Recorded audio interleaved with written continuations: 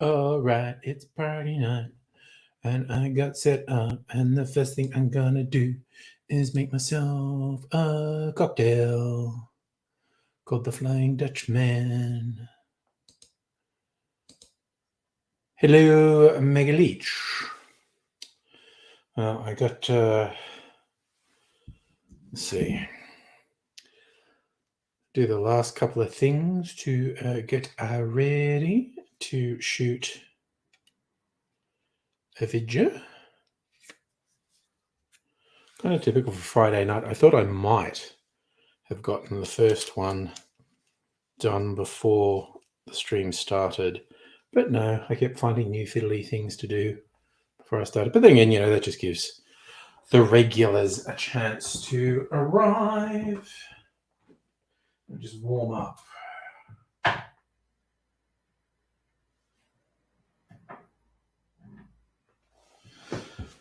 All right, so I'll move the bigger chair out of the way, and I'll bring the camera in. And I don't know, seeing it's a thing I've just started doing, might put chicken in charge. There we go, chicken in charge. Camera from around here, and Shazam, y'all. Flying Dutchman, Geneva, Benedictine, and yellow chartreuse. Okay.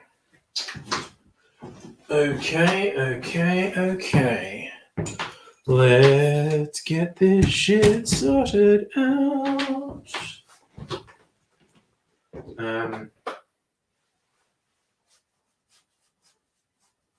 Right, I need to get yellow chartreuse. Yellow chartreuse. And Benedictine. Yeah? That's just here somewhere. Just here. I've got that smokehead whiskey there too. I just remember a thing I've bought a while ago that I haven't sampled. Anyway, got to find the Jennifer. Is it the Jennifer? That is absinthe.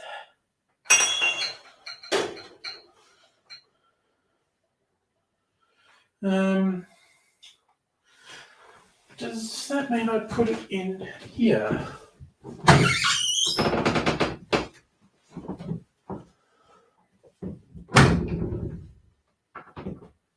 Be an interesting decision on my part if I did that. Doesn't look like I did that. Alright, now I'm confused. What's this? What's it doing with the gins? Stockholm Syndrome.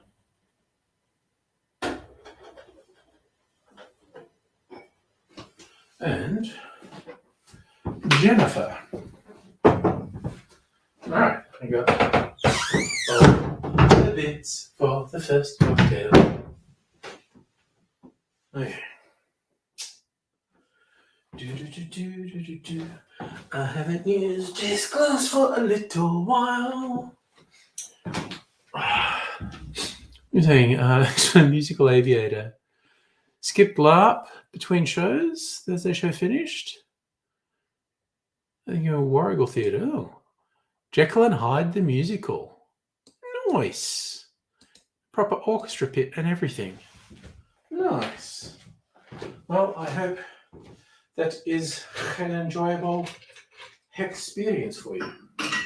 There, I'm going to chill this glass. Because I'm a goddamn professional.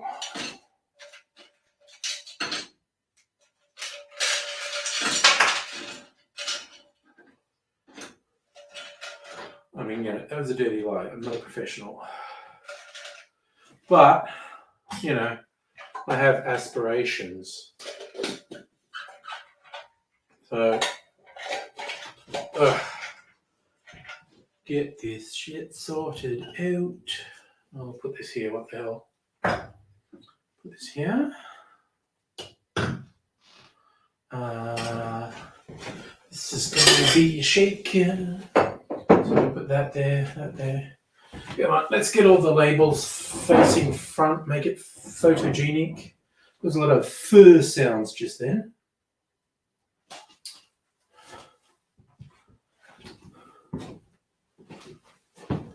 All right. Los Polos, yes, chicken in charge. Now, okay. I'm going to make the cocktail, then do the talky bit.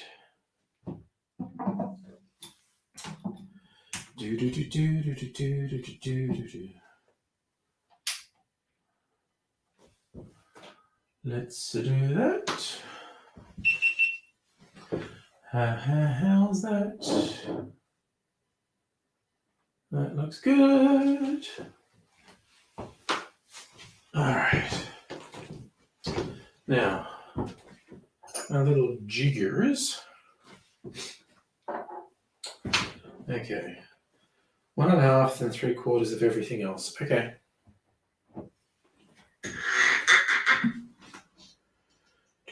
Oh shit. Got a bit of overexcitement on my paw there. And in fact, no. Put yellow chartreuse first because it'll look nicer.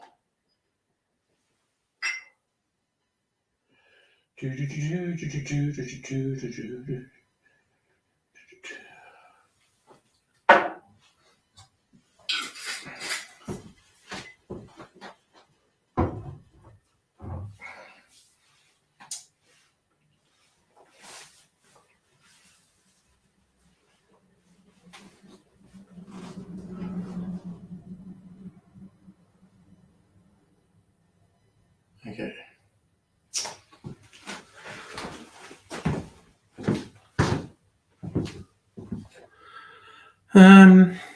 Right, okay, I'm going to make this.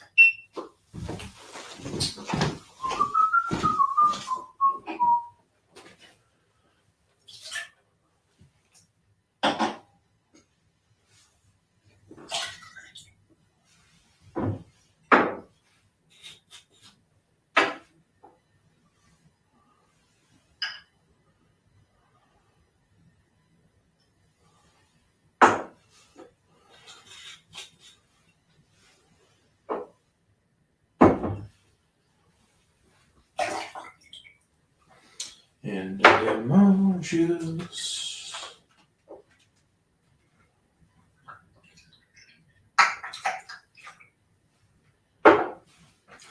Yeah, a bit less because I don't like lemon juice that much. Okay, and that is that. And now put in the ice.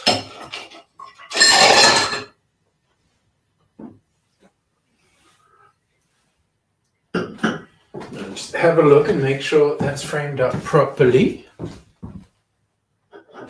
That actually probably wants to change the angle, honestly. There we go.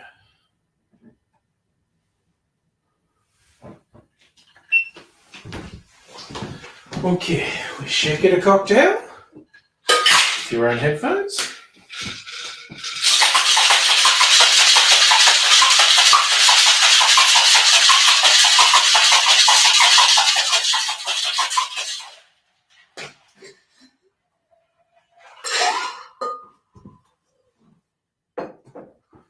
We're straining this into the glass.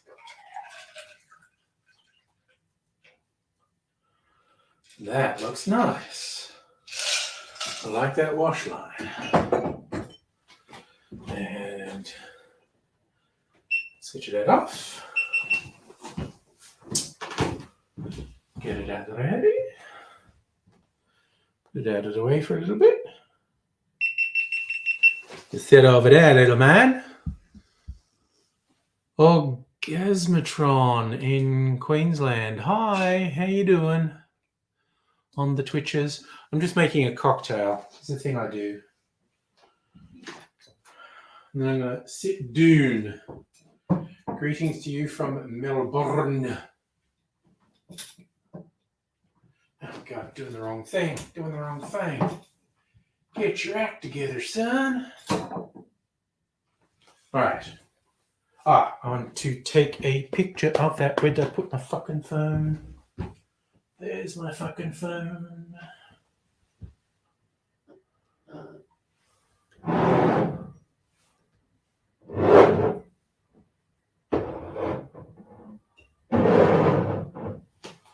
All right, get a sexy photo so I can promote the video. All right. Do that. Do it portrait style. Sexy soft focus. All right.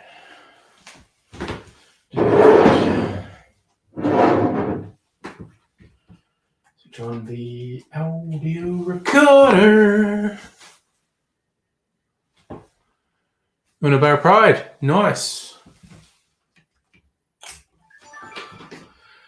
Think I'm in the land of the Coolum Nation.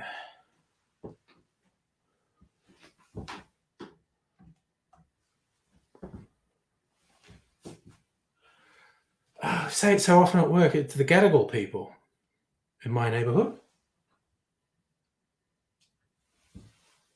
All right, but I'm just going to make a cocktail.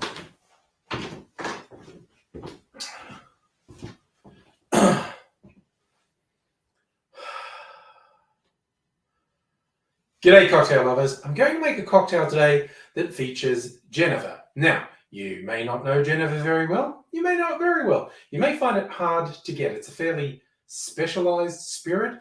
It's essentially the precursor to gin. It's a Dutch spirit. It doesn't lean so heavily on juniper as gin does. It's more malty. And in fact, if you needed to do a substitution for Genever, it's kind of halfway between gin and whiskey. So you get a pretty good approximation of Genever if you go 50-50 with gin and a light whiskey. It's not exactly there, but it's not that far off. Another good sub, it's increasingly common for gin distillers to barrel age a gin, particularly in whiskey barrels, and that gin then takes on some of those whiskey notes. Again, makes it a pretty good Genever substitute. What I'm actually going to use is an Australian product. Now, Genever is one of those things that is a protected name. It has to be made in Holland, I think, and possibly a few other areas. So when this Australian distiller, Never Never, made a drink inspired by Genever, they gave it the really cheeky name of Jennifer, which I have to admit, I quite like wordplay, so I'm completely on board. This is also quite nice. So also the other thing you might see references to old Genever, or spelled the Dutch way, O-U-D-E. That doesn't mean aged. That means it's done in the old style. There are two distinct styles of making Genever. It has a storied history that has, as I said, led up to gin in England in particular. Go hang out on Wikipedia if you want all the details. But otherwise, let's make this drink. And this drink, calling in the Genever, is called the Flying Dutchman.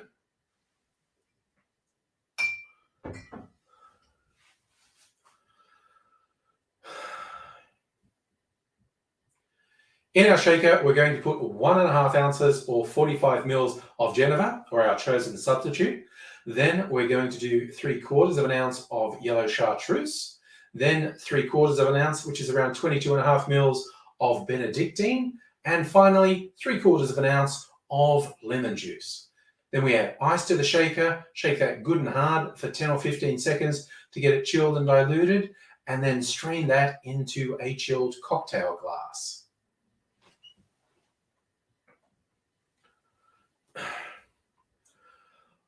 I actually don't know the history of this drink, but I feel like it owes a lot to the last word. There are so many last word riffs, and I think this is another one. My first time trying it, first time I've used my Jennifer for a while, and I just thought I'd give it a go. Let's see what this is like.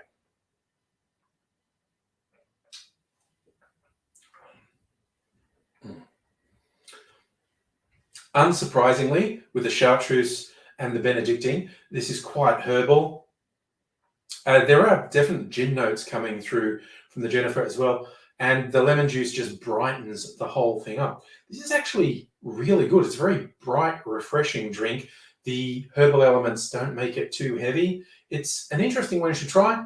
If you've ever tried a last word and enjoyed it, this is, I think, if not if you've ever tried a last word and enjoyed it, this may or may not be a direct riff on it, but it's in the same family, I think. I think you might enjoy this one, so give it a go. The Flying Dutchman. Cheers. And this is actually a good drink. I'm not lying just for the sake of a video. It's tasty. All right, turning things off, going to sit down and chat. Celtic King, what's with the bird? The bird's in charge. Chicken in charge. Right. But I will now give the chicken a break and sit down and chat.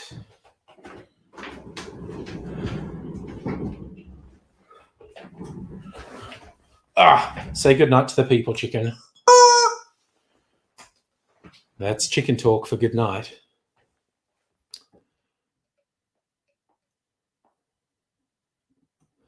I'm not completely sure what we mean by mud flap.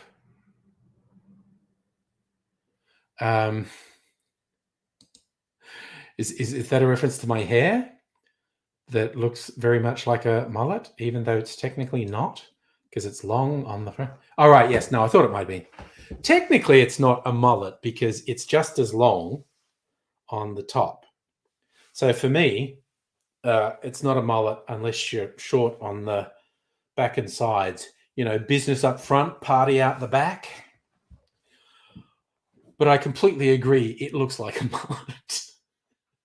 I've just been growing my hair all through COVID. This is 3 years growth.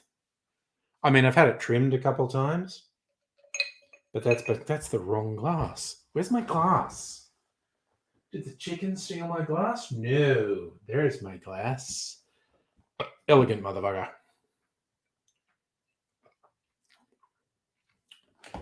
Oh man, that drink's actually really good. Oh no need to apologize. Well, guess what? You are far from the first to declare it to be a mullet. Because my hair goes curly when it's long. Natural curls. So yeah, it doesn't. I mean, I tie it back sometimes. Well, if it's windy outside, basically, you tie it back, and the long bits on the top and sides just kind of sit flat because of the way I brush it.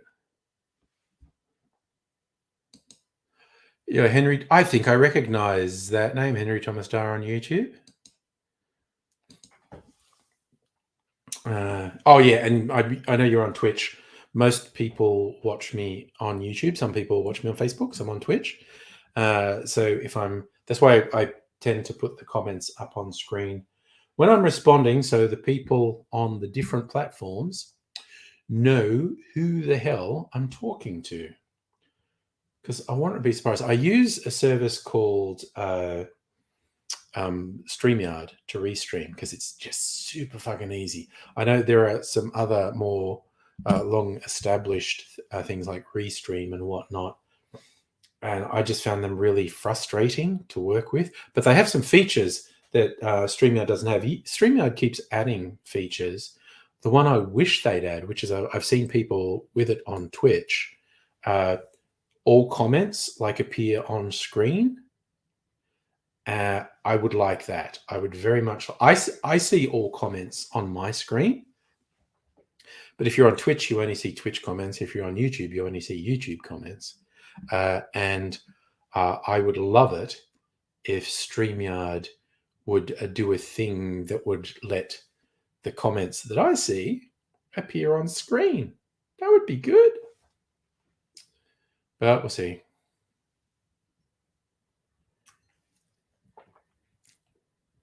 Right. Orgasmatron's Machine Head Sepultura song. Okay. Oh, it's Motorhead, not Machine Head. Okay, sorry. Yeah, the fun fact, there's this head massager thing. It's like these little thin fingers of wire that are super flexible, and they have little plastic nodules on the end, so it's not harsh. And you do a self scalp massage with it, and it does feel really good.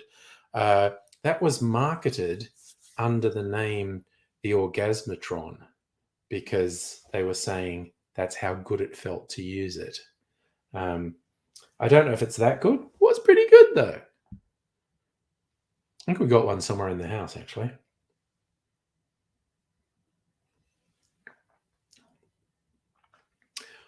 Hey Justin, how you doing? Okay, this is a really interesting drink. Very earthy, and the lemon juice brightens it up. That's a solid 8 out of 10, I think. Oh yeah, no, the head massages, they're pretty good. Because it's the classic. It feels like someone else doing it, which makes it feel better. I think I've seen a YouTube video that like explains why you can't tickle yourself and why giving yourself a massage doesn't feel as good as someone else giving you a massage. It's got something to do with you're getting the sensory input from both your fingers and the bit you're touching. I don't understand. Brains are weird and stuff. You're a Great Northern Jim Beam cans. All right, I'm going to mix my own tonight. I sometimes do premix in cans. Not very often. I just find it fun to make my own cocktails, but I completely understand the convenience of the cans. Speaking of whiskey cans, I've brought this up before. I was at an event last year, all these distillers, and there's an Australian whiskey maker called Ned. Like they're using Ned Kelly imagery in their marketing. And when there was a little presentation from someone from there, and he's talking about the different whiskeys, and they gave us they do cans of Ned and Cola and Ned and dry ginger ale, I think, and I think they gave us the Ned and dry ginger ale, and it was fucking good. Like it wasn't just acceptable; it was really good.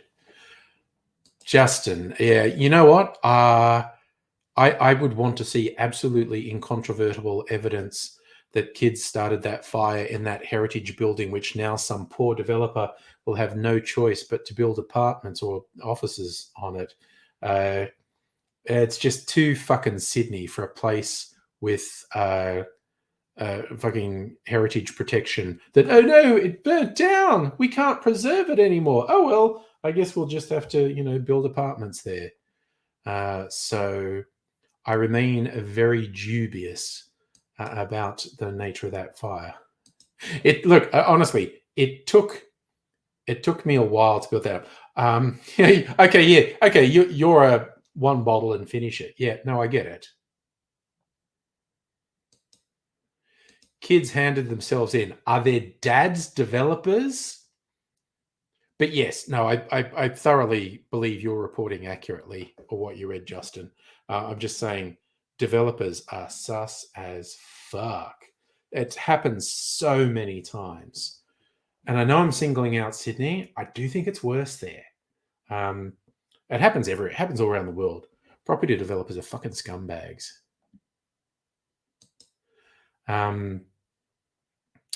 Hey, Safa, how you doing?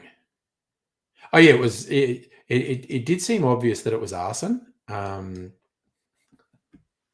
Like I said, it's just if it's some kids turning themselves in,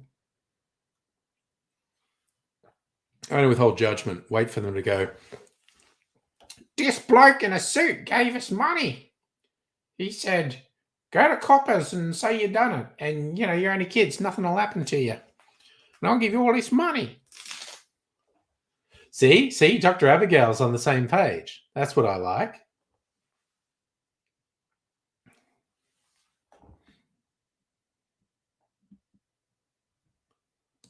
Yeah, see, so it happens all the time. It's watching. Like I even remember one in Sydney because what happens happened both in Sydney and Melbourne.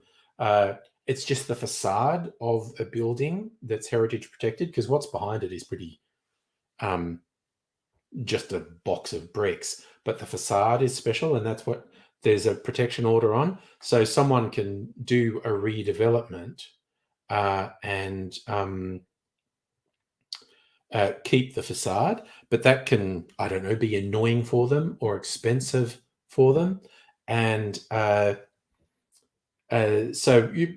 remember seeing it like big old holes behind a facade, and there are all these supports holding the facade in place. I remember one where it's like, oh no, there was an accident, and a fucking prime mover uh, lost control in the pit and knocked out all the supports, and the facade collapsed. So, oh no, they couldn't. Like, it's so fucking obvious. They're such fucking scammers. Orgasmatron, that's up to you. You can stay on Twitch if you like, or it might be less confusing for you if you were on YouTube because that's where everyone else is commenting. But you're cool. There's no more room in Melbourne than Sydney, and there's no less room in Sydney than Melbourne. It's just you can knock things down, and do what. So just is saying age of culpability is 10 in New South Wales, and these kids are reportedly 13. Yeah, but if they've never been in trouble before, and they just go, "Oh, it was an accident. We didn't mean to burn down the building." What are you going to do?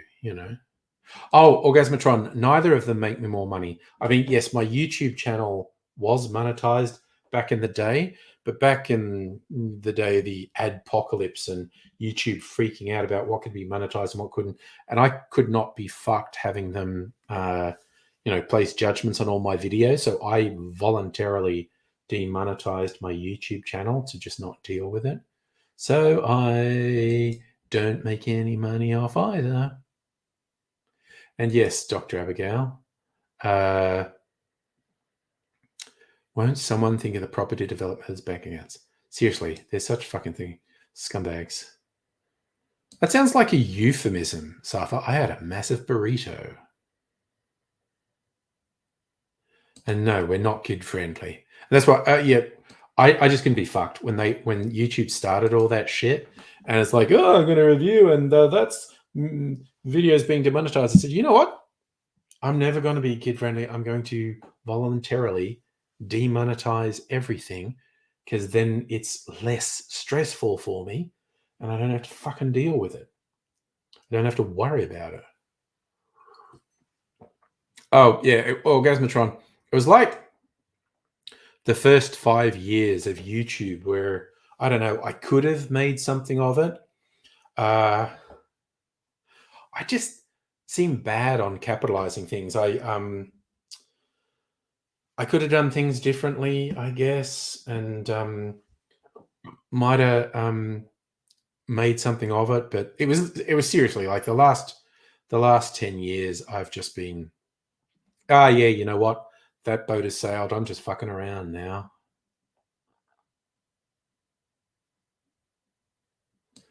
Recorded history. Yeah, I mean, I like all the videos that are on there, the fucking thousands of videos that I've uploaded to YouTube. There's a ridiculous number of videos I've uploaded to YouTube. They're out there, and I like that. Justin, who knows? Who knows? That whole system in the US seems completely divorced from reality. Actually, Orgasmatron, that is true. YouTube changed the rules, and I did not adapt to the changes. The big shift happened. YouTube changed, and I didn't. And then I realized that voted south, and I thought, oh, fuck it. Raise, what's up? Justin, will the world economy collapse? It would not be good. I mean,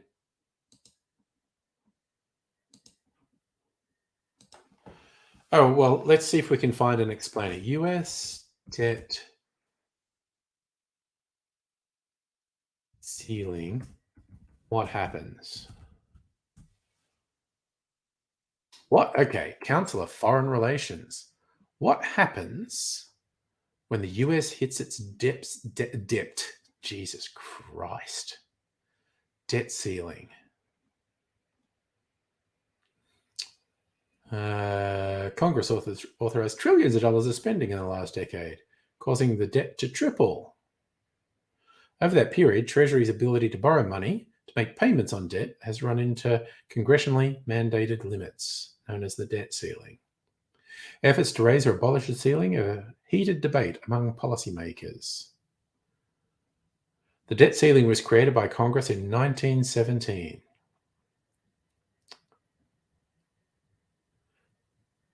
Congressional action to raise the debt ceiling does not increase the nation's financial commitments, as decisions to spend money are legislated separately.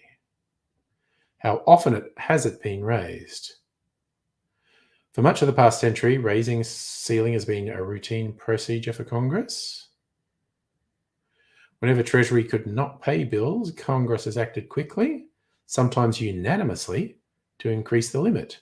Since 1960, Congress has increased the ceiling 78 times. So that's more than once a year. That's interesting. 49 of these increases were implemented under Republican presidents, 29 under Democratic presidents. Okay, where's the what happens? What would be the consequences?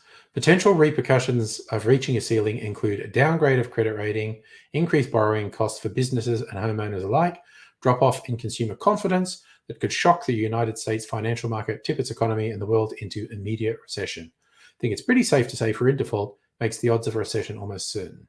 Okay, so Goldman Sachs says it would immediately halt 1/10 of US economic activity. Centre-left think tank Third Way says it could lead to a loss of 3 million jobs. So, okay. And could it bring down other markets? Could it wreak havoc on global financial markets? Over half the world's foreign currency reserve is in US dollars. So a sudden decrease in the currency's value could ripple through markets. Okay, so the general consensus, even though this shit is all imaginary, the general consensus is if the US defaults on the debt ceiling, their economy and probably global economy would go into recession. Interest rates shoot up. A lot of people default on their mortgages. A lot of people lose their jobs, and things get shitty. Oh wow, Orgasmatron, love the invitation. Fishing in Queensland and doing a stream up there. I mean, I don't have any plans to travel, but I love the offer. Thank you.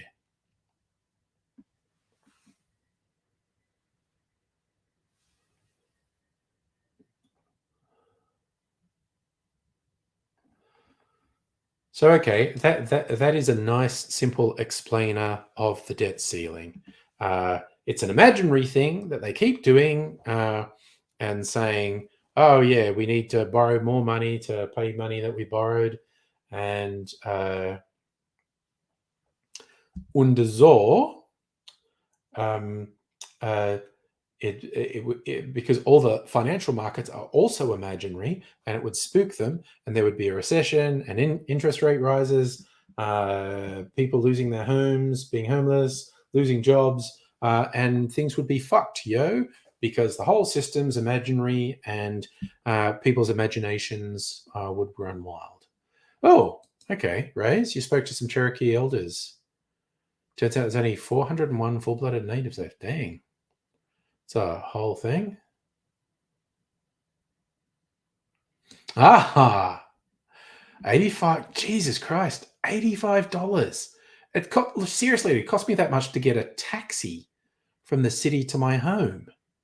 I'm probably exaggerating that. Round trip would probably be $85. I don't know. Wowzers. $85 Melbourne to Mackay.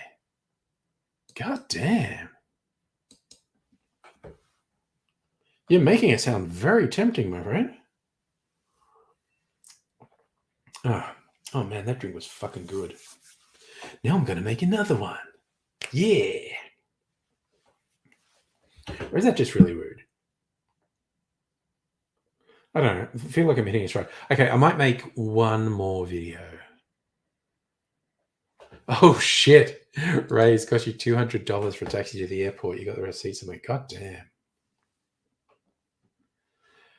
God damn, that's harsh. Yeah.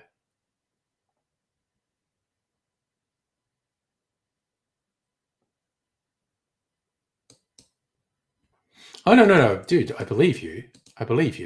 I'm just saying it sounds really good. Oh, a bingo.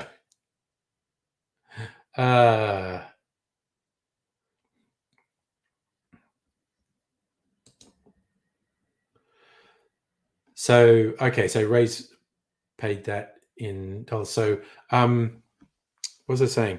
Current exchange rate is a fairly shitty one. I think it's like 66 US, one Australian dollar by 66 US cents. It's about as bad as it fucking gets, really. So it's Dodge AF. Reminds me of, again, a long time ago. Oh my God. Like, I don't know, 15 years ago, longer. I was actually getting paid to do some internet videos by this American mob, because I guess it was kind of at my peak on YouTube.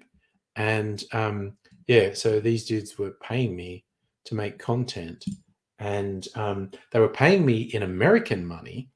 And when I was doing this for about 6 months, and at the start, it was about this exchange rate, like 66 US cents for one Australian dollar.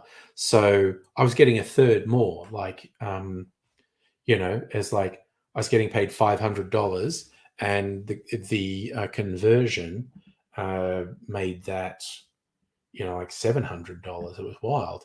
And then over the 6 months I was doing it, the Australian dollar kept getting stronger and stronger against the American dollar. Didn't quite reach parity, but I think the Australian dollar got over 90 cents to the US dollar. So over this 6-month period, I was just getting paid less and less. From the Americans' perspective, they were paying me the same amount all the time. But because they were paying me in US dollars, it was always being converted. And so my pay just progressively went down over 6 months. Well, guys, it would be mad as content. Absolutely. So, it was, yeah. 1,000 Australia turns into 600 US. Yeah. Pretty harsh. Yeah, Safa, I think you're actually right. The mining boom had changed the Australian dollar. But again, this shit's all imaginary. It's it's not actually real. It's a literal confidence game. The money's only worth anything because everyone agrees it's worth anything. It's not intrinsically valuable in and of itself. We're just living in this consensual hallucination, to quote William Gibson, cyberpunk god. Here for Memorial Day. Oh, is that this weekend? One of the big American holidays? Safa, look, if you believe you're a millionaire and enough other people believe you're a millionaire, you're a millionaire. It's just how it thinks. Oh, okay. Yeah, well, the angry Aussie, sorry. Okay, now this is weird. This all ties into G Plus. Remember Google Plus when they tried to be Facebook and they forced your YouTube to be linked to, and it was just fucked. You might expect my email to be angryaussie@gmail.com. And technically it is, but I ended up uh, with, because just weird shit happened and things weren't linked right. So the email address that's actually linked to my Angry Aussie channel is actually it's angryaussie@youtube.com. So I normally explain to people it's.angry.aussie@gmail.com. But the way Gmail works, you don't actually have to put the dots in, I don't think. That dumb shit that Google did. Oh, yeah. Okay. That's what I thought you were saying, Ray. Okay. So Memorial Day is on Monday. That explains why the websites that I get these shirts from have all these American flag shirts in their ads at the moment, which is dumb because here's the thing, and they keep doing it. Like in the lead up to Christmas, um, uh, they have Christmas shirts way up to Christmas Day being, but it takes weeks for a shirt to arrive. So you can't buy it just before Christmas and get it. You can't buy a Memorial Day shirt on a website today and get it for Monday. It's ridiculous. My take on Stan Grant. I think basically I fucking agree with everything he said about the monarchy. And he's abso-fucking-lutely right about the rampant fucking racism directed at him. Now, I am not, in terms of him as a presenter, interviewer, whatever, I am not a fan. Uh, in fact, for me, Stan Grant's too conservative on a lot of things. Uh, but he wasn't lying when he talked. Yeah, switch. Yeah, switch to YouTube, then you'll see what everyone else is doing. He wasn't lying what he said about the monarchy. He wasn't lying with what he said about the racism, and he wasn't lying when he said that ABC management is fucked and doesn't support staff who are subject to harassment because they are in whatever minority. So yeah, I am not a Stan Grant fan, but the dude wasn't fucking lying. Oh, that's interesting. You notice they're not selling guns everywhere anymore. Walmart's limiting, sporting store chain didn't have any. Oh, that is actually interesting. Oh yeah, I think Stan Grant's quite conservative. I look, I could be wrong. I don't remember seeing Stan Grant push any leftist agendas. I think that's a real small minority of people who think Stan Grant should be prime minister. And also, even just that phrasing shits me up the wall. Whenever anyone says X for prime minister, you go, it's not a presidential system. That isn't how it works in this fucking country. You have to join a political party, and it has to be one of the major political parties, and you have to get elected to parliament, and then you have to work your way up the fucking ranks. And then your party has to elect you leader, and then your party has to win government, and then you're prime minister. Nobody votes for the fucking prime minister. They vote for their local member. The majority party or coalition votes for a leader who is the prime minister. Now, admittedly, the person who is the leader of parties can influence the votes of people who are voting for their local member, but I fucking hate the phrasing of this. It's just like I throw the bait out there, and Abigail can be relied upon to wind me up. Oh no, I do. I'm not going to hate on you for being a centrist. I'm really only going to hate on hard right wingers, and not even conservatives, like people who just genuinely believe in conservative politics. I disagree with them. I think they're wrong. But it's like Frankie the Skin, who comes on. He is Tory through and through, Margaret Thatcher fan, all this stuff. But I can get on with him because he's avowedly anti-bigot, like he's anti-sexist, anti-racist. He's just basically anti-bigot. He just believes in conservative political ideology, which I don't. But so see, and that's where I can talk to conservatives. I can't talk to people who argue in bad faith, and they say they're conservative, but all they really mean is they're a prick, and half the time it means they're a fucking, pseudo fascist, and they're just dishonest and self-serving and argue in bad faith and have no time for it. But yeah.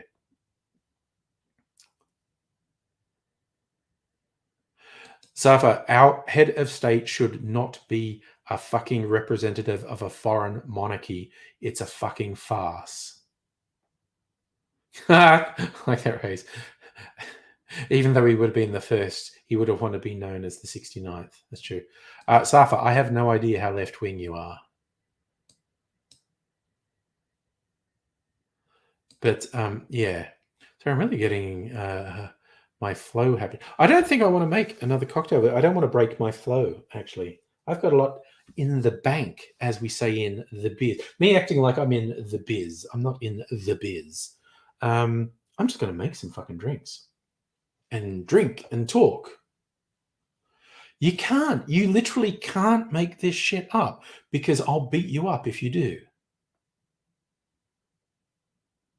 Oh, we all know someone, and sadly, a lot of us have them in our family too. Again, it's the one thing I can't handle is people arguing in bad faith. It really shits me.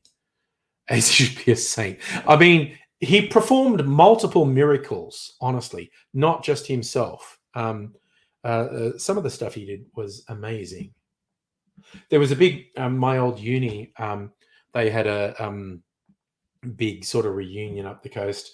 I couldn't go, or to be fair, I didn't want to go.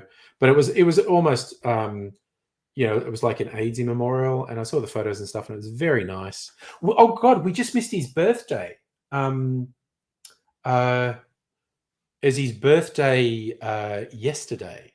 So if I have done a stream last night, no, not yesterday, Wednesday. Sorry, I forgot to say it last night. Wednesday was AIDS' birthday. So yeah, if I'd have done a stream on Wednesday, it would have been Happy Birthday AIDS stream. Also, if I'd have fucking remembered and known in advance, I've been meaning to do some AIDS inspired cocktails for a while, and I would have done them for that. But maybe I'll do it. So yeah. I did not buy the duck cocktail shirt. I'll share the image.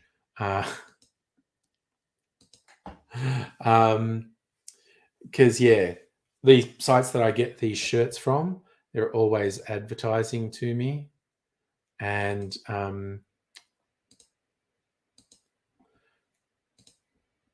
the shirts are a little bit expensive at the moment because it's the North American summer. But because I know Dr. Abigail is a fan of ducks, so I shared this on Discord. How's this for a shirt? A martini drinking duck with a bow tie. I'm probably not going to buy any new shirts until just before our summer, because I think the shirts will be cheaper on these sites because most of their sales appear to be aimed at America, and they'll be going into winter, so they'll be selling less shirts, so they'll be cheaper. So I'm going to think. Oh yeah, no, Rays. Being a political leader does seem kind of awful. You like the hands on the duck? Oh, Henry's joined us on YouTube. How are you doing, Henry? So yeah, so I might get the duck and some other t-shirts in the lead up to summer. Oh, and the AI art, a chicken that's clearly in charge of a live stream. This was the chicken in charge that I left before.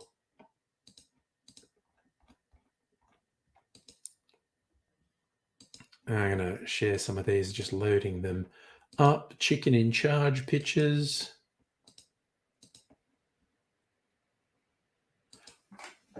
I probably will get the duck shirt. I'm just, and there are like literally there are about a dozen new designs they've had on these sites that I like and wouldn't mind getting, but they're a bit expensive at the moment. I'm going to wait till summer. Hellion, hello, Kirsten. I know I will get it, I think, but in the lead up to summer, probably. And by that stage, it will be a year since I've bought any new shirts, so I'll feel justified. So anyway, chicken in charge pictures. I love this. This chicken's got a webcam. I like it, and it's very serious. This chicken hosts a very serious stream.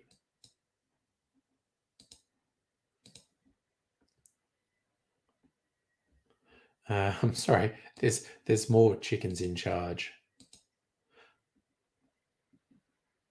This one's got a very interesting setup. The little webcam. Oh, this chicken's doing an ASMR stream.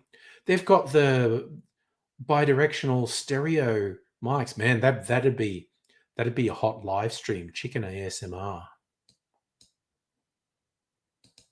I mean, you got to go for that. And this chicken just seems to be in a control room. Many. They seem to be running a TV station rather than a live stream. But again, very serious chicken. And I quite like the feathers, the way it's done the feathers and the wattle on the chicken. It's a nice image. And for contrast, we've got a cartoony chicken. And I love it's got a wing and it's got a hand. Is that meant to be a microphone? It looks like a drumstick or I don't know what that chicken's holding. It's interesting.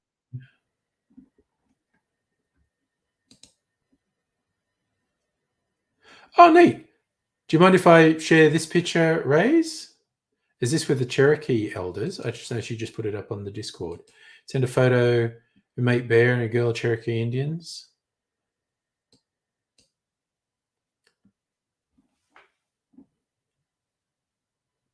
So, okay, that's very noble of you, by the way, Kirsten, cleaning the kitchen. All right, because I reckon this is a pretty cool photo. I will just share. So, okay, so you're not in the photo, you took the photo? It's loading very slowly. There we go. That's pretty cool, though.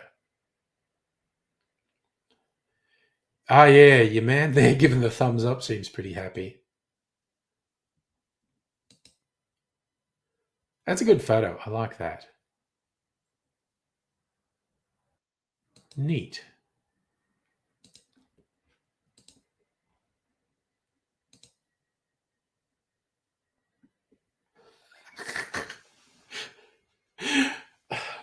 I mean, I'm going to share this, Justin. I think nuclear bomb going off on Mars.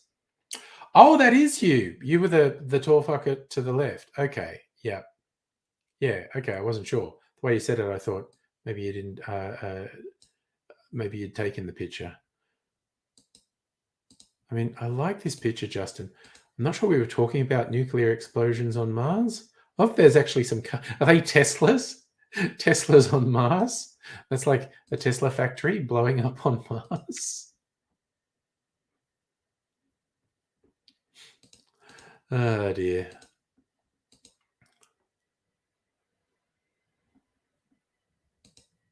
Oh damn! I clicked the wrong goddamn thing.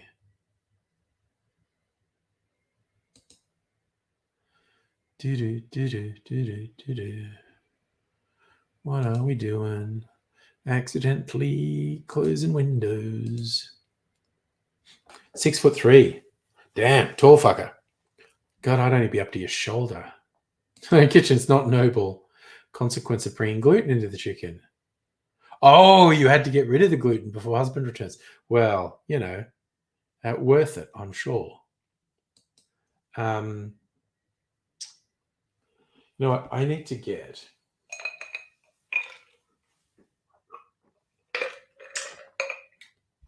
Actually, maybe I don't need to get. All right, I'm just gonna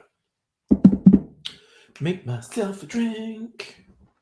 Okay, so that involves me moving some stuff around. Okay. All right, let's get this shit sorted.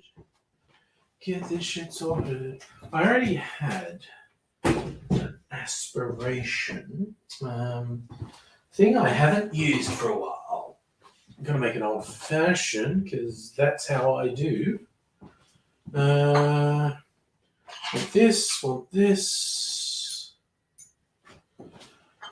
All right, I'll just make it over here, actually. Right, this glass out of the way. Actually, put this up here out of the way.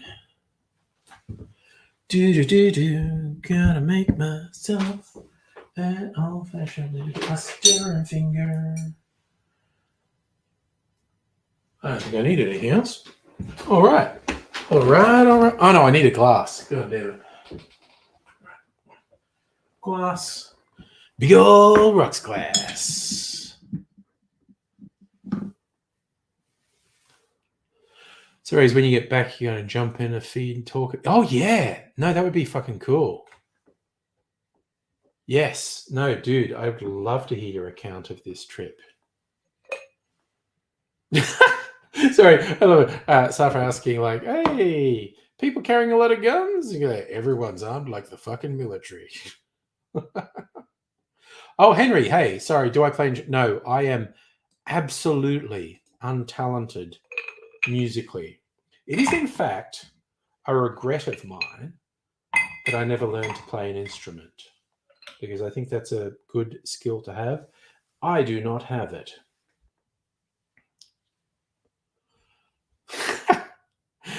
Mac and cheese week. Well, I get all my food in little packages delivered. U-Foods and Light and Easy. So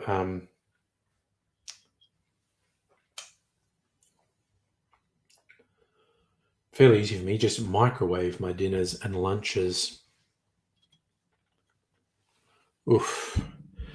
So this is one of my more unusual things. Barrel-aged honey spirit from Archie Rose. So this was fermented in the bespoke washback number 12 for 7 days, then cold distilled. A selection of rich distillations were set apart from the unaged eau de vie before maturation in Moscatel casks at our Botany distillery. Result is a union of oak and honey with a melody of golden syrup, buttered toast, vanilla pudding, and chervier. I don't know what that is.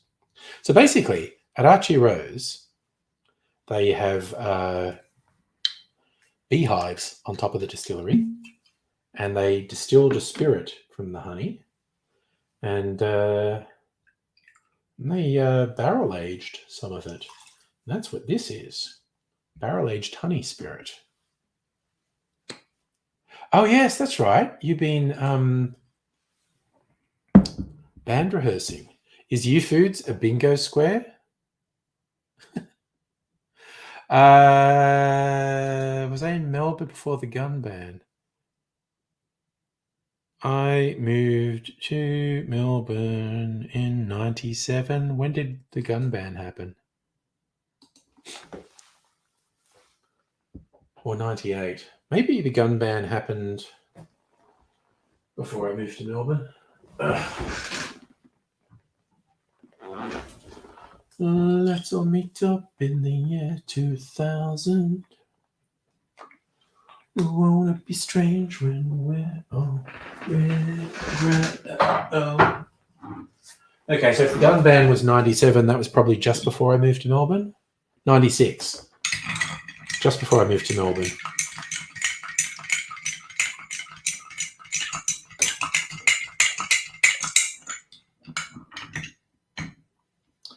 Ray's more dangerous with knives. Some poor kid got killed in a knife attack this week, actually. Holy fuck, that tastes good. Okay, I'm going to treat myself with some garnish because I'm a special boy who deserves special treats. Love that orange oil smell.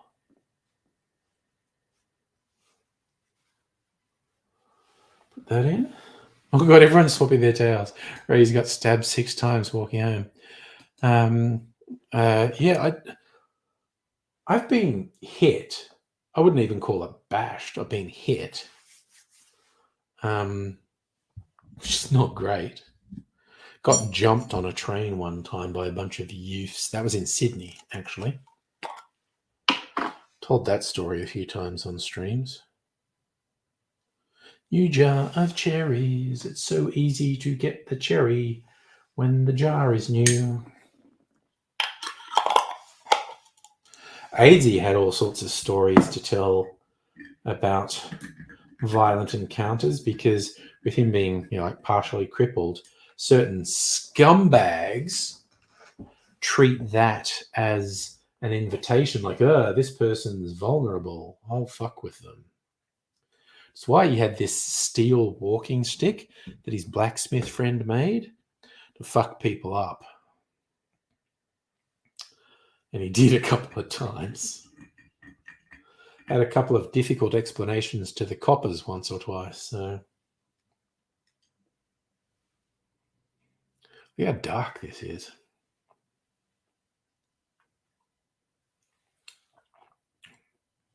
Oh my god, that's good. That's so fucking good. Yeah. This is my my homemade spiced brown sugar syrup. I know it does look like coffee, doesn't it? It's very dark. It's the syrup that makes it very dark. Just yet to hear an explanation of why you're doing nukes on Mars images. Have I missed something?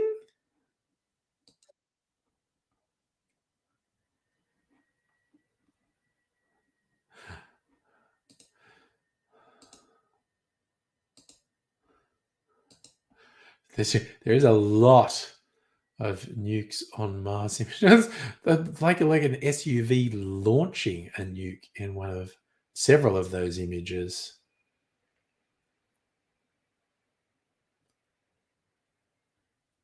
Very, very colorful.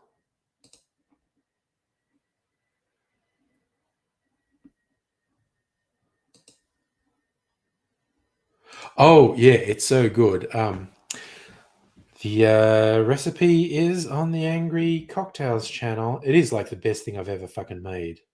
Short version is this version is actually both apple and orange peel. So it's basically get a nice apple,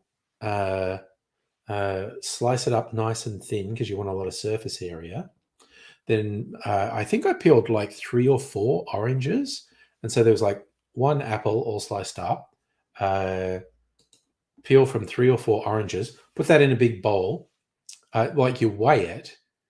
This is fairly arbitrary, but this is how I do it. You weigh it and then cover it in twice its weight in sugar. You can use the sugar of your choice. Sometimes when I do these, I do white sugar, sometimes raw sugar. For this one, I actually used not just brown sugar, but in the supermarket, they have dark brown sugar.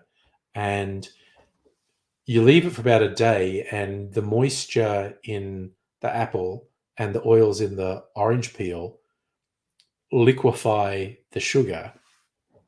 And then it got cooking spices, things like cinnamon and cardamom and cloves and nutmeg, and toasted them in a saucepan, and then put the syrup and fruit in there, a little bit of water, and let it simmer for a while. And it makes this fucking killer syrup. Sorry, was that actually another bingo square? The sugar syrup recipe?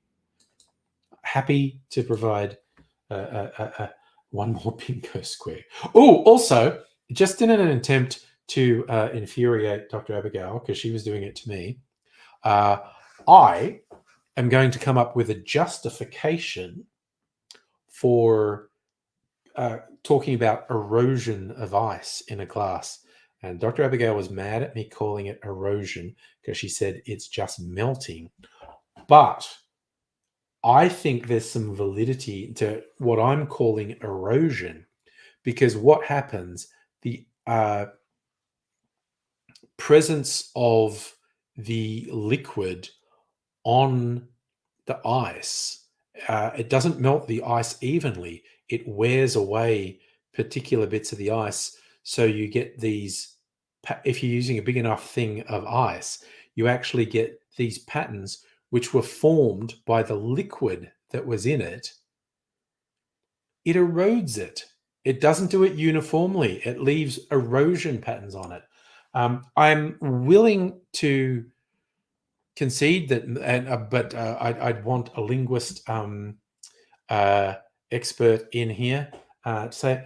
But I think there's validity in referring to it as erosion, because it is, these patterns are worn away in the ice according to the level of the water, and it's not melting uniformly. And I think erosion is a good descriptor of what it does to the ice.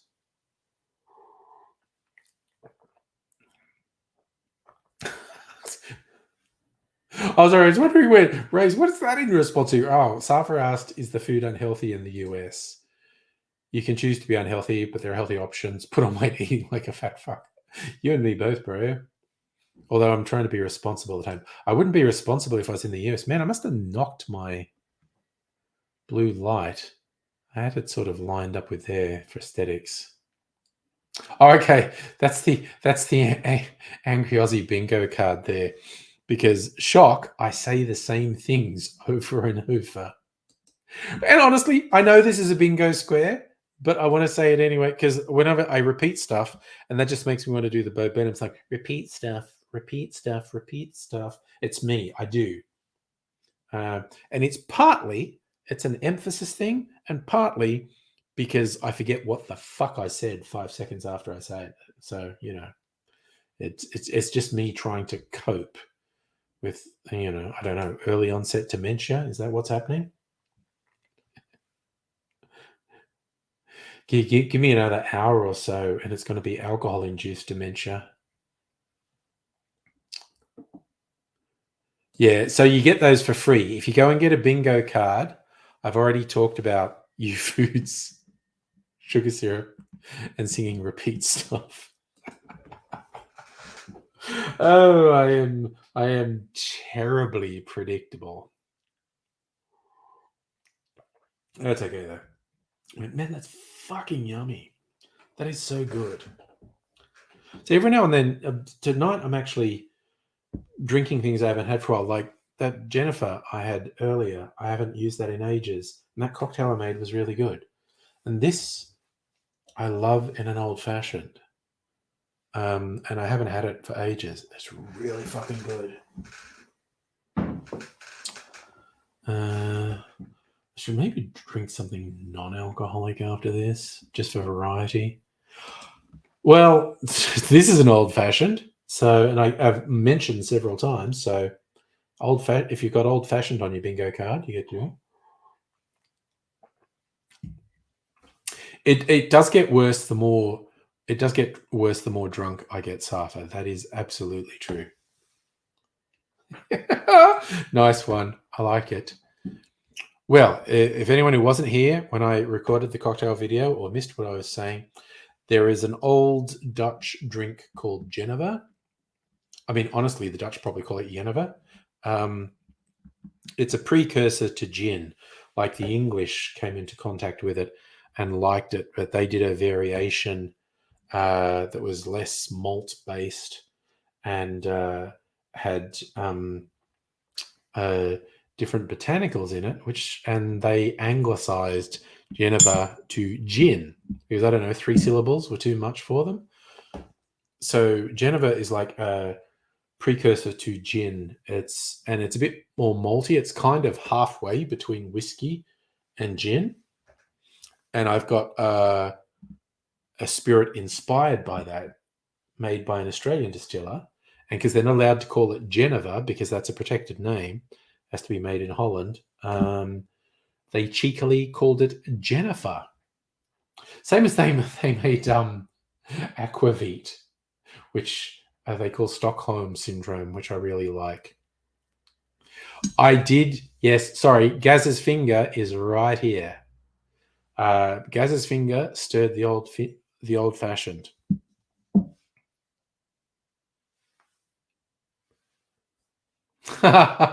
Mary Jane was good to you too.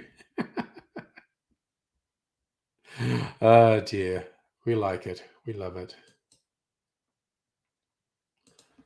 It's the whole thing. Mm. Yeah, this tastes nice. I'm definitely drinking something non-alcoholic after this because I'm enjoying that so much. I immediately want to go and make another boozy drink, and I'll be too drunk too early if I do. I might have some of this is my clarified one, which I tasted last night, and it's really fucking yummy. And oh yes, prosecco. Okay, so the whole protected name things. The Italians are fucking inventing the whole thing about prosecco should be protected. Other people around the world, including Australia, have been, because prosecco is a grape varietal, and they've been making prosecco for decades. And I don't know, the EU is fucking overstepping with this. It's party night. Is that a bingo? Me saying party night? Is that a bingo square? Honestly, leading me is against the rules, though. But I did already say party night several times. So if we're playing bingo and that's on the cards, I have said party night many times. Is it really? I thought, Jesus Christ, I thought you get like the death penalty in Thailand for drugs. Champagne was the early, most famous ones. Yeah, see, that's leading the witness. But again, counterpoint, I said party night many times without being asked to. Champagne was like the early famous one. But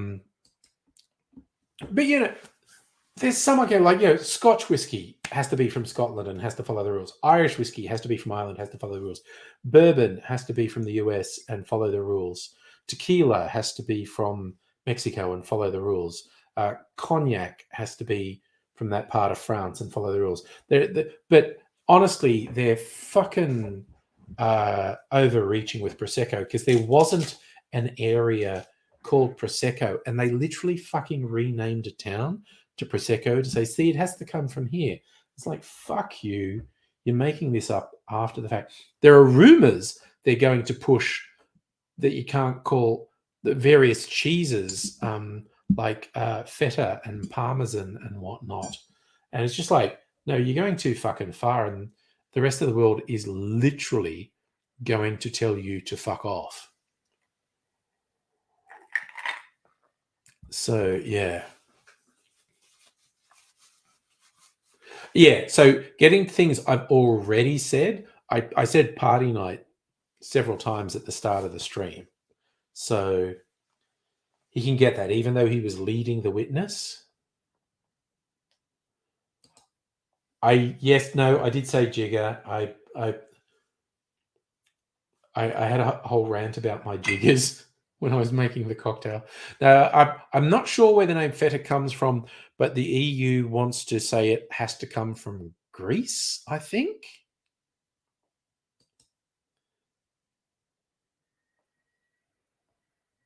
Raise. You got to cool cheese whatever you want, living life on the edge.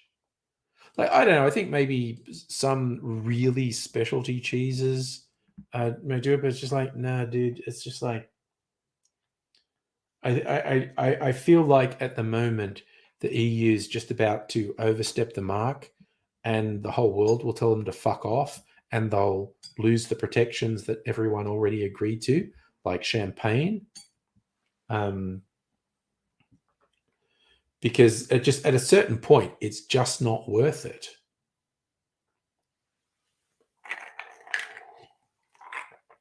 At a certain point, it's not worth going along with it. It's just like, I'm sorry, like Parmesan cheese and feta cheese, and I think there were some other cheeses. Those like, no, sorry, if the rest of the world has been making this for a fucking 100 years, ooh, honestly, I think you'd like Nova better than Octavia, Dr. Abigail. I don't even remember what ones I still have. All right, sorry, a sudden inspection. What whiskies do I still have? I've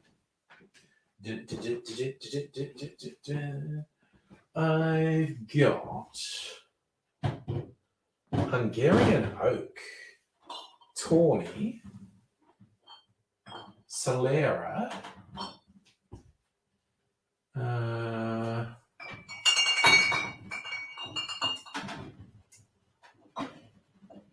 Sticky Toffee Apple. Okay, so I think I drank all the Octave barrel.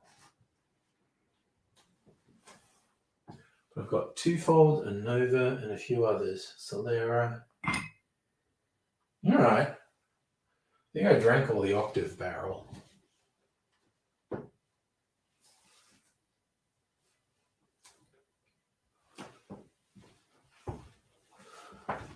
I was thinking of getting a spare bottle of Nova because a couple places had it on special. Oh, yeah.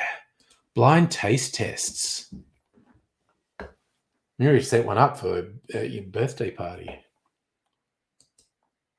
Hardcore raise. Italy claimed the cheeses when they admit they dived in the 2006 World Cup and screwed Australia. Well, see, Henry, that's the thing. Of course, because I have so many fucking bottles. People who don't know me, and they're not always being malicious. It's just this sort of collection is unusual. It's not unique, and I'm not pointing any fingers at anyone in the stream who actually has a much larger collection. Like, I don't know Kirsten, but Kirsten works in the industry, so that's kind of an excuse for her. But yeah, I get people saying like, "Oh, it's bottles. You must be an alcoholic." And I went, "Well, no, alcoholics don't have collections. Alcoholics have empty bottles." I know. From Kirsten's perspective, my collection's just cute. But for real, alcoholics don't have collections. Alcoholics buy a bottle and empty a fucking bottle. Same day. So, but yeah, I had a couple of tests over last year's. Okay, so oh no, obviously I know people have much bigger collections than you, Kirsten. Although I have brought this up before. Oh God, and you are an alcoholic. Well, I don't want to be a bad influence on anyone sitting here with my alcohol, but I was in the Bitters Lab one time. A young lady who's the daughter of the owners, and she was explaining the parents' collection, which is huge, and they have the expensive ones too. Like they have a cabinet of stuff that's super fucking expensive. I don't have anything that's ultra expensive here. By some people's standards, some of it's expensive, but ultra expensive, I mean, thousands of dollars a bottle. I'm nowhere near that. So And she's saying, "Oh, my parents have this," and I'm going, "I have this." And then we talked about mine, and I said, "Oh, I've got about, I don't know, 100 bottles." And she just looked at me like, Are you in the industry?" I went, "No." And she's just going, "Okay, it is unusual for someone who isn't in the industry to build up a collection like that." Oh yes, I did say Bitters Lab, and I know that's a freaking square too, but that's okay.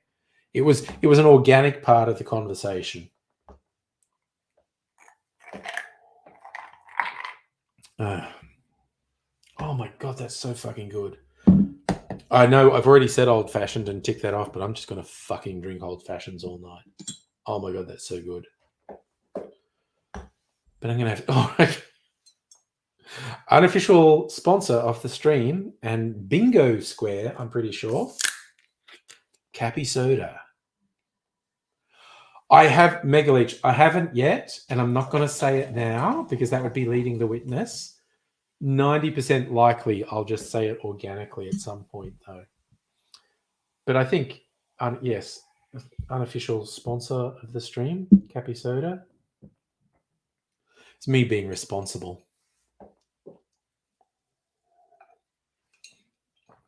Oh,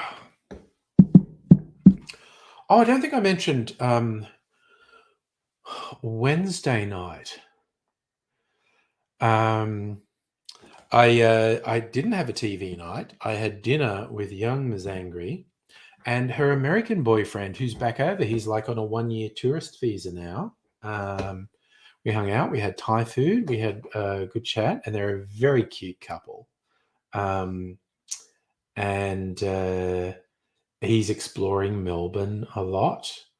And so, yeah, I just told him I'll be in the city. And initially, I was like, I'll be in the city on Monday and Tuesday, catch up for lunch. And then he says, "Hey, you were going to take me to a bar." And I thought, "Oh, I'm actually also going to be in the city on Thursday." And I said, "Well, come in on Thursday and we'll fucking go bar hopping." So, yeah, I'm probably taking young Ms. Angry's lad, Beau. That's not his name. I mean Beau, as in boyfriend. Take him to see some Melbourne laneway bars. Oh, Safa, he's a nice guy. And he's a very sincere guy. Oh, yeah. Kirsten, date night at Bakery Hill was great. I mean, their whiskey's good. It's not my favorite, but it's good. The food was fucking incredible. Really good. Oh, and apparently the fucking venue where they had it, it's a hotel, like a Marriott down in Docklands. They have a whiskey hour every day between 4 and 5 in the foyer. And because they're really promoting Australian whiskies, so you can just go in there. You don't have to be in the hotel. Just go there and get samples of these Australian whiskies. I have to do it. Seriously, next time you're in Melbourne, we need to check out this place that has a whiskey hour, if we can do it. Oh, Rays. Well, Cherry Bar moved as well. I think it's still open. So next Thursday, 50-50. But I'm probably leaning more to not doing a stream next Thursday night, but who knows? Oh yeah. Greg was telling me Hats and Tats opened a venue in the city near Whiskey and Ailment. Yeah, no, but I definitely want to go to Hats and Tats with you.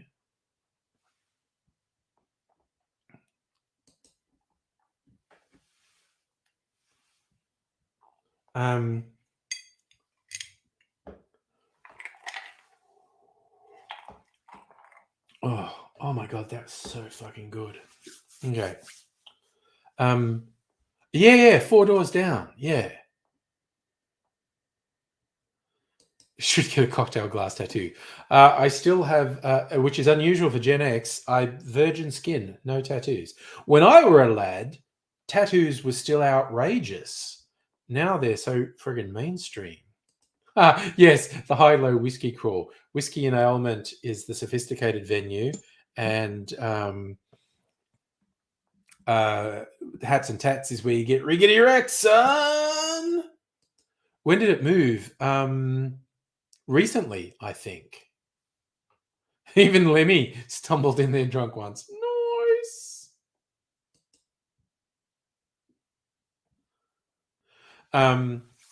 Yeah. So I was even thinking there was another really interesting venue opened right next to the Gin Palace. Apparently, someone who used to work the Gin Palace and is like some restaurant that didn't survive COVID, and they've opened a new bar there.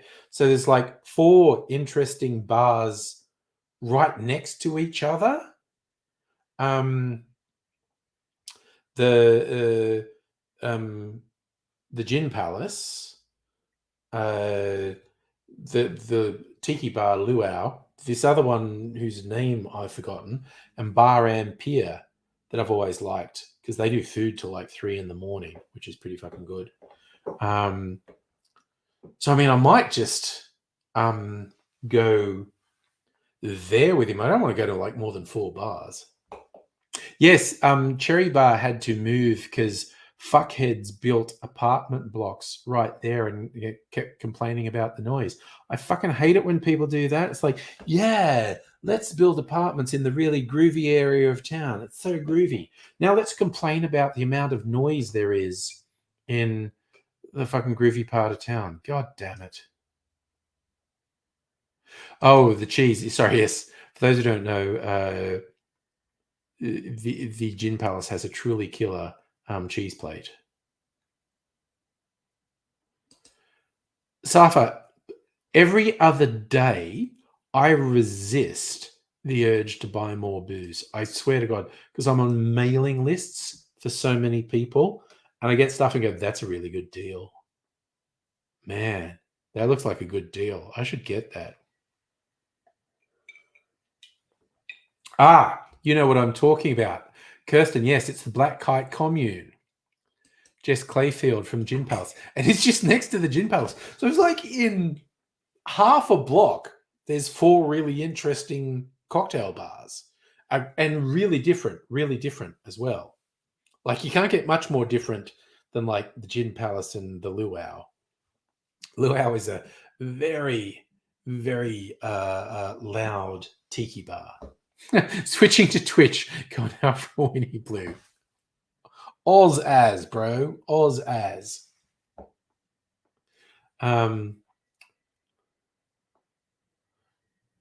Okay, look, Kirsten, I know we didn't freaking go out anywhere last time you were here. Pending your busyness, if you're able to get here, we definitely have to do stuff, pending your availability.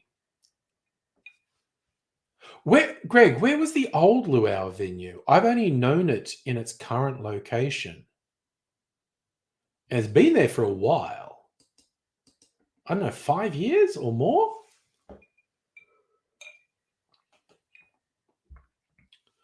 But Greg, being an actual city resident, knows them much better than me.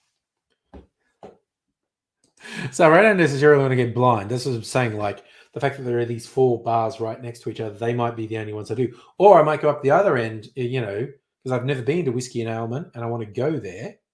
And also that's near Caretaker's Cottage, which is great.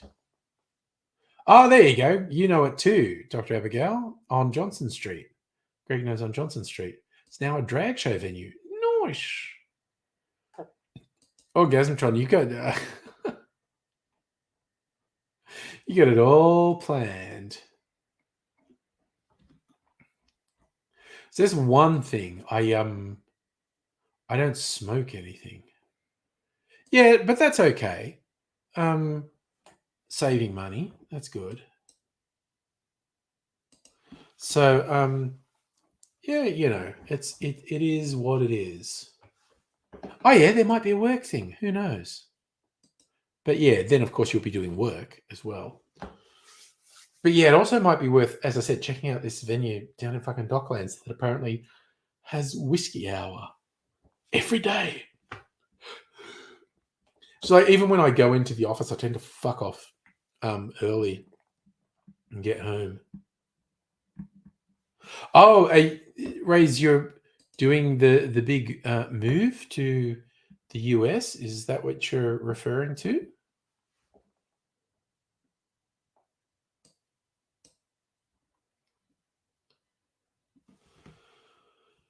Oh, it's a whole thing. Yeah, you're drinking all this liquid. I think when I finish that, I'm going to have a wee break. Put the AZ news reporting video on. Man, 15 years in the city. See, Greg knows all the shit in the city, being a local.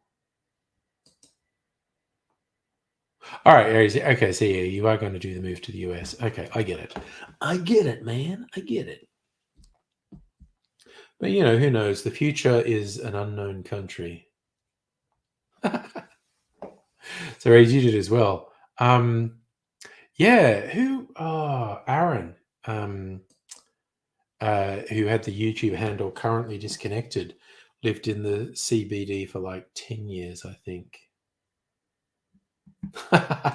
You want to be in a high rise to watch the F1. I had a friend who lived in one of those towers who could actually see it. But yeah, that's got to be weird because there are a lot of apartment buildings opposite Albert Park. Must be hella noisy, hella noisy.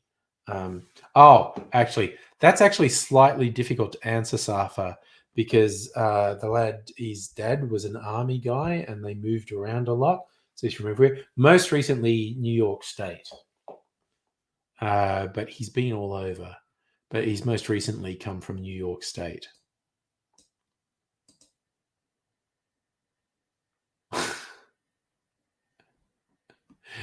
You own your place with the bank, Greg. That's fair. Oh, you lived in South Bank for 5 years. Okay.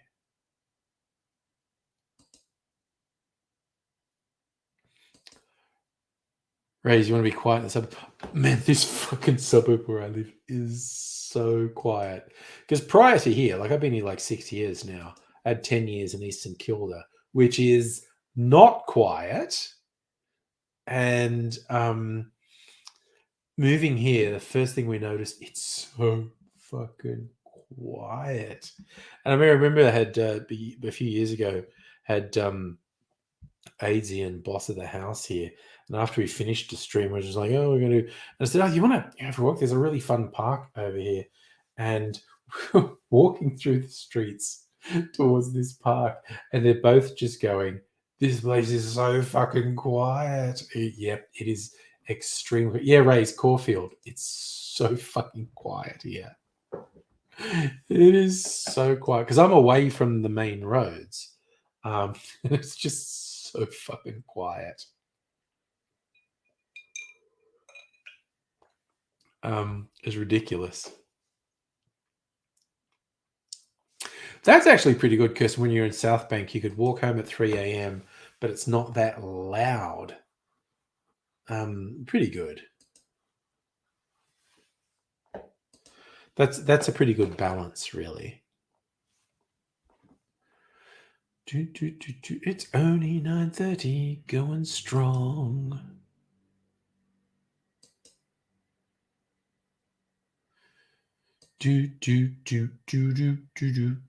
What is this thing doing to me? She wore an itsy bitsy teeny weeny yellow polka dot bikini. Fucking stop it. I'm just queuing up the AIDS apocalypse video. Because I've got to go and do a wee break and be gone for a little while. Oh, okay. You were actually in an old building. So it's decent rent.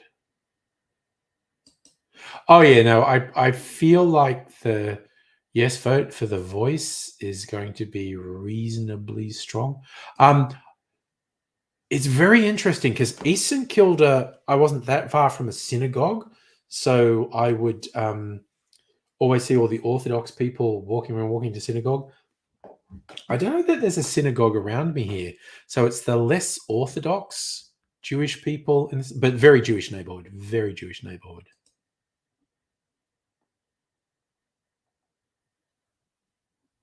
Ah, Greg. A vision impairment. Sorry. Also, the bush is boring as fuck, having grown up there. Here's the thing. Okay, Orgasmatron, with regards to the voice being yes or no, I am yes. And yes, you get absolute fuck knuckles pushing the no vote, like just very gross racists. It is worth knowing there are Indigenous people who put forward a very sound case against the voice, and they're not just like pandering to the LNP. They've got reasons, but it kind of sucks that reason. Oh, you vote for the yes for the voice. It's better than nothing. Of course, the concern is it never becomes more than that. It's the same as like I found the image I used for the thumbnail for this stream because it's Sorry Day today. It's in recognition of the stolen generations and acknowledging the institutional racism that took Aboriginal children away from their families. And there's people with a flag saying, don't say sorry, do sorry. And in other words, don't just give the apology to the stolen generations lip service. Actively work so that those things never happen again. And yes, sorry, in terms of the no vote, old people on Facebook vote. Oh yeah, no, treaty is much more important than symbolic things like Sorry Day and the voice and whatnot. Oh God, is that true? We're the only people to not have a treaty with First Nations people. Of course, again, you talk to Maori people and they will talk about how the New Zealand government fucked them on the treaty, but at least the treaty's there. So something to argue about law. Oh yeah, it's Morrison just fucked, and all the fucked people are against it. I do think, like I said, it's worth listening to the Indigenous people who aren't just toadying to LNP. You say, well, okay, here's my problem with the voice to Parliament, and there's a valid case to be made, but I think on balance, a yes vote is better than a no vote. Whereas you got a friend whose uncle was part of the stolen generation. So yeah, no, it fucked people up. And when you got all these people who go, oh, you know, it's like, no. The stolen generation, that happened to people my age and younger. That's not history. That is the living, breathing experience of so many people. And it is just really fucking gross. Just gross institutional racism. Oh my God. Oh yeah, no. The you're right. The old people on Facebook. The old people on Facebook are fucking terrible. And they are full of shit. And I guess that is the overwhelming reason that well, I guess there's two overwhelming reasons I'm in favor of the yes vote for the voice. On balance, it seems like a significant number of First Nations people support it. Not everyone, and like I said, a lot of the people who don't support it have incredibly valid reasons for it. But also, absolutely gross, fucking horrible people are against it, and it's like, okay, it's that combination.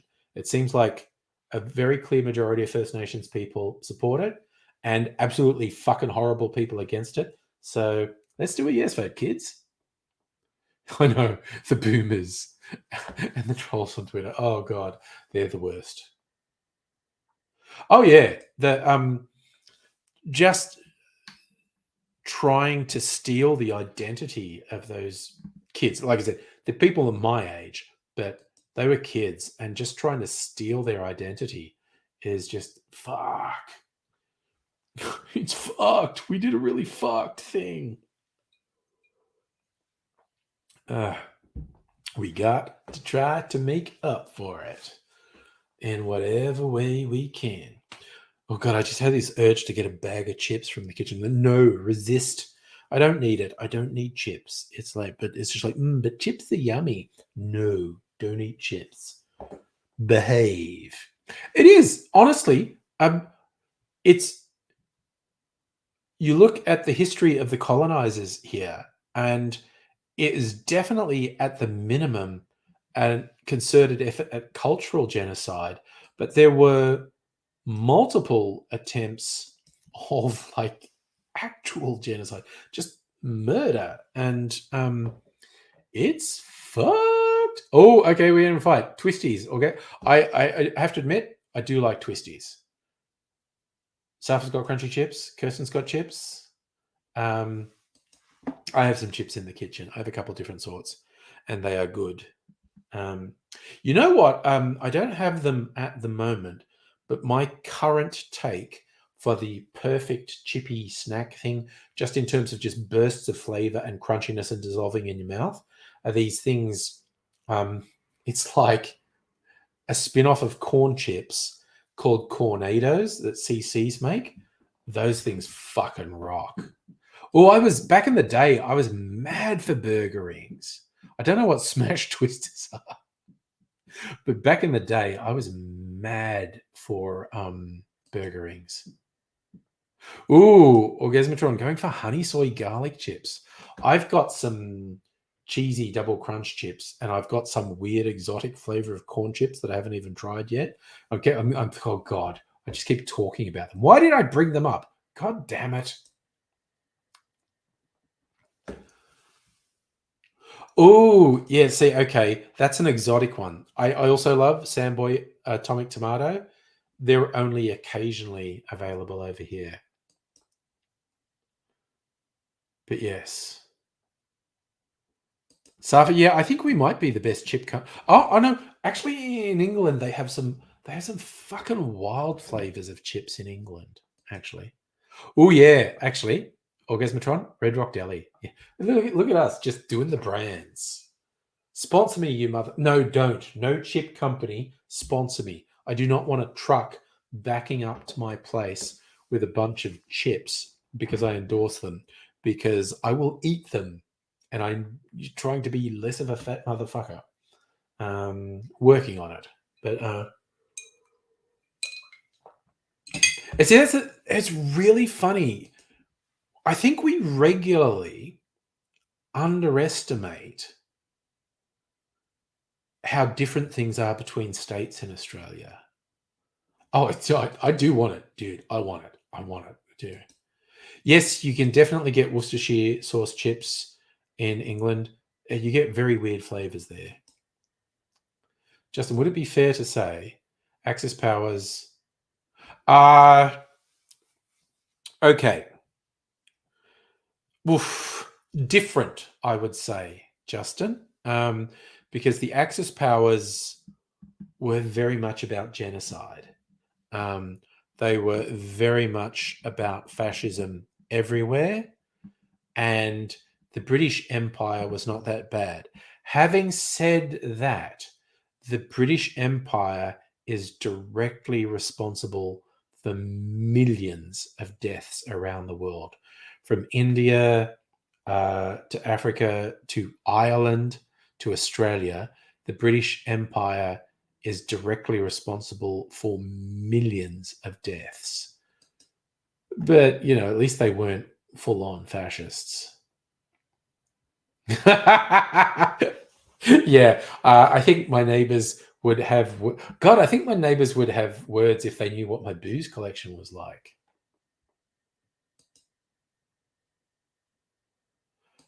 But again, South Australia's for the longest time. I was going to say forever, but it's probably since the 70s. Very famous for quality food and beverages.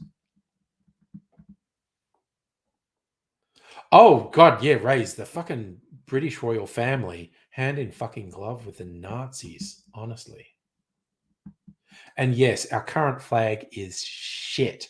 The idea of the Union Jack being on our flag is bullshit.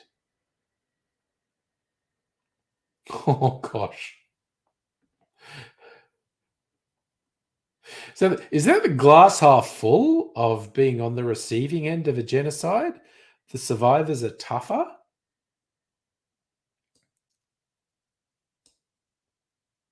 Oh my god. Okay, just left field, alpha indigenous athletes. Just been listening to music on. I have YouTube music, and I often just when I'm working on something on my computer, I'll play stuff on YouTube and auto generates. Big fan of Briggs, and one from a few years ago that I wasn't that familiar with that I think got used as like an official song for the New South Wales Rugby League, or actually, it's the National Rugby League now, isn't it? Um, it's a fucking kick-ass song. It's called "Here." Um, it's really good. It's a fun thing because I really like Australian hip hop. Like I've been a fan of the Hilltop Hoods for ages, white guys, um, and I love their stuff. I love their lyricism. I love the beats and whatnot, but they're not hard. Briggs is hard, and like when he teams up with Trials as AB original, they're hard, and it just like fucking kicks. Bold call, bold call. I'm Indigenous and do not condone genocide. I think, look, okay, as much as that's a controversial take, I'm going to adopt it as the official standpoint of the stream. We don't condone genocide. People will say we're radical, people will say we're out there, but we will stand up and say no, no to genocide. That's our radical take. Oh my God. Also, what's this, Kirsten? Your favorite drink? Fleur Milk Company lactose free strawberry milk. Okay, that's very local, I think. That's very local.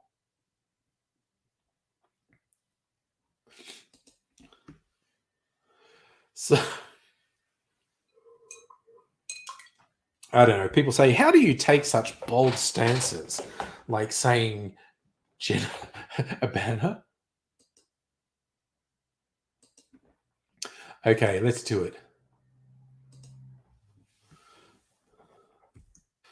Official stance of the Angry Aussie stream. We oppose genocide.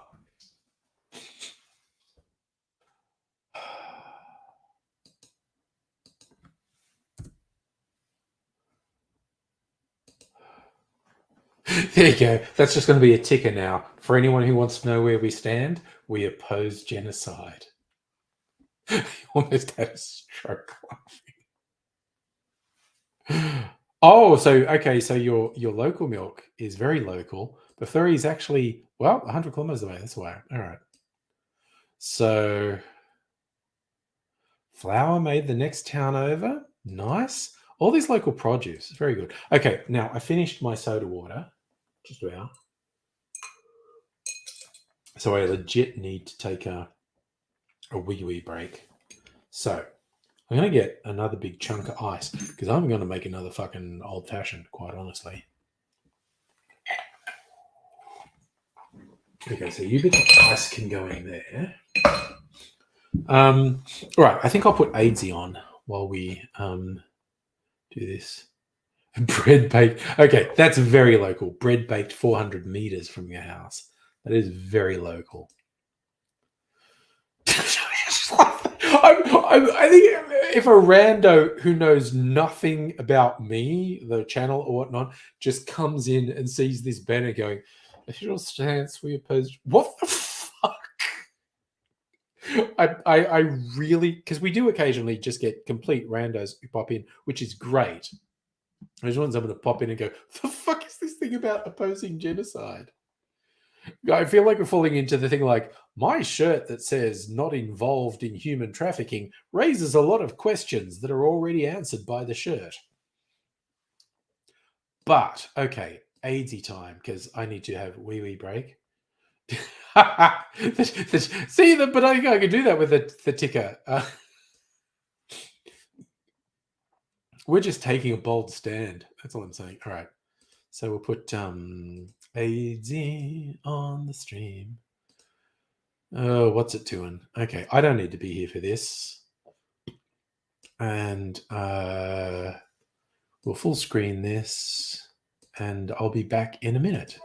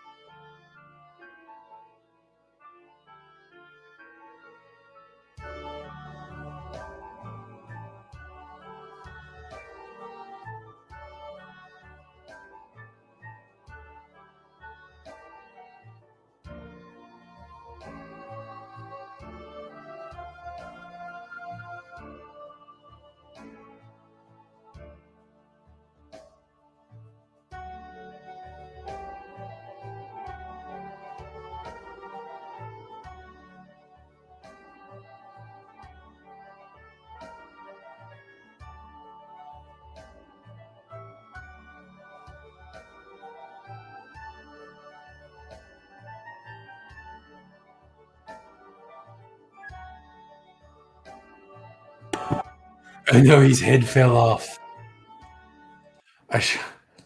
I should come back now. His head's fallen off.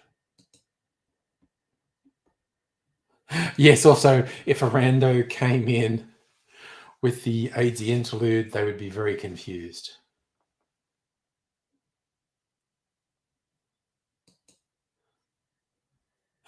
Oh, dear. Okay, I've just randomly decided I'm doing a Starward taste comparison and decide which one I'm going to make an old-fashioned with. So I'm going to have a little taste of Solera, Hungarian oak,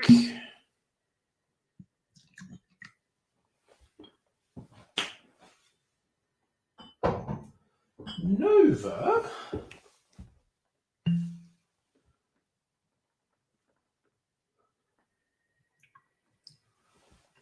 and Tawny number 2.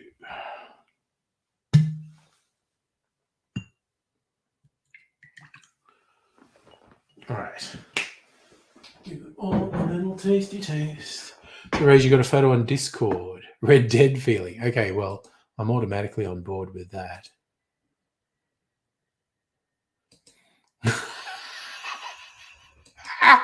Is this you as an O'Driscoll? Oh my god.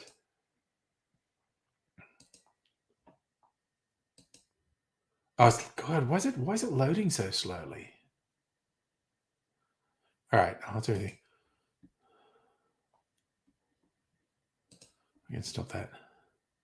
Okay, so yeah, I'm just having it. Yeah, Kirsten, the whiskies. Okay, so first, Solera, which their core range is more expensive than Nova. What's that? Ooh.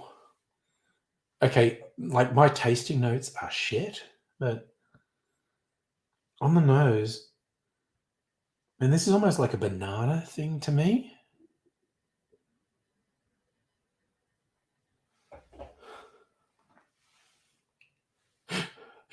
Just Dr. Abigail trying to wind people up.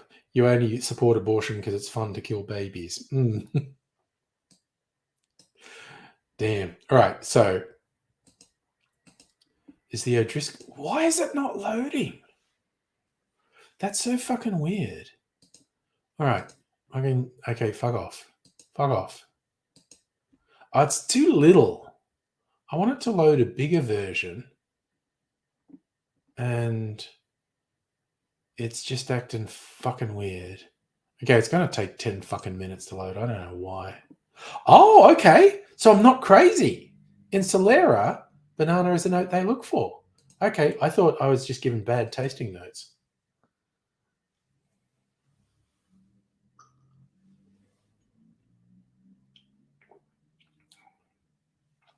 God, that's smooth. A little bit burny. Oh, what's that?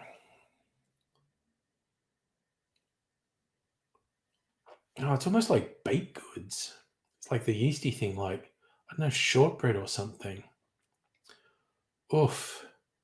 That's yummy. I should pour out some more soda water to cleanse my palate between tastes. Banana bread. No, that's it. Yeah, no, banana bread and baking spice. It tastes like it, or it doesn't taste like baked goods, but it evokes baked goods for me.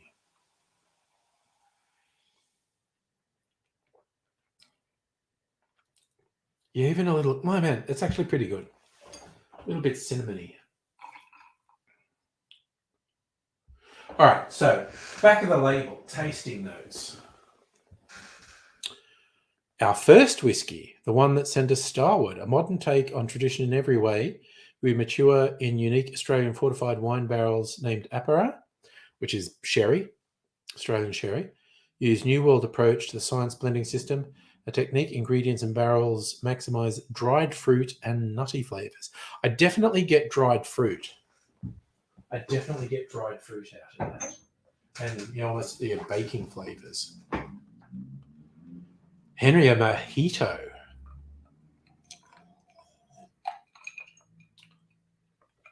I'm doing my best to be a whiskey wanker, Mega Leech.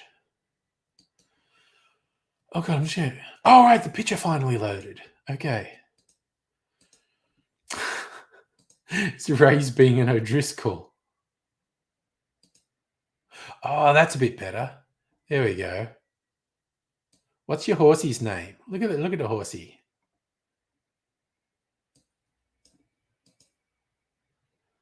Nice country you're in there too, by the way. Nice. Oh, I'm not sure if that counts as leading.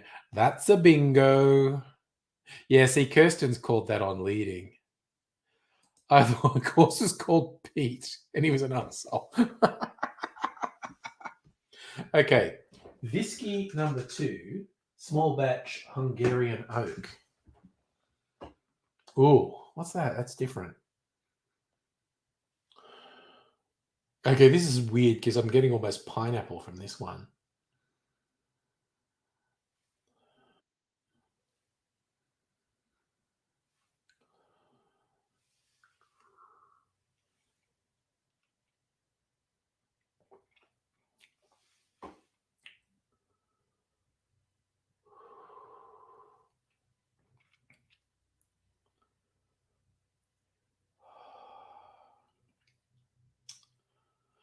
Yeah, that's like a really specific sort of honey that like not supermarket honey, like you have to go to someone who actually keeps bees and has specific blossoms for them.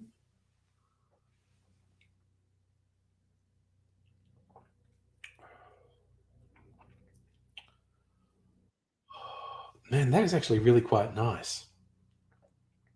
Yeah, I'm probably sleeping in the bed there. If the stream goes past midnight, I'm staying in here. I'm getting Discord beeps. What's coming up on Discord? Oh, bingo. Did you actually put water doesn't erode ice as a square on there? Oh dear.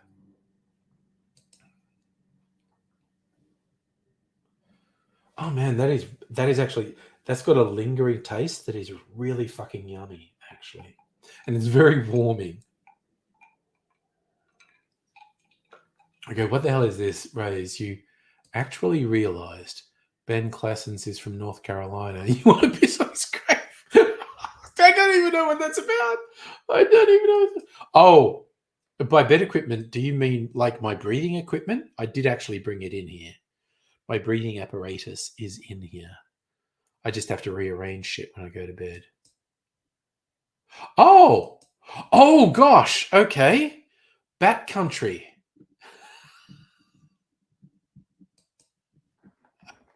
Well, don't stop. You can't stop here. You can't stop here. Temptation was strong to join you, but inertia won out. Yeah, Kirsten, she's the opposite of sleeping. Need to be keeping Dr. Abigail company right now, I think. Right up until the point she's okay. But yes, I'm looking forward to a full report of your Minecraft experiences. That would be fun. All right, so the Hungarian oak is a Starwood small batch. God, I got this so long ago and I haven't drunk that much of it. And it's actually quite good.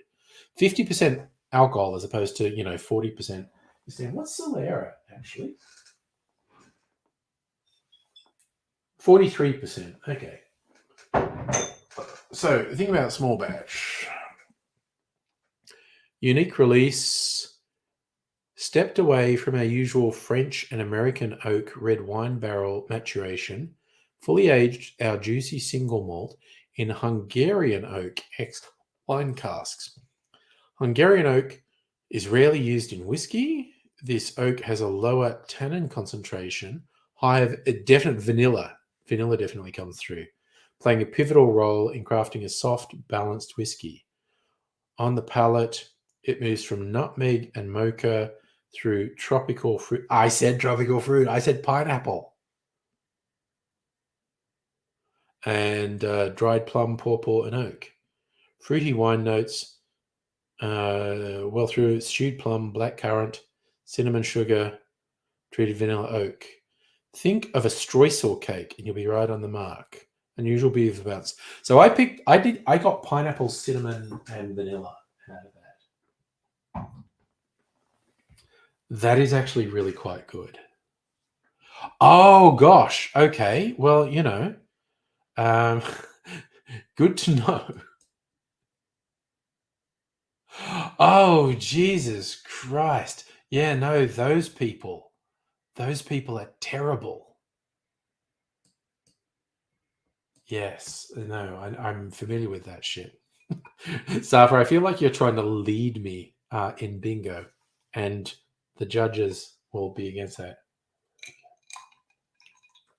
All right. Oh my God, just dropped that ice out of my mouth. All right, Nova. Next one. It's the one that I always say is my favorite, Nova.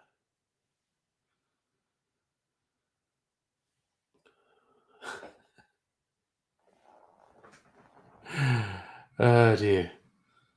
Now again, oh man, on the nose, this is so gentle. Like what percent is Nova? I think it's only 40. 41. Okay. So no burn at all on the nose.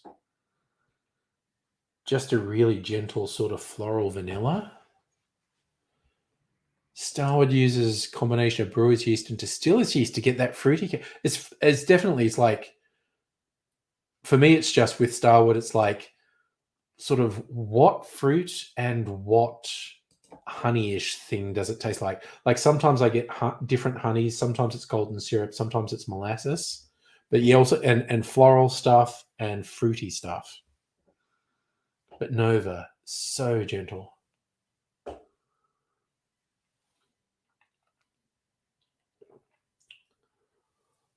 God, that's so easy to drink. Good God, that's so fucking nice. For a single malt, that's just like so gentle. Oh, and there's just this really bright sweetness lingering on my tongue. Man, that's why I like Nova. Oh, goddamn, that's good. Honestly, if Russia knew about me, I would be banned from going to Russia. There's probably about a dozen places in the world that if they knew shit I said, I'd be banned from there. Yeah, like Thailand, because I said the king of Thailand, fuck goats. And I only said that because they had a law that said you're not allowed to say bad things about the king. And it's like, oh, I'm sorry. No, I'm not going along with that. Oof. And okay, the final one in this comparison, Tawny number 2. This is aged in, Tawny is Australian port. So it's aged in port barrels. Oh my God, this is like distinctly different. It's like raisins. Oh my God, that's so nice. Oh, yum. Safa, I think my derision of vodka is about the thing that would get me the least in trouble in Russia, but that probably wouldn't go well for me.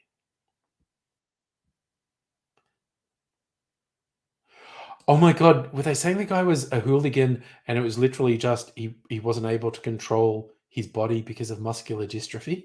That sucks. Oh man, this one's like just so distinctly different. Raisins and brown sugar. It's so fucking nice. Christmas pudding. This is full on Christmas pudding smell.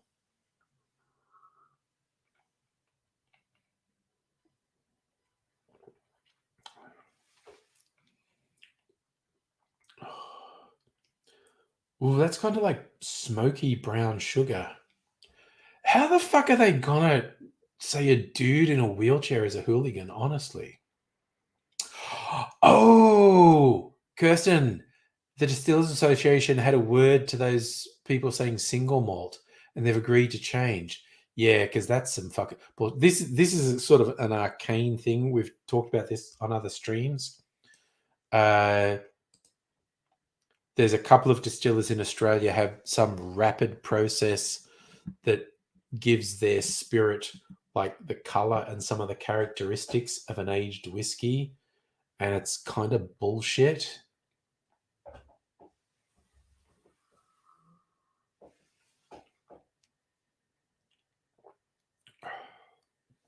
Oh yeah, it's just like smoky brown. Man, okay, they're all fucking good.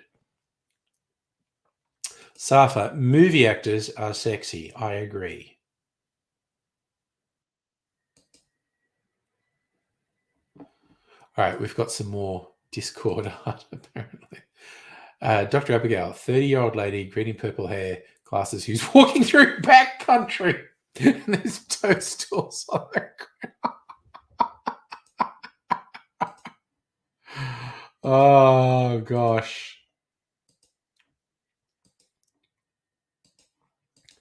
I love the reference to doctor gives a white coat. Because doctor, oh Archie, hello. I am so doing whiskey night at the moment, my man. Did Harrison Ford get de-aged? Oh man, de-aging always looks so weird. Although it was interesting, I did see finally a trailer explained how the Nazis are in it. It's a time travel alternate history thing. Okay, well that's a good deal. Lesbian, trans, neurodivergent people. Nice. Archie, oh my god. Okay, just for fun, I I just did a taste comparison of 4 Star Wars I have. They're all good. Again, probably drinking wise, Nova is still my favorite. They were all good though. It's like I don't drink this small batch one, the Hungarian oak, very often, but every time I do it, I go, man, this is really fucking good. Why don't I drink more of this? So I love that as a statement. Right, Harrison Ford's the best mumble rapper ever. He's a funny guy, certainly. I bet you'd probably have a good time there right now, Dr. Abigail, actually. But yeah. Oof. God, no. Actually, you know what? I might make an old fashioned with the Hungarian oak small batch, which I don't know. Maybe the distiller would be mad about. I don't know. Yeah, Starwood. Oh, God. I was meant to be fucking showing these pictures too, wasn't I?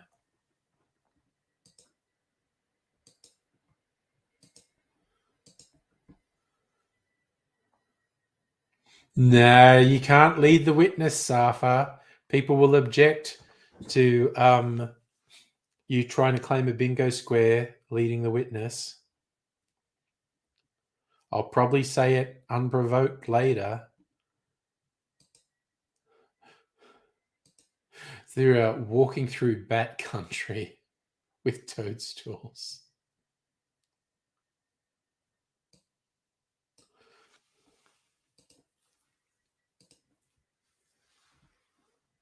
Archie, how look, I've been fine. How have I been? Oh, you should have baby girl. That look. Oh my gosh, that's wonderful. Oh, you already won bingo. So there you go. Okay. All right. So congrats to you and the missus. Um, I hope you have many wonderful years ahead of you. And I'm just going to show some more Bat Country. Oh my god, I clicked the wrong button on my computer. God damn it. Um,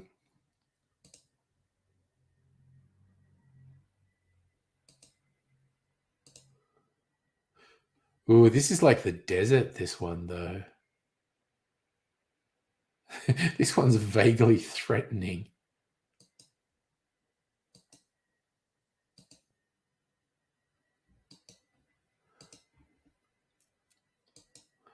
What are we doing? There's much more bats in this. And I don't know, some of those supposed toadstools kind of look like, I don't know, like PlayStation controllers or something. It's very weird. So Henry is saying you prefer camping under the stars.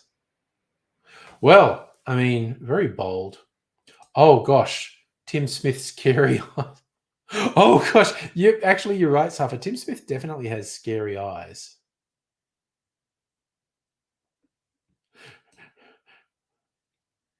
I don't know. That's it's weird how the AI just made all those images rather generously proportioned.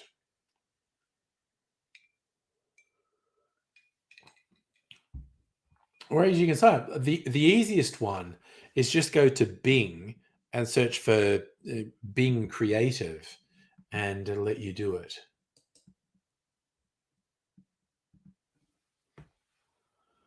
All right. All right, I am going to make an old fashioned. Oh my god! So you picked ones that didn't look completely screwed up. Okay, the cartoony ones do get a bit weird. All right, a bit of the special sugar syrup. We'll do that first. Oh man, that stuff is so fucking good. Safa, do you have to be over 18? I don't know what that is. GPYT. Or do you mean Chat GPT? I don't think it asks you for an age. All right. Getting my shit together. Doing some of my Hungarian ook starwood. Let's put that in there. And let us get a little bit of bitters. A little bit of bitters. Oh, fuck me. That was a fucking palaver. Bit of Ango. You know what? I want to put a bit of orange bitters in here too. Orange bitters. Mimsy art.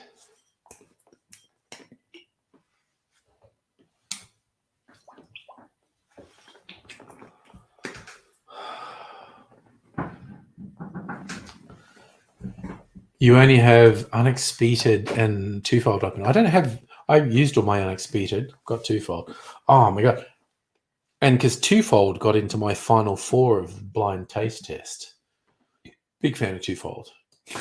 The ultimate cocktail. I've done one of everything cocktail more than once, actually.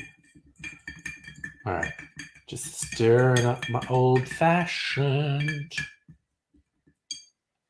Oh, yes. McLeach. Safa wants Tim Smith with crazy eyes.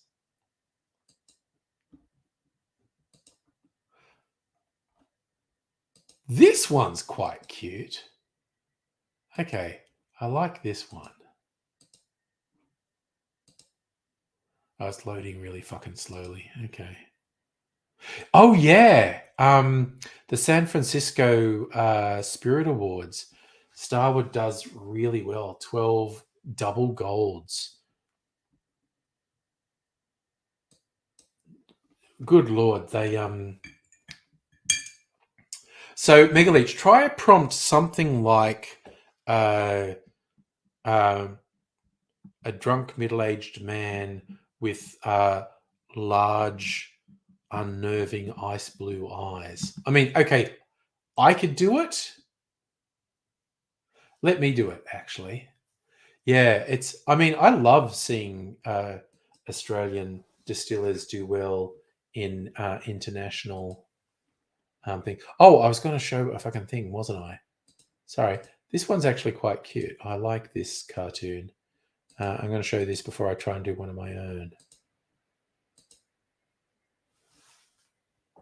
That's cute.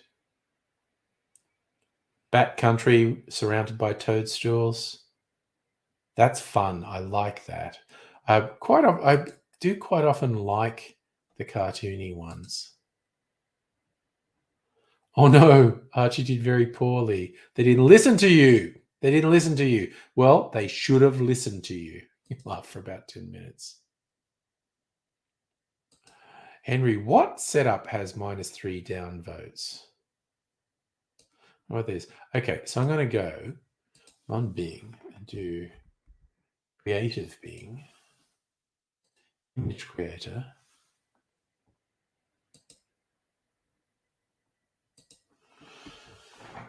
Middle-aged man with large ice blue eyes who has been drinking too much alcohol. Let's see if it does. It's doing something. Sometimes it does it for a while and then says, I won't do it. It's doing something, though.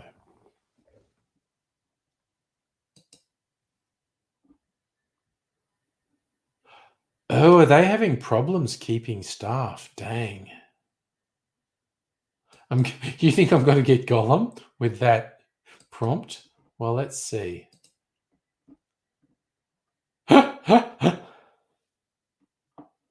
Okay, these are genuinely funny.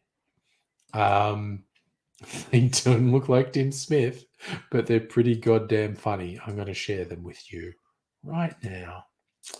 Okay. So that's pretty unsettling.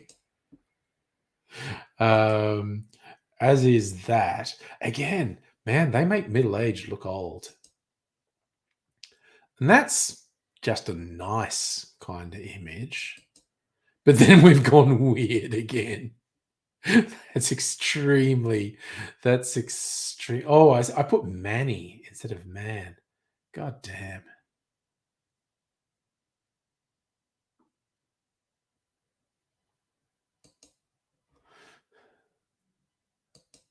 Those were pretty weird. Those were pretty weird. All right, so Safi, you reckon we've kind of got Tim Smith's eye in there? No, it's okay. That makes me feel good. Yes, no, I agree. There was a Hugh Laurie thing going on in there. What was that show where he was the doctor? I remember that's where Americans knew him from. So I used to like freaking out Americans who only knew him from that show and show him his old comedy stuff from the Fry and Laurie show. It's so different and it would weird them out so much.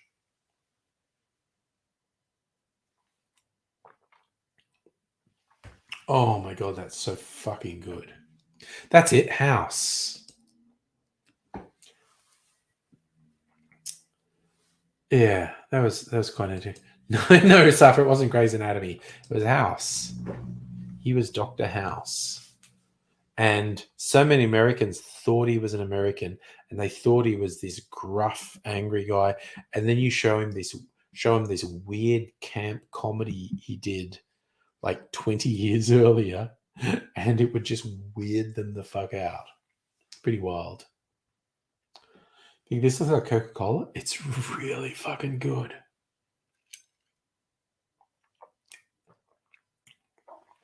Oh, fuck, that's good. And it tastes different to the last one. I mean, this sugar syrup can kind of dominate a thing, but that has, because it's a different whiskey, it's a very different whiskey. Well, the last one wasn't even whiskey, actually. It's a spirit. But Kirsten, I don't know, went downhill after you left? I don't know. Are they completely unrelated? Oh, Henry, sorry. I mentioned Briggs earlier. There was the track he released a couple of years ago, Life is Incredible, which was a great track, but also the video, like his sense of humor, just a very dark sense of humor. It was set in an old people's home, but all the Indigenous people there were like only in their 30s. The white people were in their 60s. And it was in reference to the limited life expectancy of First Nations people here. But it was just like his just really dark sense of humor that they were all in an old people's home in their 30s because of the limited life expectancy. Oh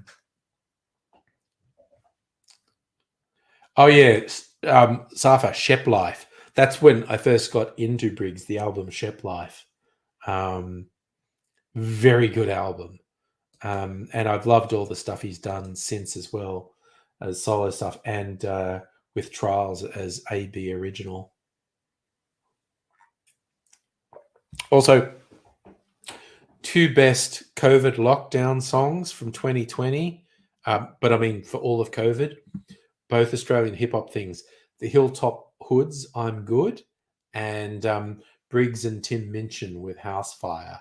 Both actually, in very different ways, captured the mood really well. And I do just love the Hilltop Hoods one with a I'm good, I'm pretty good. Thanks for asking. That's kind of thoughtful. I'm good, but not great. How are you? Because I'm kind of awful. It's just kind of like, but that's how we were. Where people said, "How are you?" I'm fine. How are you really? Not good. Not good. This shit is fucked. Henry, PC gaming. I don't do it that often. Last night's stream, I did play Red Dead Redemption 2 for a while, and I decided to murder a whole town because that's how I roll. I don't game that much. I do enjoy gaming, but I don't do it that much. Like Mrs. Angry is currently playing the new Zelda game on the Switch. I really want to do it because Breath of the Wild was fucking great. I loved it so much. And I do want to play the new one. I love the open world type games. Yeah,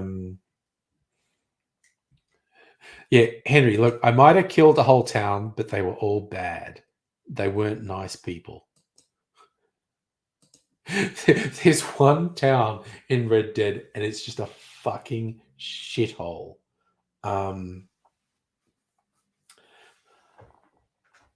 I did get bored at one point. Oh, Dr. Abigail, you actually want to join the stream?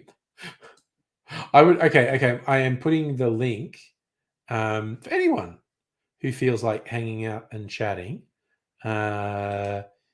Invite for anyone who wants to join the stream and shoot the shit on a Friday night. That's the stream link, right? Here's where you find out if Pat, the smiling assassin, has just been lurking the whole time.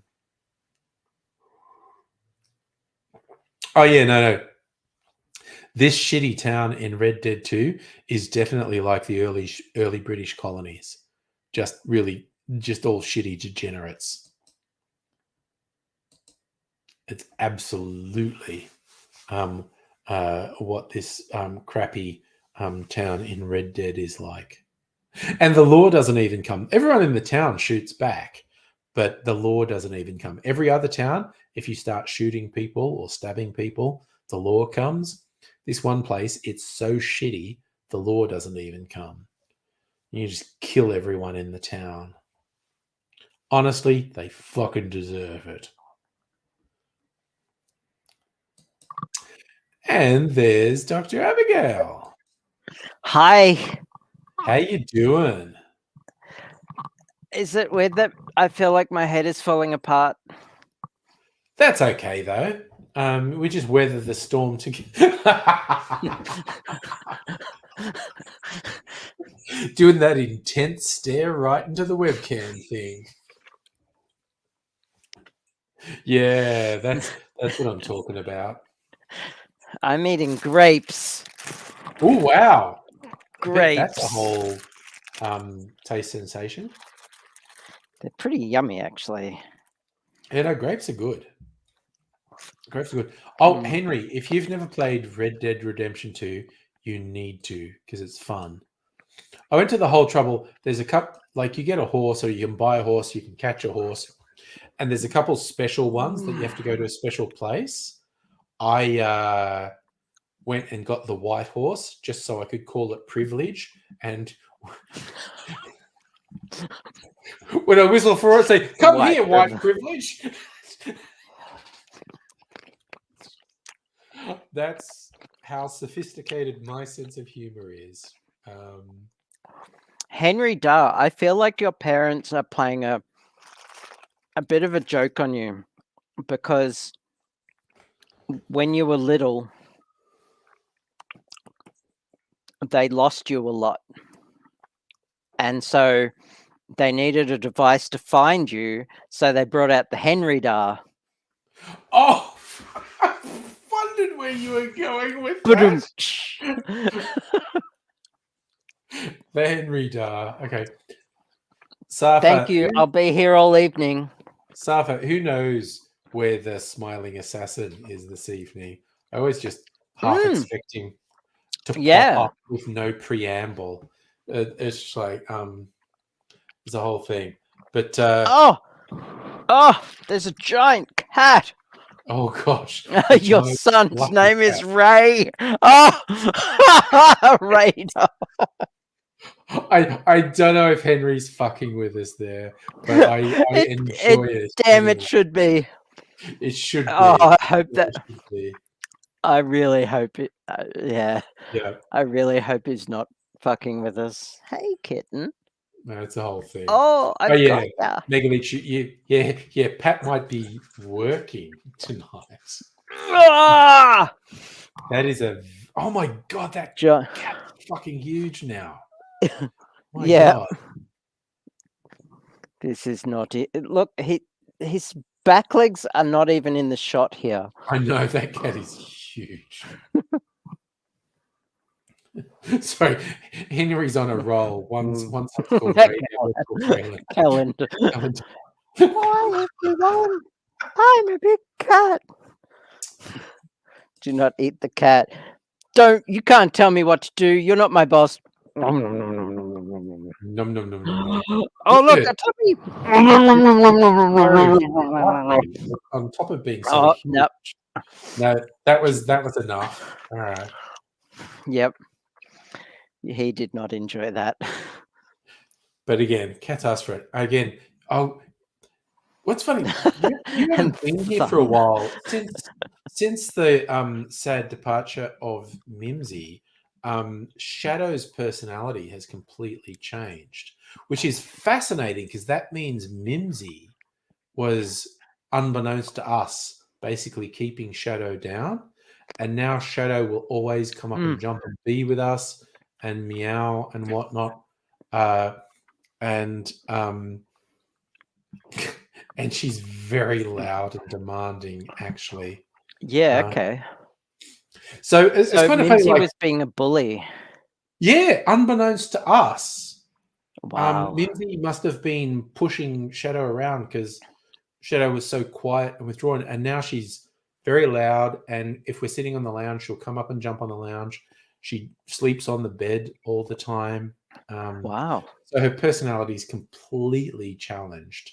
And yes, Safa, sad to say, that's basically what Shadow says. Like, yeah, fuck that cat. I'm glad she's gone. She was mean. Safa, Dr. Stamets is a character from Star Trek Discovery. Yes, he runs their mycelium, spore drive. The spore drive. Also named after someone who exists in the world today. In the real world. Who's a mushroom expert. A mycologist. A mycologist, that's the word. But yeah, I don't know. If I was still in the kitchen, Shadow hadn't quite got to the stage of coming up when I was in the kitchen and jumping on the tree that Mimsy used to come up to. But she comes up on the lounge when we sit on the lounge, and she sleeps on the bed. She might have eventually come up, but she doesn't come down here. That's the thing. So she's but yeah, her personality completely changed. So kind of oblique, like you got the surprise where Kitten had a remarkable amount of Maine Coon DNA. Mm-hmm. Shadow's one of those ones where people go, "Oh, did you get a Russian blue?"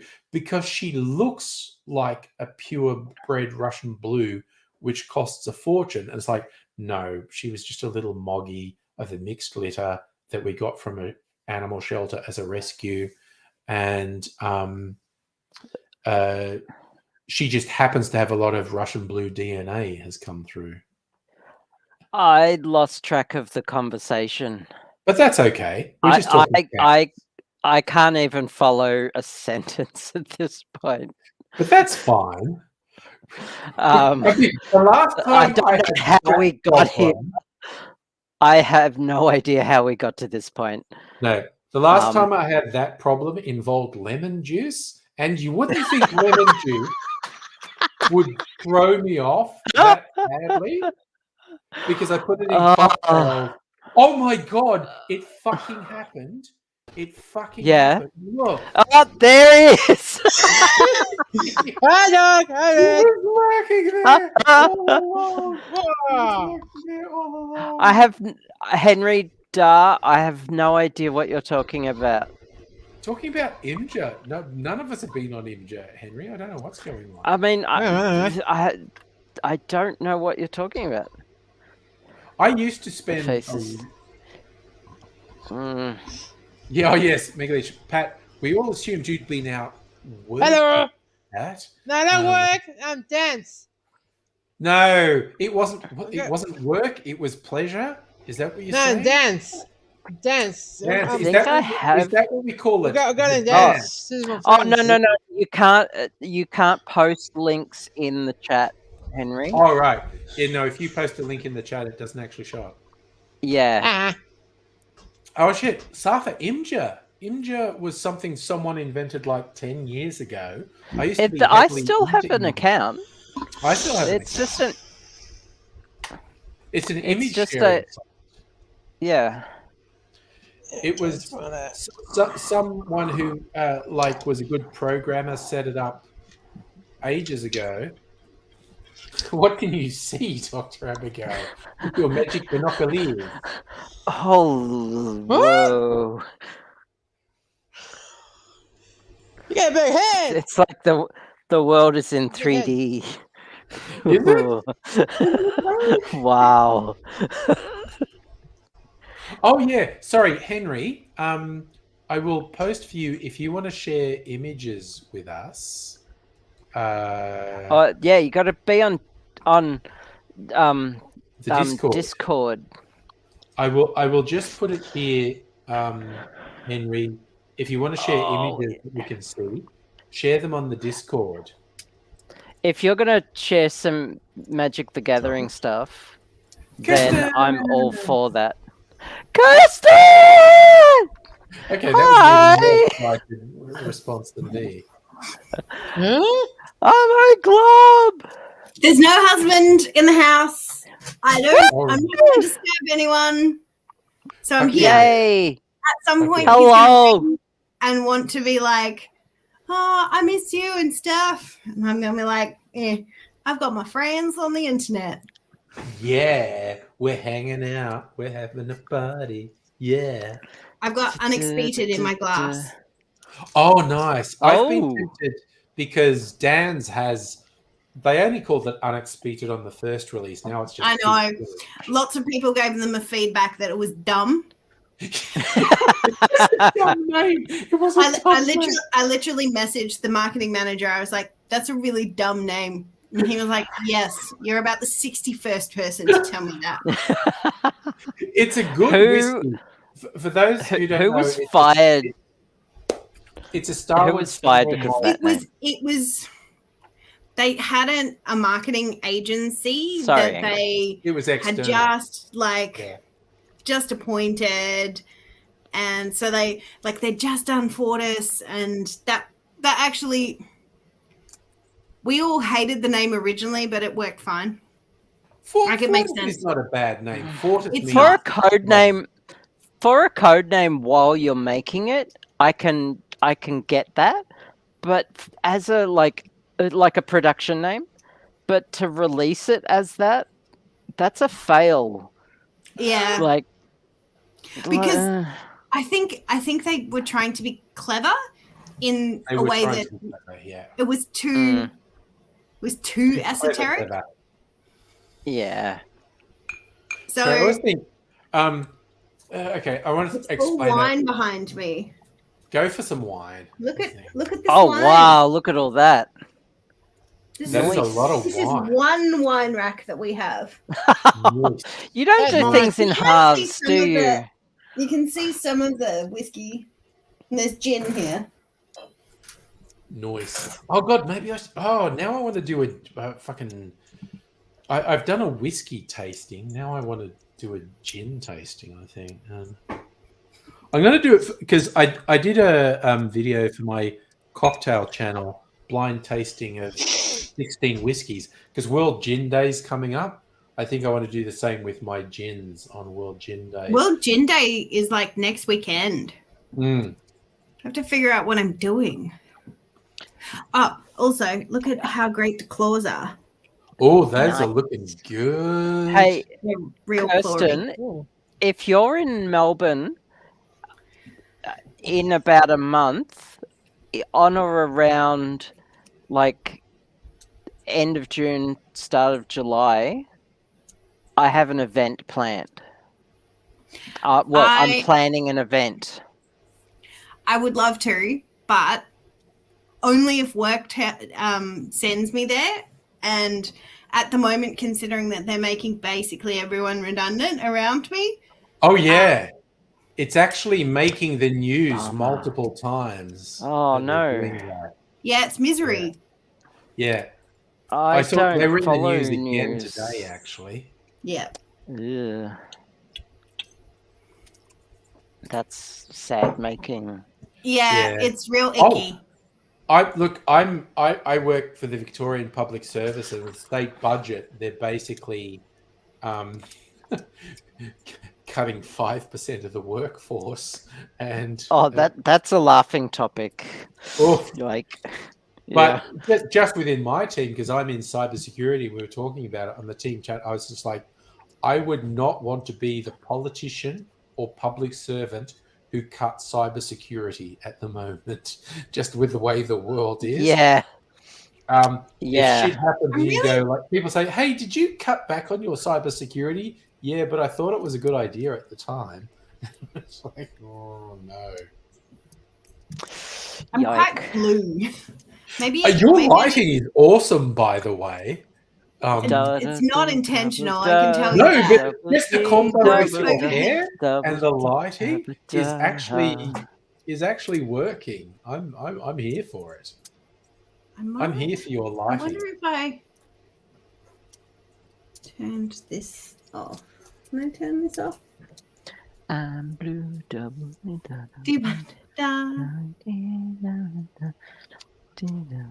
No, that's worse. What? You're even more blue. You're more. Oh, there you go. You're less blue now. Now you're more blue. I'm just gonna open a white website. Google. Yeah, Google's the whitest of websites. That sounds racist, Kirsten. Opening white websites. I meant color. Because the screen was blue. We're just being ridiculous. It's Friday night. We're being ridiculous. Oh dear. See, look, I agree with Safa. You were looking very cyberpunk with the blue light. It actually worked really well with your hair, but I need to pee. That's fair. No, put down. That's a thing people need to do. That is true. It's almost like you're a human person. That's all right. Okay, I'm done. All right, good. That took you way too long.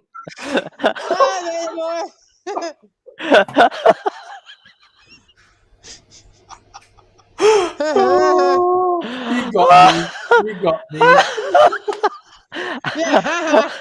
Okay, I didn't.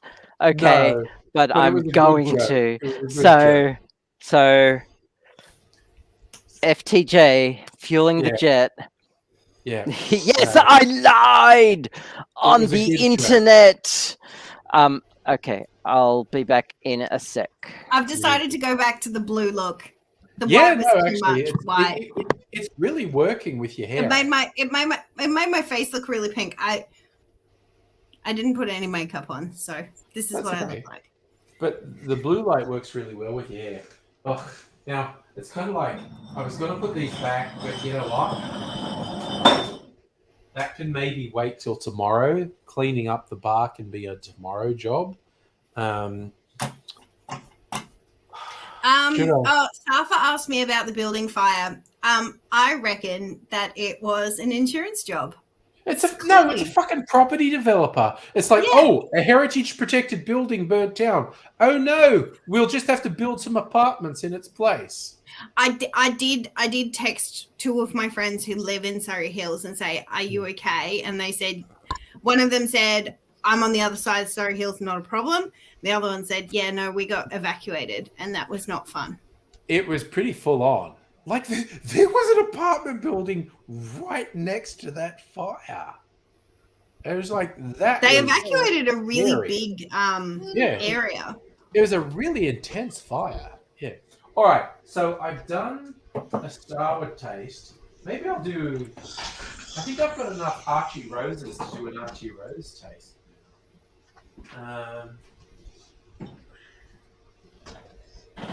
Not to mention my signature single malt.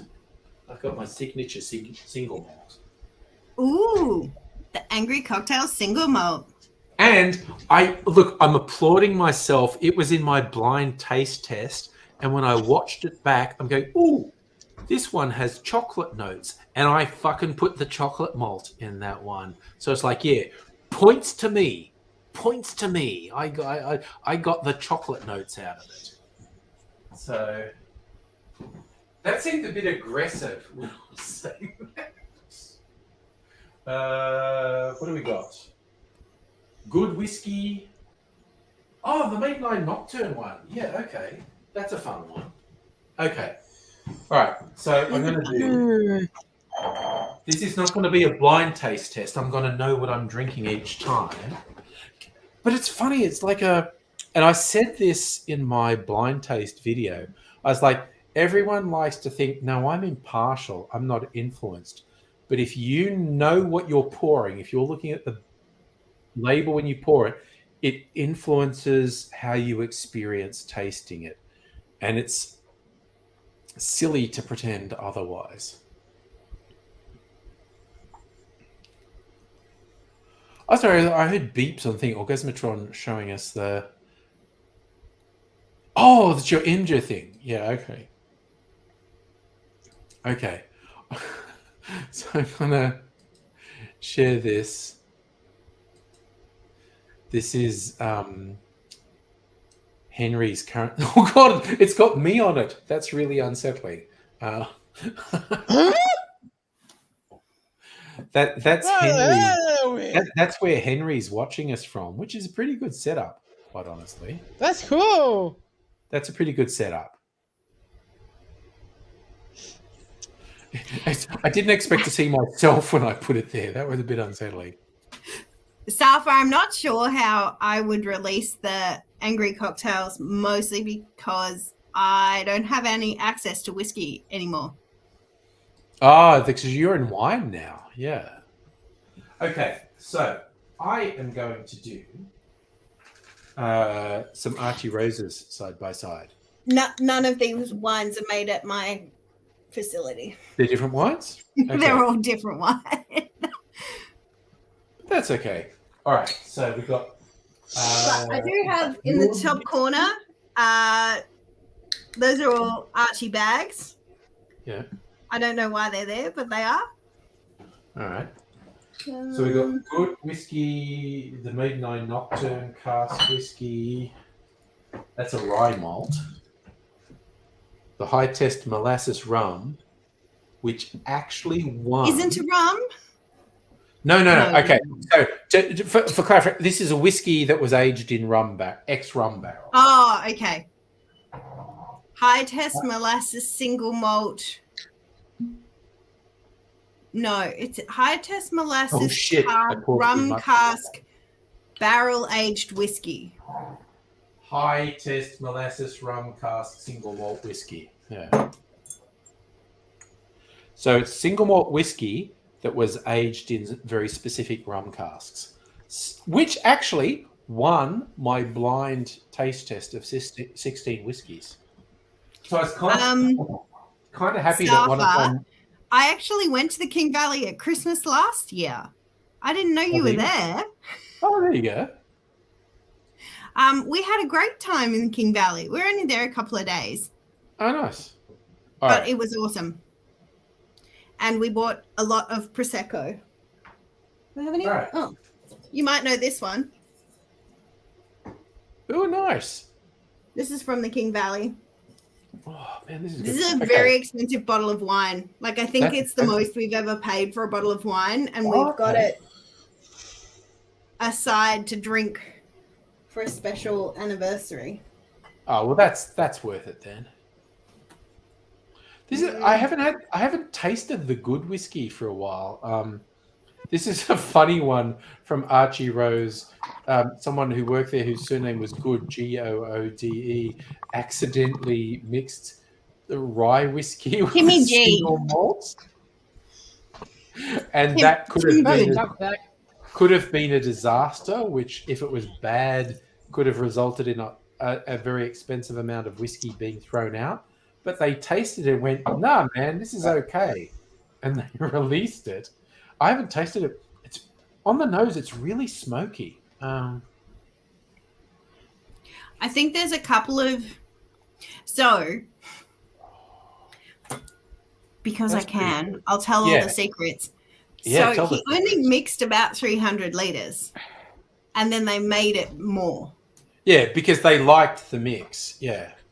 Oh no! Some of that smoked single malt is in there because that is a serious amount of smokes sitting on my tongue right now. It's like the neighbors are having a barbecue, and I'm breathing it in. Oh, that is actually really quite good.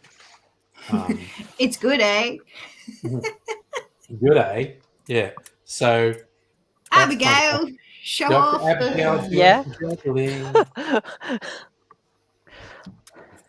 So that's quite. I forgot how smoky the good A whiskies. So the Nocturne. It's just from... so Tim, who's the distiller who made the mistake, his surname is literally... It's spelt Goode. G-L-O-D-E. Yeah. But it's just pronounced good. Yeah. And everyone's like, oh, do you have a surname? And he's like, yeah, good. And they're like, we're not asking how you are. He's like, no, the surname's good. Yeah. Who's on first? He's just this sweet boy. He's the best. It's like, I'm good, I'm pretty good. Thanks for asking. That's kind of thoughtful. Okay, so I've actually this one is aged in barrels for what's called a bitter wine, Vin Amer, Maiden Eyes Nocturne. I actually have the Nocturne in a bottle in the fridge.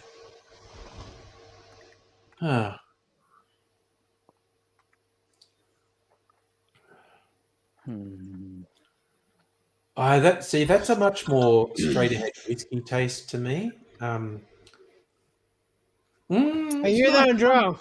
It's got a like... I want to say earthy, but it's probably more like truffle. Yeah. It is. It's got that. It's almost mushroomy. Yeah. Mushroomy. Well, truffles are a fungus. They're related. Yeah. Oh, yeah. No, earthy, truffle, Well, and no. mushroom are all good descriptors, I think. Mushrooms and truffles are part of the fungi genus, species, order of life. Truffles generally tend to be a more intense flavor than the average mushroom. I put truffle cheese in my mac and cheese, and it's real truffly. I have not. When I used to go to Costco, they had this truffle cheddar that was fucking killer. It was one of the most amazing. Costco has amazing products. Like, there's this weird thing some people have. Costco sells cheap shit. It's like, no, get the hell out of here. Costco has some kick-ass products in there. They had one of the best cheddars I've ever had. Wookie Hole, which is an English cheddar. And I actually visited. I know. I love the fact that there's a place called Wookie Hole, which literally just makes you think, did the cheese come Henry, out of what do you mean by that? Sorry to interrupt, Angry. What do you mean by that, Henry? Mate, they ended a 13-year relationship, go to Thailand, get some bolt-ons and I'm not at all sure what I'm not at all sure what Henry's saying there. Yeah. So I've never actually been to a Walmart. I've been to the US, but I never went to a Walmart. They're kind of similar.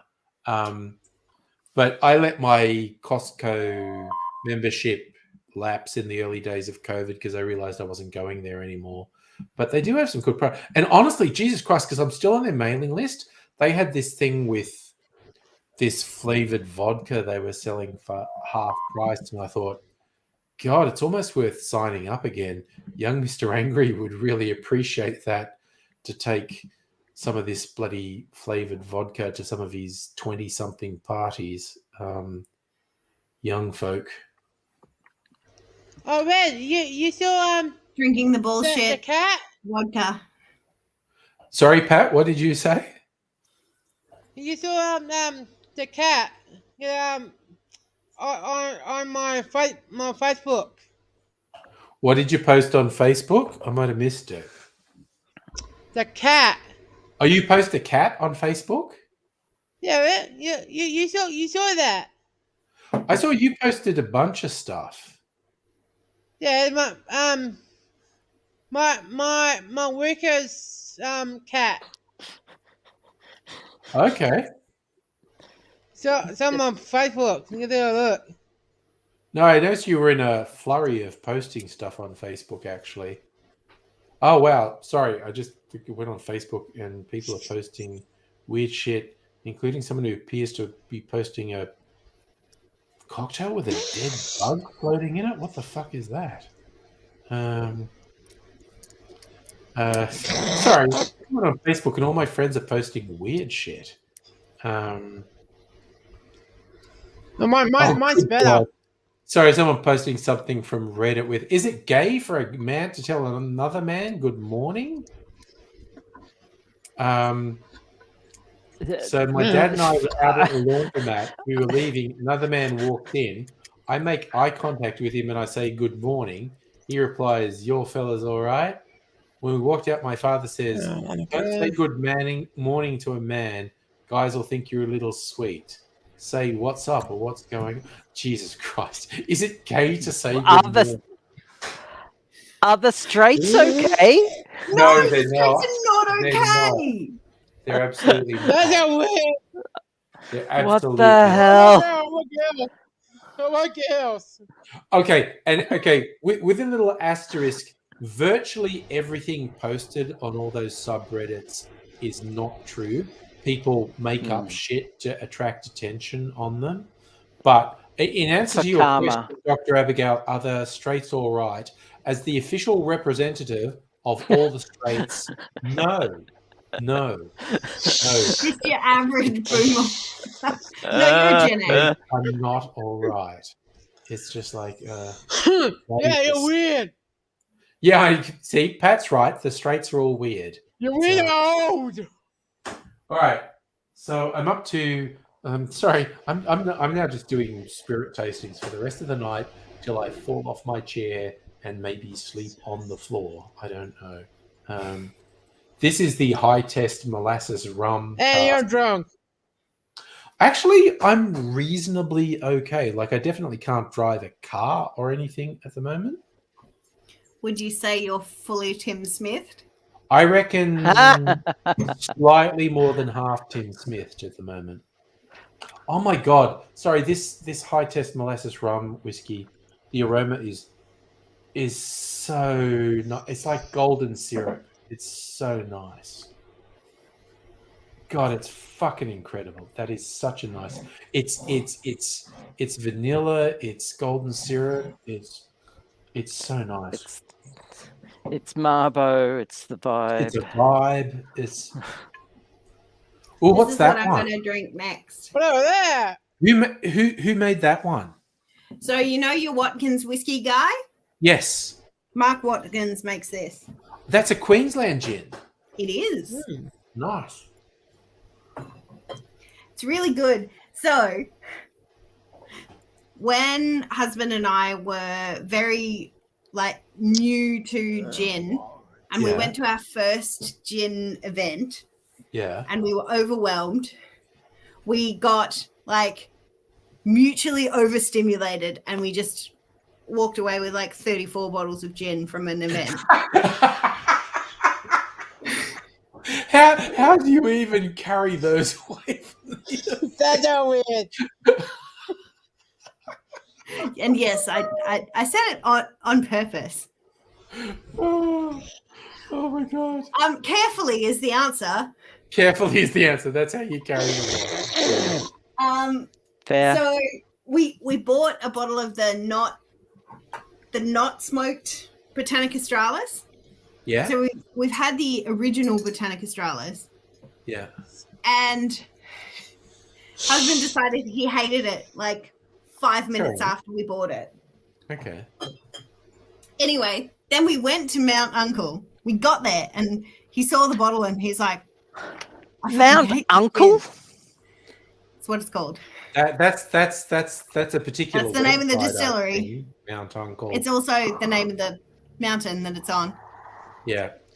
No, that's familysecrets.com XXX. Sorry, what a. So Yeah, no, Jake on your we head. walked in, and we saw the bottle, and he's like, Jake. I should have done more research. We don't like this gin. I was like, I like it fine. It's fine. We had a great time there. We didn't try the whiskey because at that point we didn't drink whiskey. Right. And then we did try the rum, I think, because Yeah. they've got different brands for each of their spirits. Yes, they release them under different names. Yes. And they've just Yes, brought out you the did agave it. spirit. Oh, there you go. There's Pat with his cat. Pat and a cat. There's a mine. There's a Pat mine. with a Cat cat. on a Like, pat. that's It's a the worker's Dr. cat, yes? Seuss book. Yeah. Yeah. Hey, It's Pat, there's, do you ever pat a cat? Yes. Pat has a cat and he pats his hat. They wear a hat and that is that. Shut up, man. You're dead. Shut up, boy. Safa, I'm really enjoying South Australia. I really am. It's not weird. It's No, not it's great. Sydney. I've got to go It's only over there. weird. It's only weird if you make it weird. It's only weird. Hold if on, you hold on, put hold on. their bodies That could in be said of a lot of 44 things, gallon though. bottles with acid and It's lock true. them in an old post office. But it's not Sydney. And honestly, we're so much happier here. Good. I knew I'm it was so the right happy. thing to do. Awesome. I'm so And I'm happy. so that it's happy to be working here. for you. Yeah. No, that's Ow. great. I want to. I haven't been in there for a while, and because I do have several friends in Adelaide and surrounds, I do need to go there at some point and catch up. Yes. But I will give you some notice if I get to the point where Mrs. Angry and I are going over and want to catch up with a few peeps. And certainly, of course, visit some distilleries and whatnot. I want to visit because Well- Applewood, I was one of the ones I got into early when you were influencing me on things. when I was influencing you. No, seriously. You're an my- influencer. Kirsten is an influencer in the fact that almost solely due to her, my bottle collection grew fourfold, and the focus went through to I think basically everything I had was international stuff through to very Australian focused. To I do count Angry as my greatest achievement. yeah, no, a major convert. So it's like with the whiskies, almost all of the whiskies are Australian, but I tend to have one Scotch and one Irish and one bourbon in there. Rums are about half Australian and half like Caribbean. It's because no one's been making rum recently. Well, Yeah, but everyone's rum is just coming to age. Yeah, I did manage to find a few good Australian rums. Brandies are mostly international, but with a couple of Australian brandies. But gins, the concept of buying a non-Australian gin is just so weird to me. And it's just like, because the Australian gins just blow everyone else out of the water. And it's like I know they're more expensive, but they're just so much better. And it's just like, oh my God. So in the area that I'm in, there are 4 distilleries within about 10 minutes from my house. yeah. 10, 15. Nice. Mostly gin. And then we're not very far from Applewood. Like, Yeah. I really have to visit them. we're a couple of hours away from 23rd Street. And I have a few Like, not very Street far. products. Yeah. Like, we can go there on a Sunday afternoon, which Yeah. we've talked about. And they make really good brandy.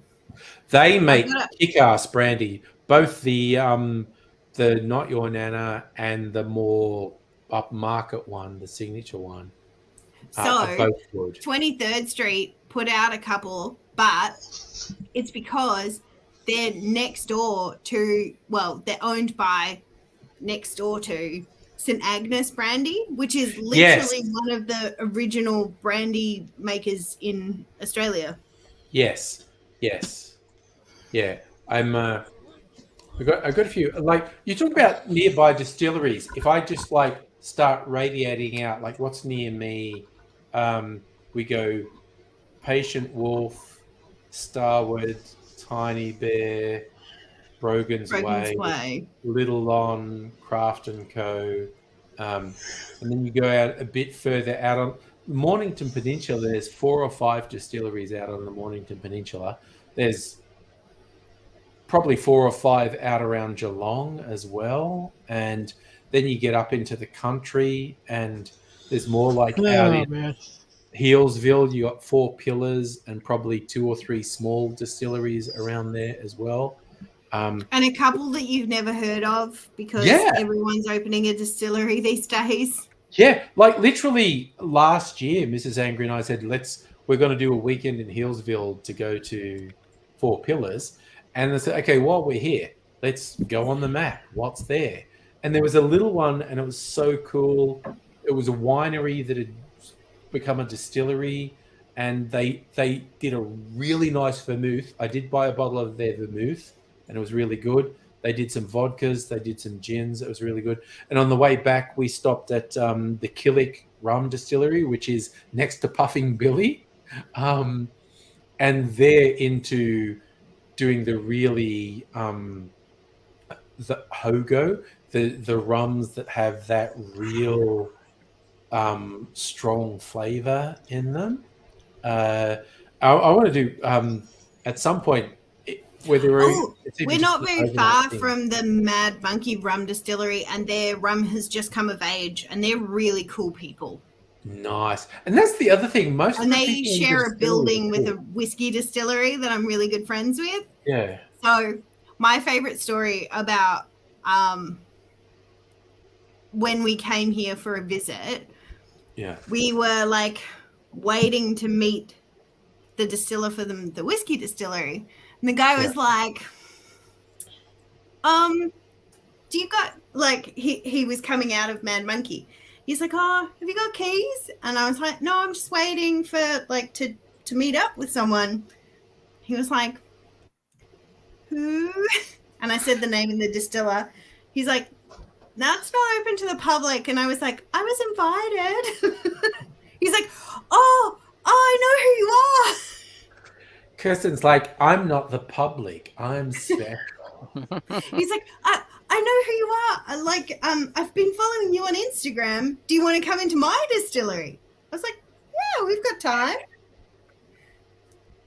Yeah, I have to admit, it's so cool. There are so many, like there are literally hundreds of distilleries splashed about, and there's such cool people. It never stops cracking me up. We had fun. We went to the whiskey show in Adelaide. Yes. So we had to stay the weekend, and my friend organizes it, and she says she popped in to see us the night before. She's like, I've got some tickets if you need them. And I was like, I'll never say no to tickets. Husband's like in the corner, like Googling adding a night onto our hotel room. Getting the cat sitter. Oh my God. Yeah. And so we got let in. And because we got let in before the general public, even people we didn't know were like, I've heard on the grapevine that you're kind of a big deal. And I was like, I'm not. I'm just a person. I'm not, like, I don't know. I'm just a little girl. Sorry, I'm just picturing Hitchhiker's Guide to the Galaxies with Zavod Beeblebrox's therapist going, Zavod, he's just a guy, you know? She's like, Kirsten, she's just this chick, you know? Well, I did have someone do like bow down, oh my God, you're the queen. And I was like, well, yeah, obviously. You are, obviously. It's because I lightly bullied someone into doing something for me that I maybe shouldn't have. I just love the concept of lightly bullying someone. Who hasn't? Well, I made someone go back to their hotel room and get me a taster of something I hadn't tried. So they had it under the desk for me. And then I appeared next to them and they were like, oh, I've got the thing you asked for. I've got the thing. Yeah, there you go. And husband was like, I can't believe you made him do that. You're so mean. Yeah. But you know. But I'm also fun at parties. Exactly. It's all good. But like, I love the Melbourne Whiskey Show because the tickets were like $140, and I was on a Facebook group because when my lad was looking at getting a job in hospitality, someone mentioned this Facebook group called the How Melbourne... was your dinner at your lad's place? They fucking cancelled the booking. Because and he told me apparently some rich fuck booked the whole place out. Rude. The day before our booking, this was for Mrs. Angry's birthday. We'd booked it weeks in advance. The day before our booking, they cancelled the booking with no explanation. And my lad said some rich fuck booked the place out. And so I gave them a 1-star Google review, as did Mrs. Angry. And I said why. I said exactly why, because like fuck 'em, we booked weeks in advance for a birthday and they cancelled it with no explanation the week before. And I've since become a bit of a Google reviewer because all the places I like, I've gone and given them 5-star reviews just so people actually understand. I give these motherfuckers a 1-star review. There's a reason for it. Because a bunch of other people went like, this place was expensive. It's like, shut the fuck up, dickhead. Did you look at the menu before you went there? Because it's on their website. I don't buy that at all, people saying things. And also because we, not that long ago, we found a new place. It's in Brighton. Again, we go to places that are near public transport. So we can go and have several drinks and get home without exorbitant. And this place is called Mr. and Mrs. P. And we really enjoyed it. And the guy who runs the place said, oh, yeah, if you feel like reviewing us, because we did get some nasty 1-star reviews. And I was like, well, fuck those people. You're awesome. I love your drinks and I love your food. And so there is a distillery in Brighton. Who has a distillery in Brighton? I'll have to think about who it is, but they have a distillery and they have like a little restaurant bar. I'll send you the details. Yeah. Send them to me because I'm loving it. Like, Dr. Abigail picked out fucking Patient Wolf for bringing out a salty pink gin. Dr. Abigail didn't get that in the beginning. I did not. I know. No. She was just throwing it out. forwarded the information. She forwarded it to me. But yeah, next Friday and the Friday after they're having launch That night. was all Kirsten. Yeah, I that just makes forwarded I was it like, I on. would send this to Angry, but he doesn't check Instagram messages. And I Fair. couldn't You know what? bother finding I it do and check sending Discord. it Kirsten, to... Send me something on All I Discord. did was screenshot it and post it on Discord. Yeah, and I showed it to Mrs. Angry either today or yesterday, and so I thought because the weather's volatile at the moment, because if we go there, we'll be going public transport, and there's a kind of walk between the tram, and it's not a bad walk, but you don't want to do if it's pissing down rain. No. So we're waiting because it's 2 Fridays. It's next Friday and the Friday after they're having these events. So basically midweek, going to check the weather. And if it looks like it's not raining on the Friday, we'll book. We'll let you know, Dr. Abigail, you may be interested in joining. And Jake can come too, certainly. Although He's not allowed to drink.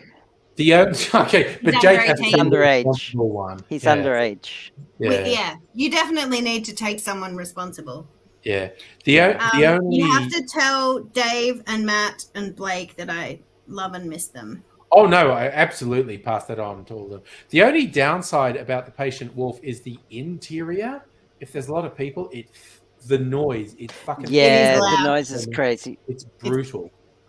They could put some noise cancelling. Yeah, they need Down to put or some baffles in there or carpet. something to absorb the noise. Yeah. Because it's really noisy in there.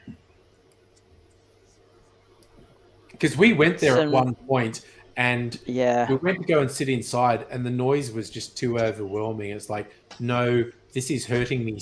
This is hurting my psyche. I can't stay here. Let me just buy a bottle of gin and I'll go. I want to know if that pink gin is really good because my favorite part of it is that it's like the perfect gin, right? It's salty and it's pink. And I'm like, I need to. They're saying they're going to know. make a martini in it and a salty martini. I am fucking 1,000. Honestly, I'm probably going to go get my freezer martini next. And That's a bingo square. That is a bingo square, but we're done with bingo. Yeah. That's a square. I also, what Archie Rose haven't I had? The tailored angry cocktails, Archie Rose single malt. Yep, no, the chocolate is there. It's like because I went with a little bit of the chocolate malt, and it's like raisins and chocolate on the nose. Oh yeah, that's nice. Sorry, I just had to Stretch. Are you mocking me? No, empathizing. Oh, Safa, is there a good I can't drink move. for pretzel? Do you mean I is can't there a move good the rest drink of my in body. to drink while you're eating a pretzel? Is that what you're asking? Because that's a confusing collection of words to me. I'm just throwing it out there.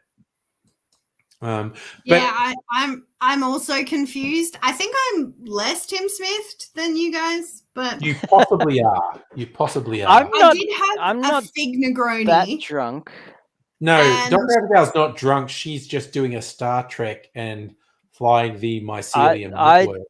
I'm on medication. Yeah. Okay, so Safa's saying something that's good with pretzel. Like, honestly, basically almost every good Australian distiller has a savoury gin. And it which would go well with the pretzel in Minecraft. Yeah. Dr. O'Gall is so in Minecraft at the moment. The good thing Your about face is in Minecraft. the good thing about living where the Germans settled, is that No there one are who speaks pretzels German could be everywhere. evil. Oh no, the Germans! Look out, Smithers, the Germans! Oh, Place I is want covered with Germans. some. Oh, yes. I'm out of Melbourne Dry at the moment. Yeah. Well, This again, is we not my might. favorite Oh. of their gins. This is just the one that It's- was closest and open. I'm trying to think of the ones I've It's had. it's my favorite of their gin. I like summertime. Summertime. Yeah, like summertime. I I've always tried liked some, summertime. and I Not you? still prefer. Yeah, I still prefer That's Melbourne good. Dry. That's why it's good when people have multiple releases. You find Yeah. something. I am looking forward to the pink salty gin Yeah, because they're really hyping that with a martini, and I really want to see how that goes. Safa, beer is crap beer.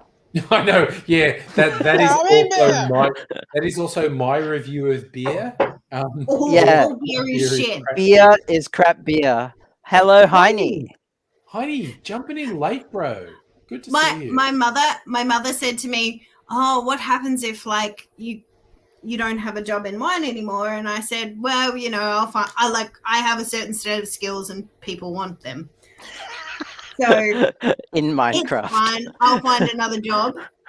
She's like, "Oh, will you leave alcohol?" I was like, "No, if I have to, I'll work in beer." Oh gosh, Oh, that's slumming it. God. That's slumming it. So, Yeah. Heidi, to be fair, late and drunk, you're just getting up to speed with us, man. So it's opportune that you join now. Yeah, but I'm not that drunk. Oh, Hey, that could Kirsten, solve if the you hear problem. Okay. oh salted lime, if you hear about anyone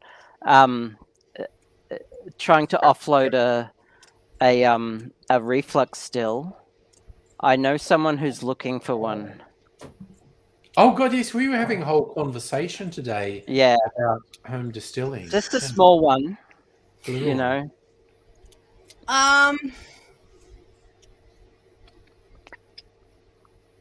Like what size? Like a 5 liter?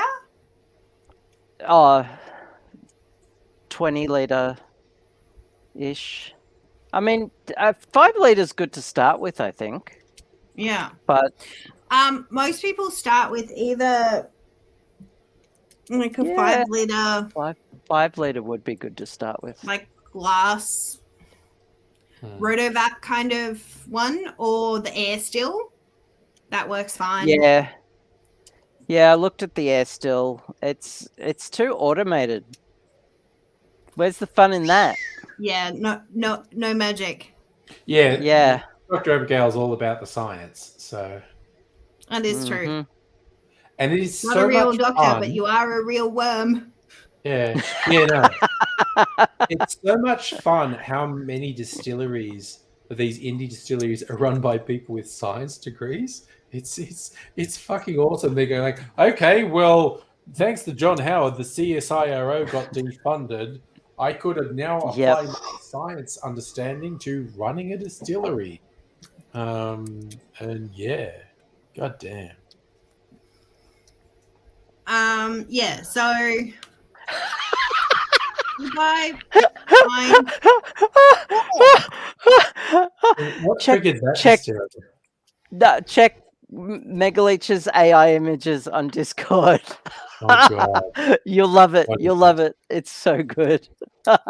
My coworker has sent me like 6 memes about the situation we're currently in. What? I'm like, I can't deal with this right now. I'll have to go back tomorrow. Oh dear. Sorry. What happens, Kirsten? My coworker sent me about 6 memes about the current situation at work. Wow. Okay.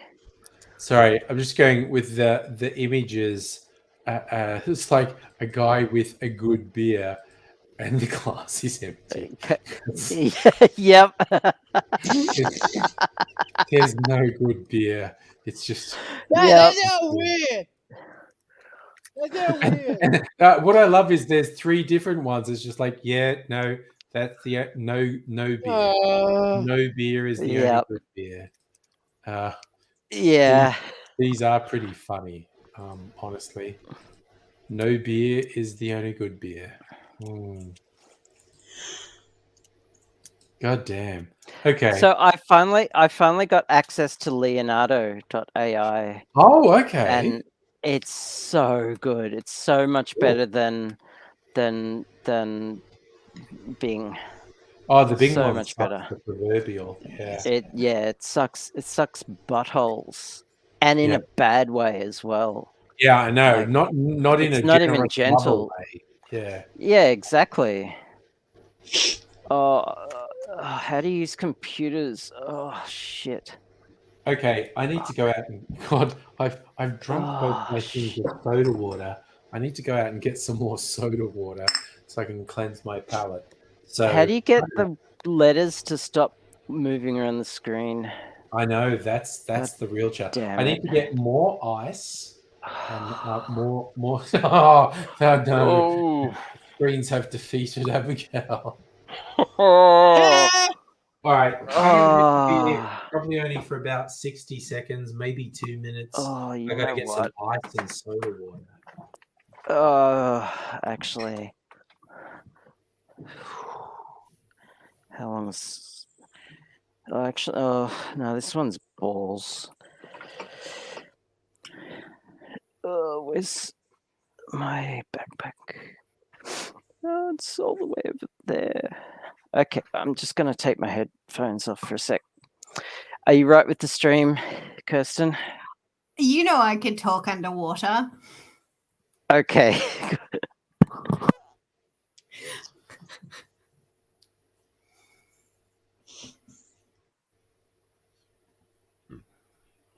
You can do generative AI on Photoshop.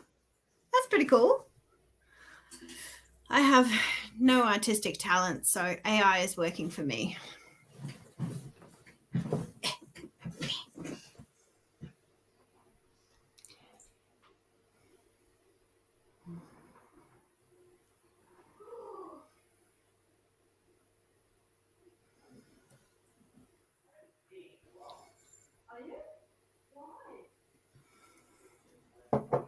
I don't know, someone asked me a question.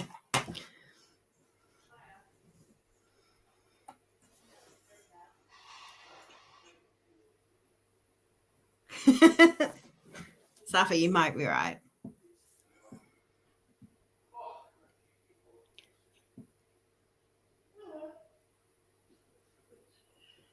Tell us about a new gin you've discovered. It's been a while since I've done gin things. What's the last one that really blew my mind?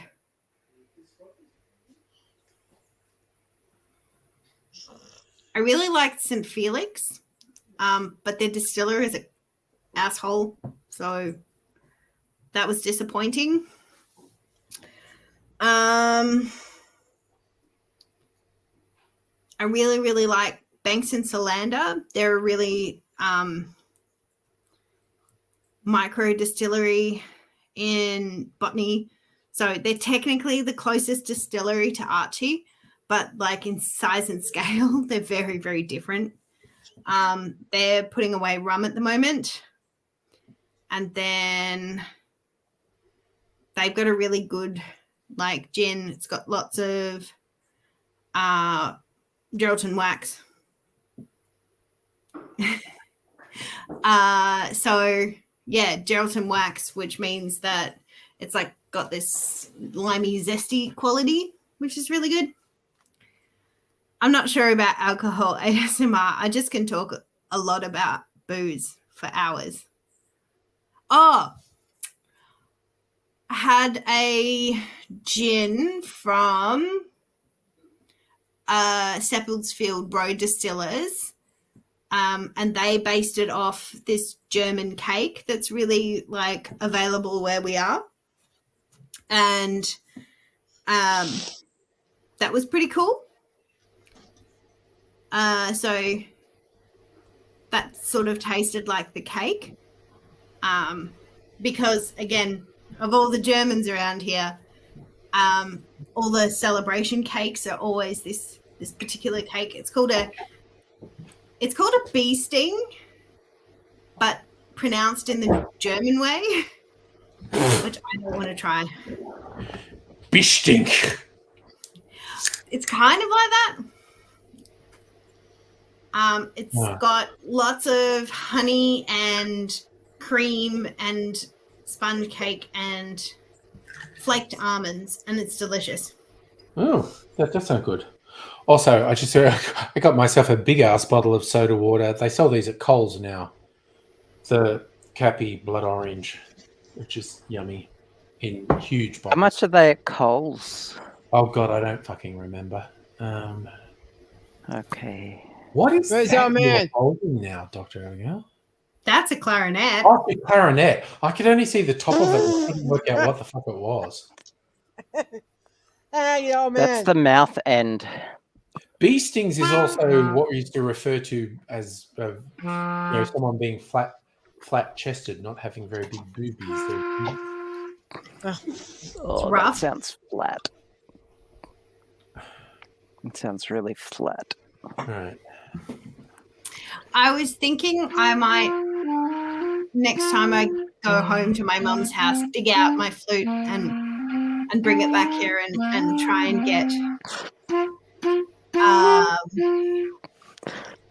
Yeah, like Dr. some Abigail. practice up.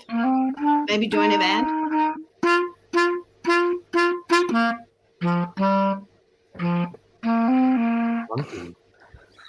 It's That's true. It's not, Don't Whiz on the Electric Fence Don't whiz on the- from Ren and Stimpy. Oh, that's an obscure reference.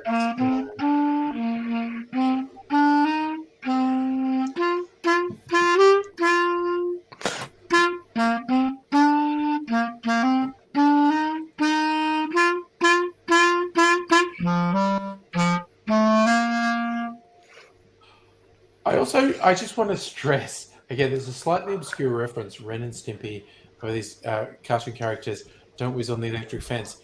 Ren is actually playing a game with his cousin Sven, and Ren gets jealous.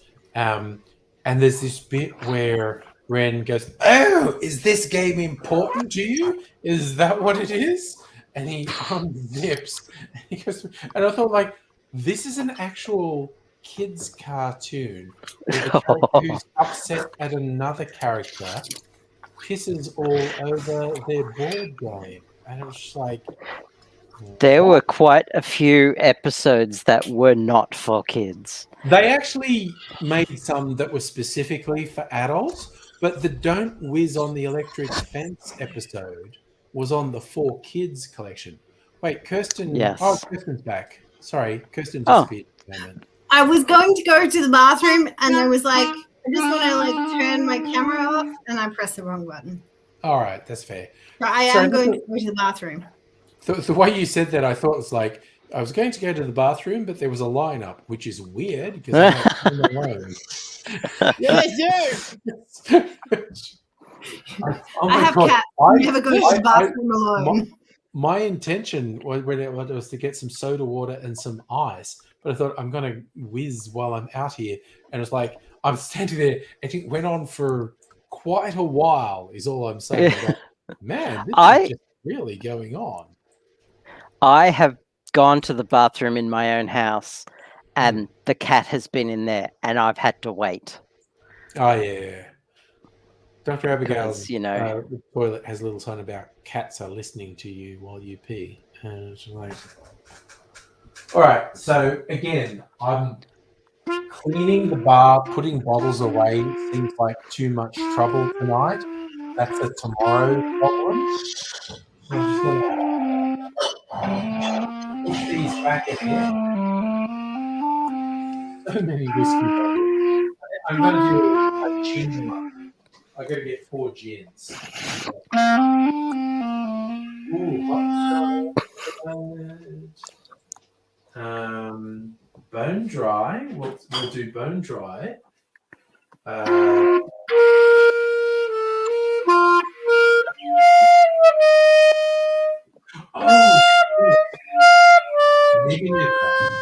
Let's do Neverland.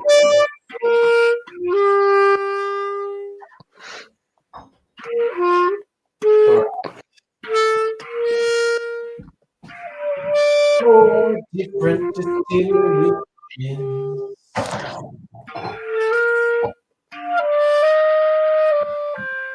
Okay. Ooh, I like having that music playing me. So, okay. Well, maybe I should Fine. actually play something and not improv. I promised to save some of this, and still, 3/4 of the bottle's still there. I promised to save some of it for Kirsten from the Tiny Bear. Their hot cross buttered gin, like Yeah. it's butter fat wash gin, and you look at it, you can actually see like little globules of butter. Oh dear. In. It's really fucking good. I haven't had any for a while, so I'm going to have some of it now. These are very, very different gin. A little bit of that. Then we go so far removed from Tiny Bear hot buttered gin. Oh fuck Why me! is my phone phoning? Dry. Who's bothering you? My phone. Never beeswax and olive gin. My phone is doing phone things. And 4 Pillars yuzu gin. Okay, so where are these from? Tiny Bear is just up the road, half an hour, 45 minutes away. Archie Rose is Sydney. Never's Adelaide, I think. Yeah, South Australia. And 4 Pillars is in country Victoria, Healesville. So they're a bit separated geographically. One's Metro Melbourne, one's Country Vic, one's Metro Sydney, one's South Australia. All right. So what's in South Australia? Never. Oh yeah, never. Never beeswax and olive gin. Again, very good martini gin. That one. I'm doing a gin side by side. So you missed it. I was saying I did promise I was gonna not drink this and keep some of this for when you visited. Tiny Bear hot cross buttered gin. And you can actually see the little globules of butter floating in it. It's but again, I haven't tasted this for a little while. Oh wow, that doesn't smell like gin.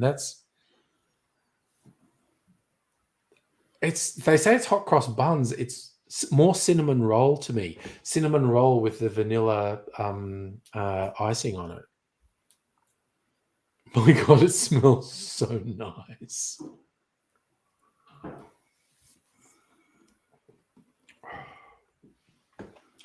Oh, it tastes like gin though. It's oh man, that is good.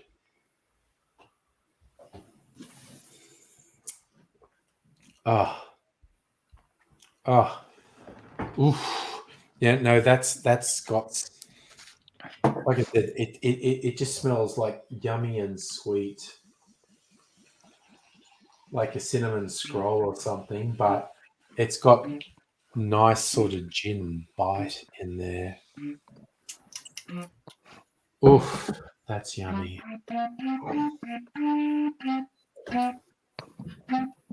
Oh, which one's that? Oh, I've got a passion fruit Brogan's Way gin. My label's different to that one, I think. I think this is the first release they did. Again, I haven't been back to Brogan's Way for a little while. I need to go back. They're doing a bottomless brunch situation. I've never done one of the bottomless ones they do.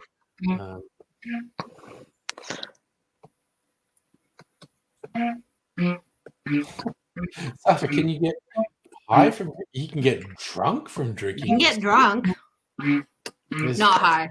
No, it's drunk and high. Okay. Archie Rose Bone Dry. That is a good gin. Oh.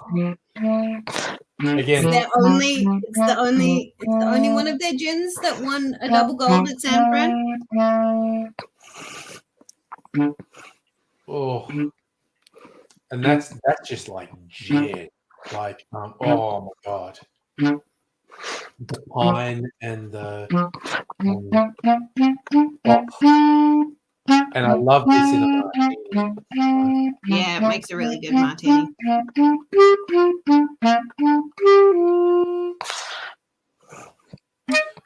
I almost feel like people who don't like gin, that is everything they don't like about gin. But for people who do like gin, that's everything you like about gin kind of turned up to 11. And it's like, oh, it's so clean. The taste on that is so clean.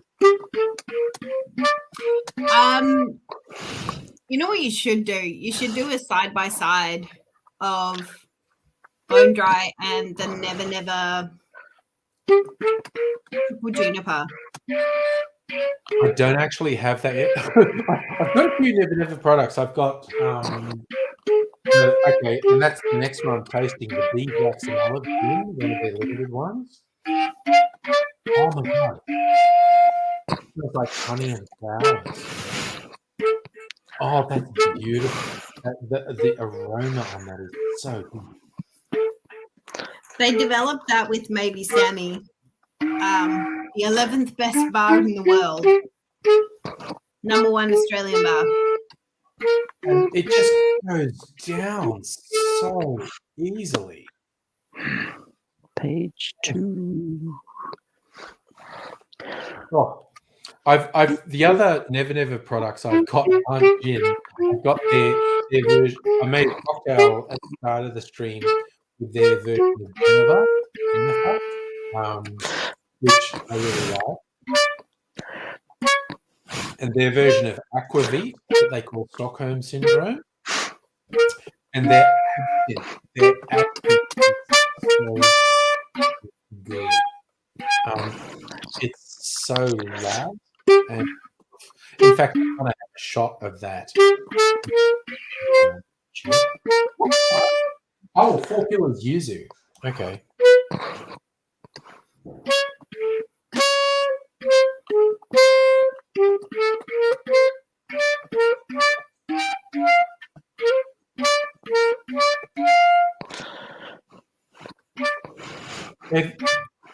That's really nice, but it's probably the most down the line back to gin. 4 kilos yuzu.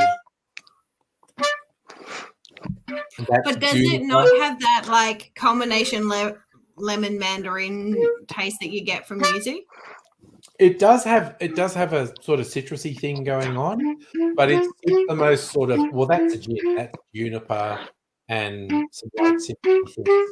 Whereas the other ones, they all have a thing going on with them that is quite different.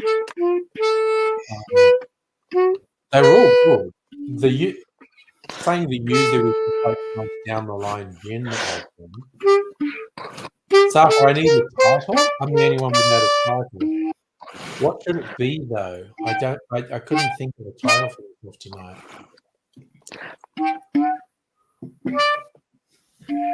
Come up with a name for me and I'll go out and add it and come back. Oh, I've got to have some for a little.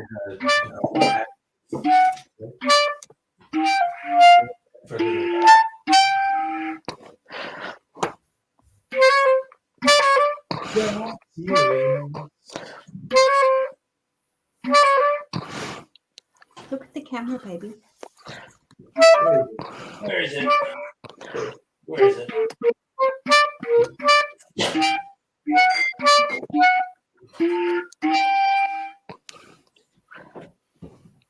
All right. Say hello. Oh, it's a kitty. Look at the little black kitty. Cat. I'm missing a cat because I'm looking at a PDF. A kitty. Kitty. This is Gimlet. Oh, that's Gimlet. Hi, Gimlet. She wants nothing to do with this. She's No. actually just meowed at me 3 times to tell me that I am late to go to bed. So never, My never. cat does that. Wait, where's my phone? It's snuggle time, human. What's going on? Yeah. I need She's like, some more excuse light. me, Ah! it's 11:14. What do you call this? Why would you do that, Angry? Because my eyes are old. Never, never Australian Yeah. Absinthe was Yes, made my cat in does that too, Kirsten. collaboration with the Van Gogh Alive experience to celebrate the iconic Dutch artist's love of the potent green spirit, made using a unique blend of traditional botanicals, including the Holy Trinity of absinthe, wormwood, sweet fennel, and green anise, as well as lemon balm, aniseed, and hyssop.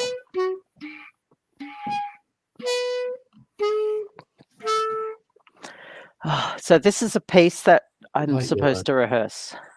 Okay. So again, this Never Never's Australian I'm absinthe. getting a text message. Oh my god, that's so beautiful. Like my Spanish absinthe is so intense. I love it. And I love just being able to put a little bit in a cocktail and it fucking kicks through with that licorice. Oh my god, this Never Never Australian absinthe has just got this really gentle licorice aroma on it. It's so nice. That aroma is so good.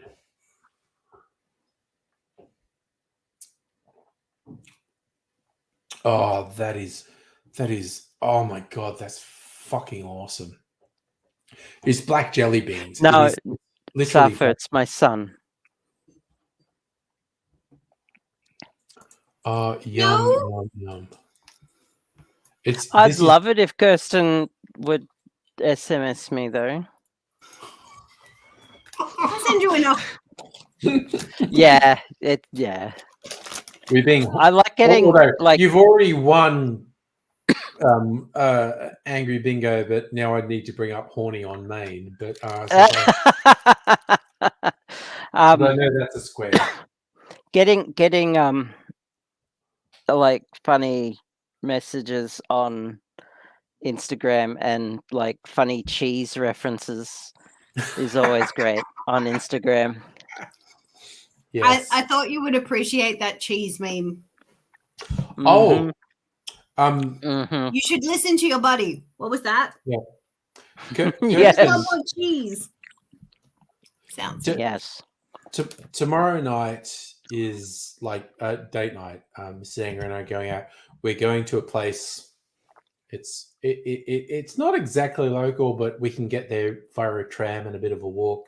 It's called Repeat Offender, and it's like, I don't know, two dudes, and they're actually Brits who run it, I think. But this one guy, I don't know, in his travels, he's gotten really into Mexican and Central South American stuff, and he's gotten really into the agave spirits, like not just tequila and mezcal, but the sotol and a couple of other of the agave spirits that you get in Mexico and Central America.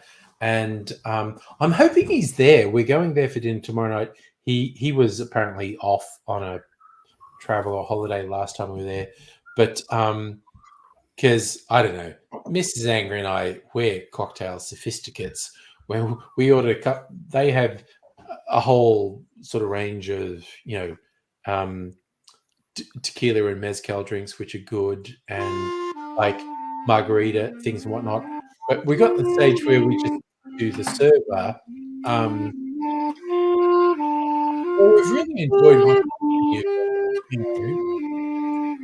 Is there someone here who wants to create a particular thing they're working on? And I'll bring the mayonnaise up. I was one of the people who runs it. And we talk about light and made us off-menu cocktails. Extremely good. And then he's just like, oh, you're into this. And so then he just brought over a bottle of Sotol and he's like, try this. This shit's good. And he's pouring a shot of Sotol, which is a slightly obscure agave spirit, and which is really good. So I'm hoping he's there tomorrow night when we go there. So it's like, oh, we haven't seen you for a while. what can you do for us? Because he was making us like versions of an old fashioned that was just mixing up the various. It was really good, but also the food's really good. The food is sort of Central American style, Mexican, Central American, South American style food, which is really nice. They make good You've got cocktails. to ask him what he thinks about Australian agave or Ozkeela. I think someone tried to call their shit, and everyone was like, "No, that's dumb." No, just call it agave spirit. Yeah, there was someone at Holy Water that had their agave spirit, which was fine. It was nice. It's possible that it's the same people that do Ned. So they're doing an agave spirit, and they're doing it at scale, like proper scale. Yeah. And then there's a very small place called Blackgate, and they do agave spirit. Echuca Distillery does an agave spirit. I think it was Echuca Distillery that I tasted. Yes. Oh, I really like their Navy Strength gin. Ooh, okay. Echuca Distillery does an incredible Navy Strength gin. And then, but Echuca Distillery just brings in agave syrup. Whereas I think that everybody else makes their own. Yeah. Right, over here. As soon as you said Navy Strength, I've got some Navy Strength here. Okay, I've got a tiny bit.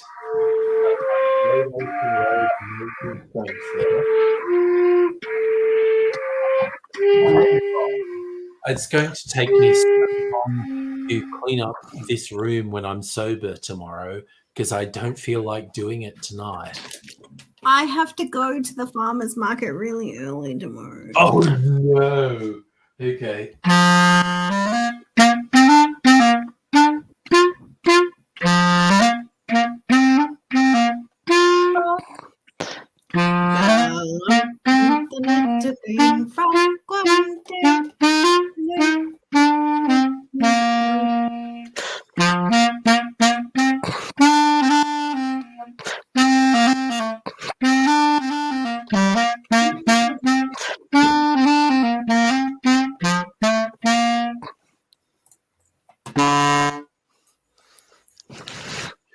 Your face went very blue.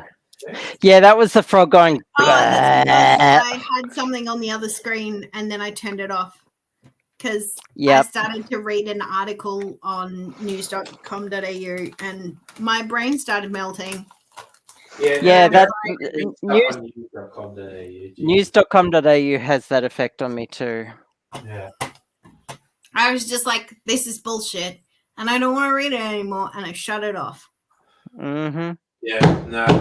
Fair. Fuck this shit. Sorry, I do have another fucking Navy Strength somewhere. And I'm in no fit state to find it at the moment.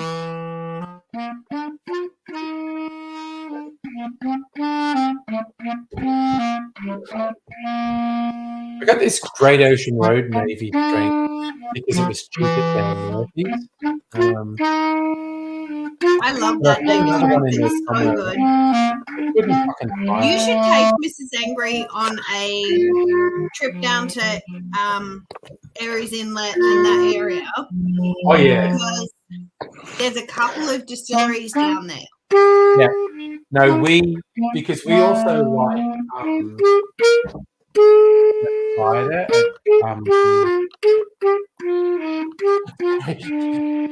Clarinet is doing my head in. I can't think. I'll stop. No, that's okay. I love it. The cider with the black cockatoo. Flying Brick. What? Ham soda. Ham cider. Flying yes. Brick. Flying Brick. It's either Flying Brick or ham cider. I think it's Flying Brick. Grape soda. The Oh, that's hand cider- wine. The hand cider was actually French. But Mm. yeah, no, Flying Brick. My favorite cider is from Flying Brick in Geelong or past Geelong. But also, if you go out there, then you get to go to the Anther Distillery and the Whiskery, which is out there. And if you want to travel a bit further, you get to go to Great Ocean Road, and it's a whole thing. Great Ocean Road is just underneath the lighthouse that was in Round the Twist. Oh my gosh. Sorry. This again, the Great Ocean Road Navy strength. It's just like, yeah, that's just juniper. That's no, It's good gin. that's not split point gin. That's not fucking around. That's in my freezer martini. It's like, oof. Yeah. Anne and Chris are the distillers, and they're lovely. And they were at Holy Water. Lovely people. Really enjoyed So lovely. Really enjoyed talking to them. Oh my god. It's just There's a couple in Lorne as well. So that's intense. what's Sorry. it called? That's so fucking intense. It's just like, holy shit. I'm just sipping some Navy strength gin and it's like blowing the back of my skull out. Ugh. I am drinking water. Which honestly is admirable. I have some soda water. I'm just gonna wash that Navy strength gin is like impregnated on my tongue. Oh no. Soda water now. Oh. It's just gonna wash the flavor back into my palate. Oh goodness. God. This broke. What's that one? What broke? The stopper broke. Oh my gosh. Oh, that's not good. Bummer. Hot glue gun or Yeah. I saved a whole bunch of stoppers, and it turns out when I have this idea of saving bottles Is it a of cork? stoppers to reuse, the stoppers break. It's a synthetic. But yeah, a hot glue gun will probably do the trick. Mm-hmm. Yeah. Ugh, But I really wanted to drink this gin. Yeah. I'll drink it.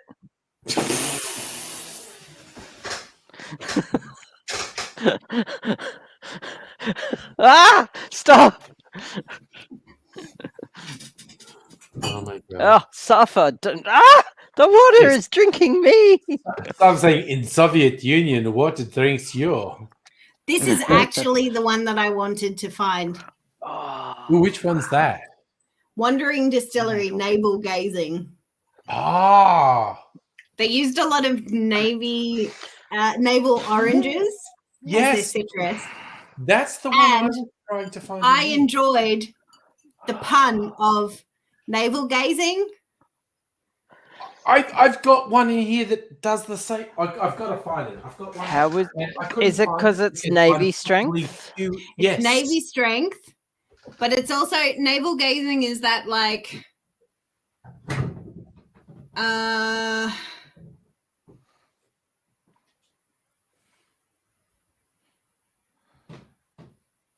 Kitty! I saw a kitty. one of mine.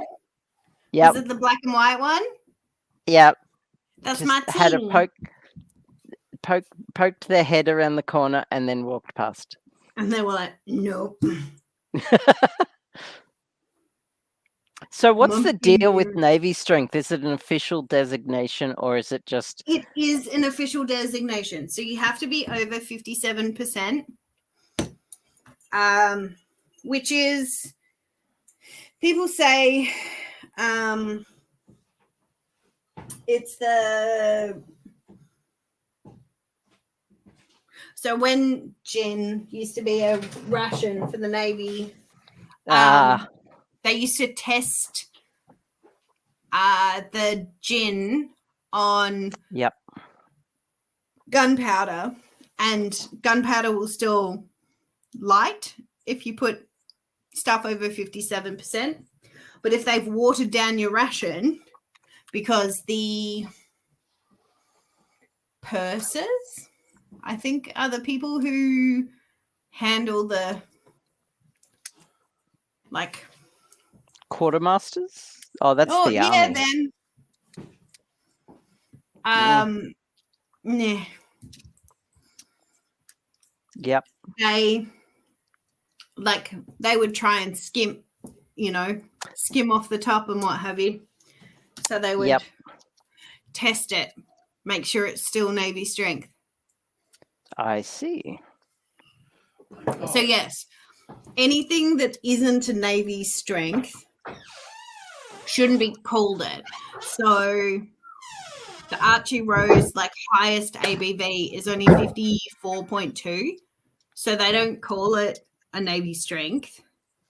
They call it distiller's strength. Yeah.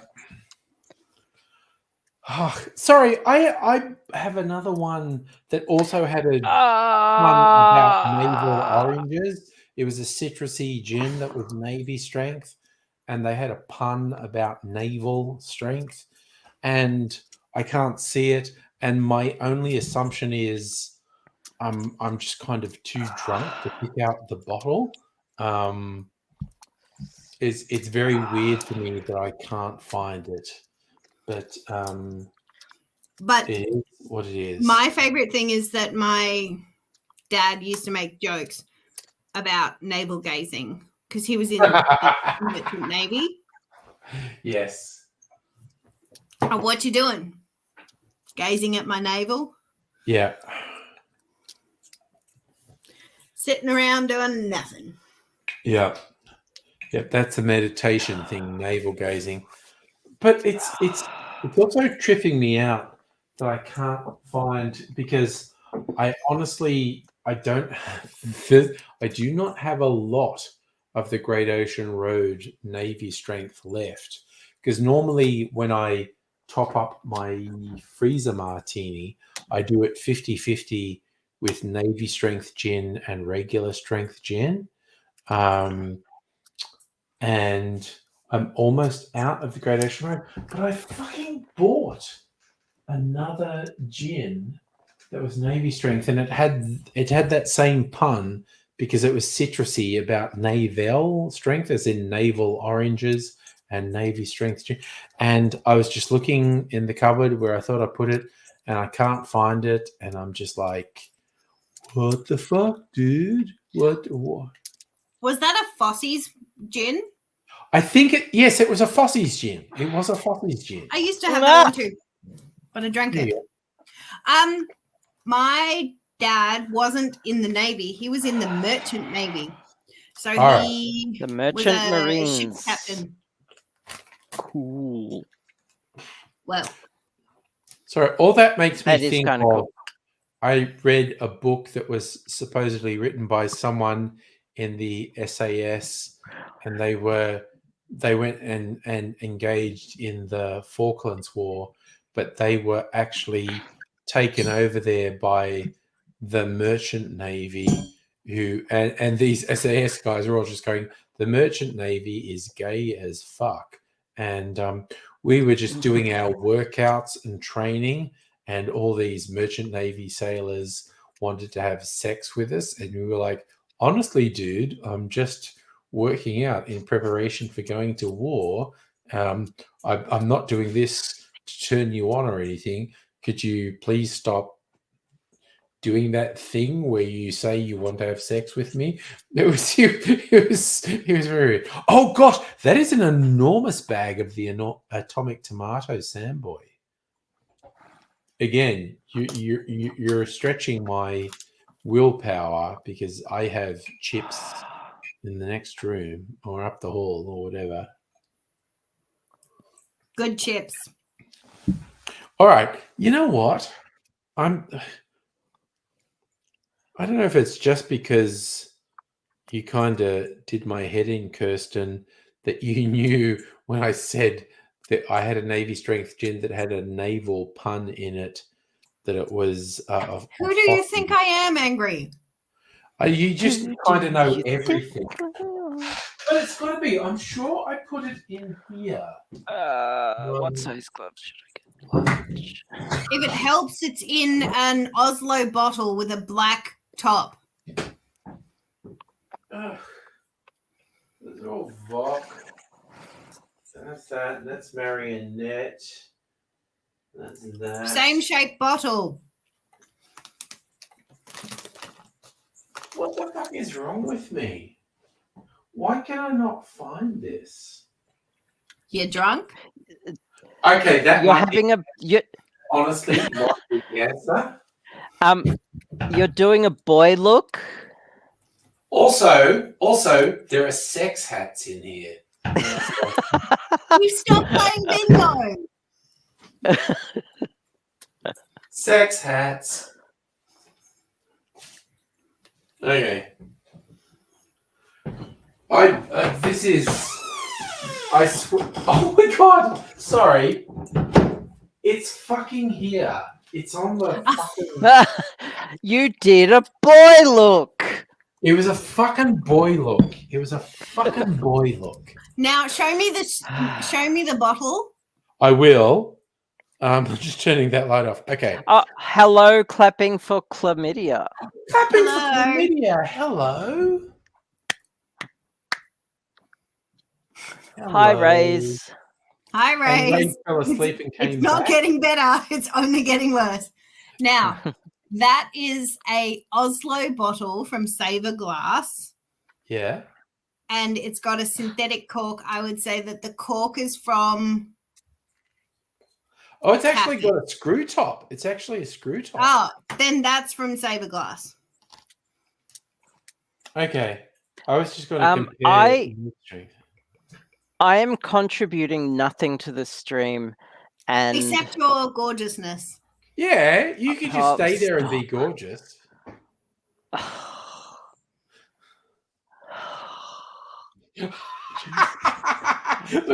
look what we did to her, Kirsten.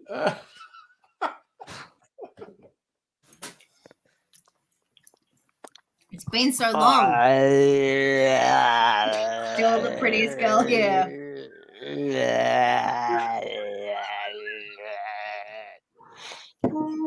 Don't look at me. Do not observe me, says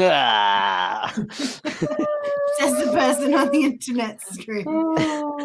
Yeah, I know.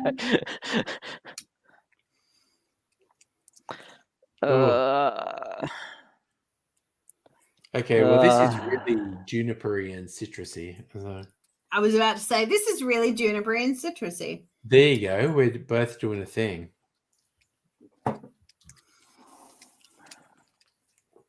Oh, that's really good, though.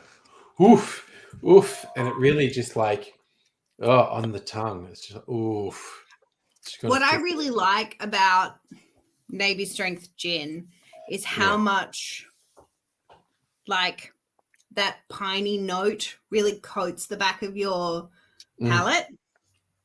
It is. It's not like water. It is it has coated my tongue. It's oily. Yeah. No, it has sat there, and it's in a good way. And there's a Oh, real... Rays, you just reminded me I haven't bought my ovipositor yet. and Ray's is just updating us on what Fleshlight is doing. It's all good. It's all good. You know, when you buy an ovipositor, you have to make your own eggs. God.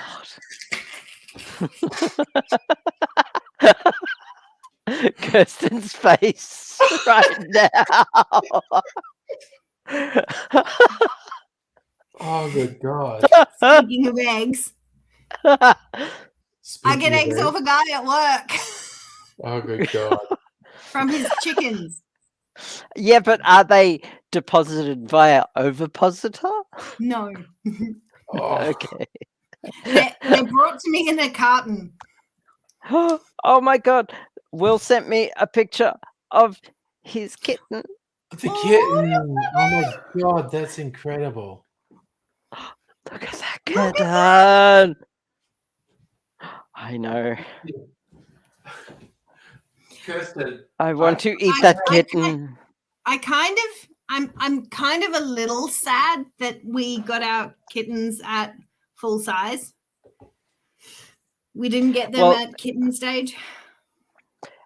He found this kitten abandoned. You know the story? I was fa- here. yeah. I was in chat. Oh yes. 4 weeks. Like such a Tiny. baby.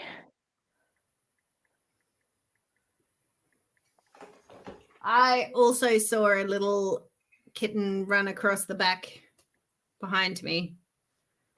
Uh-huh.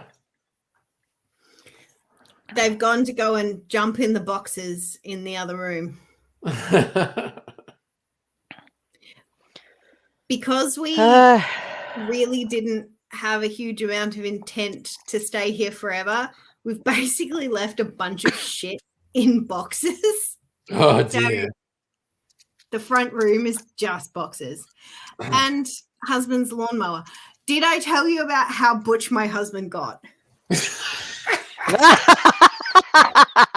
No, God. Hello. So, for the first time in over a decade, we've got a lawn and It's got a lawn. and we Mhm. we obviously have to care for it because it's a rental, right? Yeah. And at some point they're going to want to do another inspection. Anyway, he comes to me about 3 weeks ago in a bit of a flurry, which is never a good thing for me. It's always going to end up badly. So he says, I think we need to go to Bunnings and I want to buy a lawnmower. And I was Okay. like, Okay. like now? And he's like, well, yeah. Okay. This was on the Thursday. Anyway, he like comes to me in a flurry on Saturday. He's like, get your shoes on, we're going to Bunnings. I was like, oh, okay, cool. Drive to Bunnings. We're in there. Oh, actually, no. Rewind. We go to the local Mitre 10 and he gets overwhelmed because I wasn't with him. Oh, And he was like, dear. I was like, did you talk to the guy about the lawnmowers? Oh, no, you can't do that. Okay, fine. God. Talk to the guy about the thing. Jesus. How dare the man? He husband was like, oh, he tried to talk to me, and I was just like, Murr! And left. Wow. Anyway, Oh my God. so I knew he was really serious about this because he went to the Mitre 10. He didn't get what he wanted, so he took me to Bunnings like 3 hours later. So was that an autistic thing or was it a man thing? Not Can't- wanting to talk to the man. Or an autistic man thing. Ah. Probably that one. All right, Anyway. all right. Okay. The sweet man and I spent 45 minutes reading the side of boxes in Bunnings. Oh, this one only does 250 square meters. We've got about 8 square meters of lawn. And this one does 500 square meters. And this one does 1,000 square meters. Oh, good Lord. So we should buy the 1,000 square meters. And I was Oh like, my God. Okay. There is no reason to buy the thousands. No. Okay. Just buy whatever you want. Yeah. Anyway, and then he was like, oh, and I need a whippersnipper and a hedge trimmer at the same time. So that was another 45 minutes of reading boxes. Oh my He God. decided to get them all battery powered. And behind me is the battery. The batteries. Oh, that's the battery. Yeah. Okay. Anyway, he bought the fancy lawnmower and the medium good hedge trimmer and the fancy whippersnipper, and got up, I shit you not, at 7 a.m. on Sunday to go and bloody whippersnip the bloody backyard. And That's then- too early. Correct. God damn. Correct. You are not incorrect there. No. You want to know what added insult to injury? He made me get up and take a picture of him Oh with my- the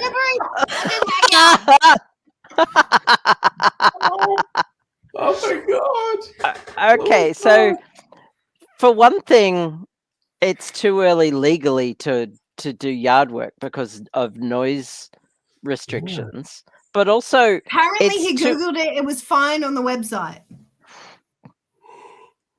it's too early in general because who the fuck is gonna do shit at 7 a.m. on a fucking Sunday? Like, I was like, dude, you should be getting ready to go to church. Yes. Yes. or going to bed from the night before? Good lord. All of these things. Yeah. But also, he made me get out of bed Yeah, to take that's a balls. photo. That's, Yeah, that's just wrong. I was not pleased. That Might that's not have been that's 7 a.m. that's- It might have been slightly later than that, but it was still rude. I was in bed. yeah, that's He didn't even have the decency to bring me a coffee in bed before he made the request. yeah. Yes. just so rude. So that- rude. That is very Anyway, he's been spending his lunchtimes shaping the hedge, and he's Shaping the hedge. My god. he's And that very isn't proud of even a his hedge. euphemism. It's not even a euphemism. No.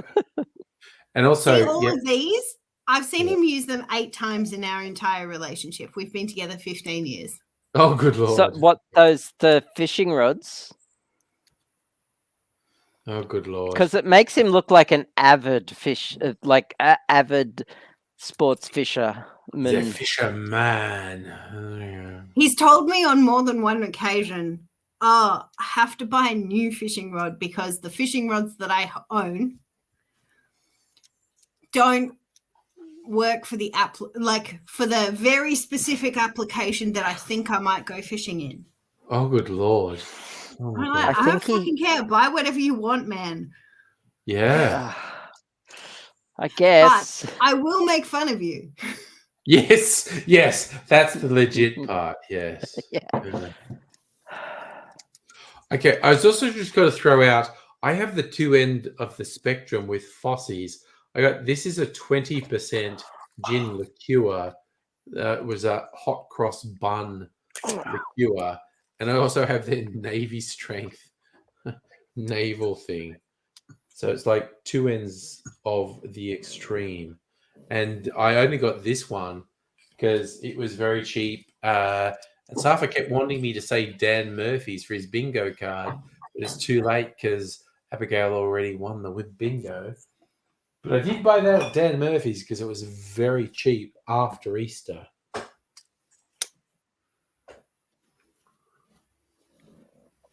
I like the Fossies Oh, gin God. liqueur. It's good. Yeah, no, the hot cross bun gin liqueur is just like it doesn't taste like alcohol. It's like cinnamon and sugar. It's the stuff you put on Safa, coffee. I don't think my neighbors complained, or if they complained, they didn't complain to me, so I don't care. Yeah.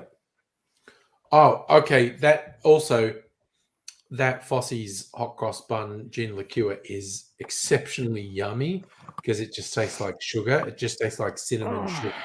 Like that stuff you get in the supermarkets. I think cinnamon sugar that you put on donuts or whatever. It's just like, oh my God, it's so yummy. Oh, that's cool, Safa. Yeah, you can totes do that.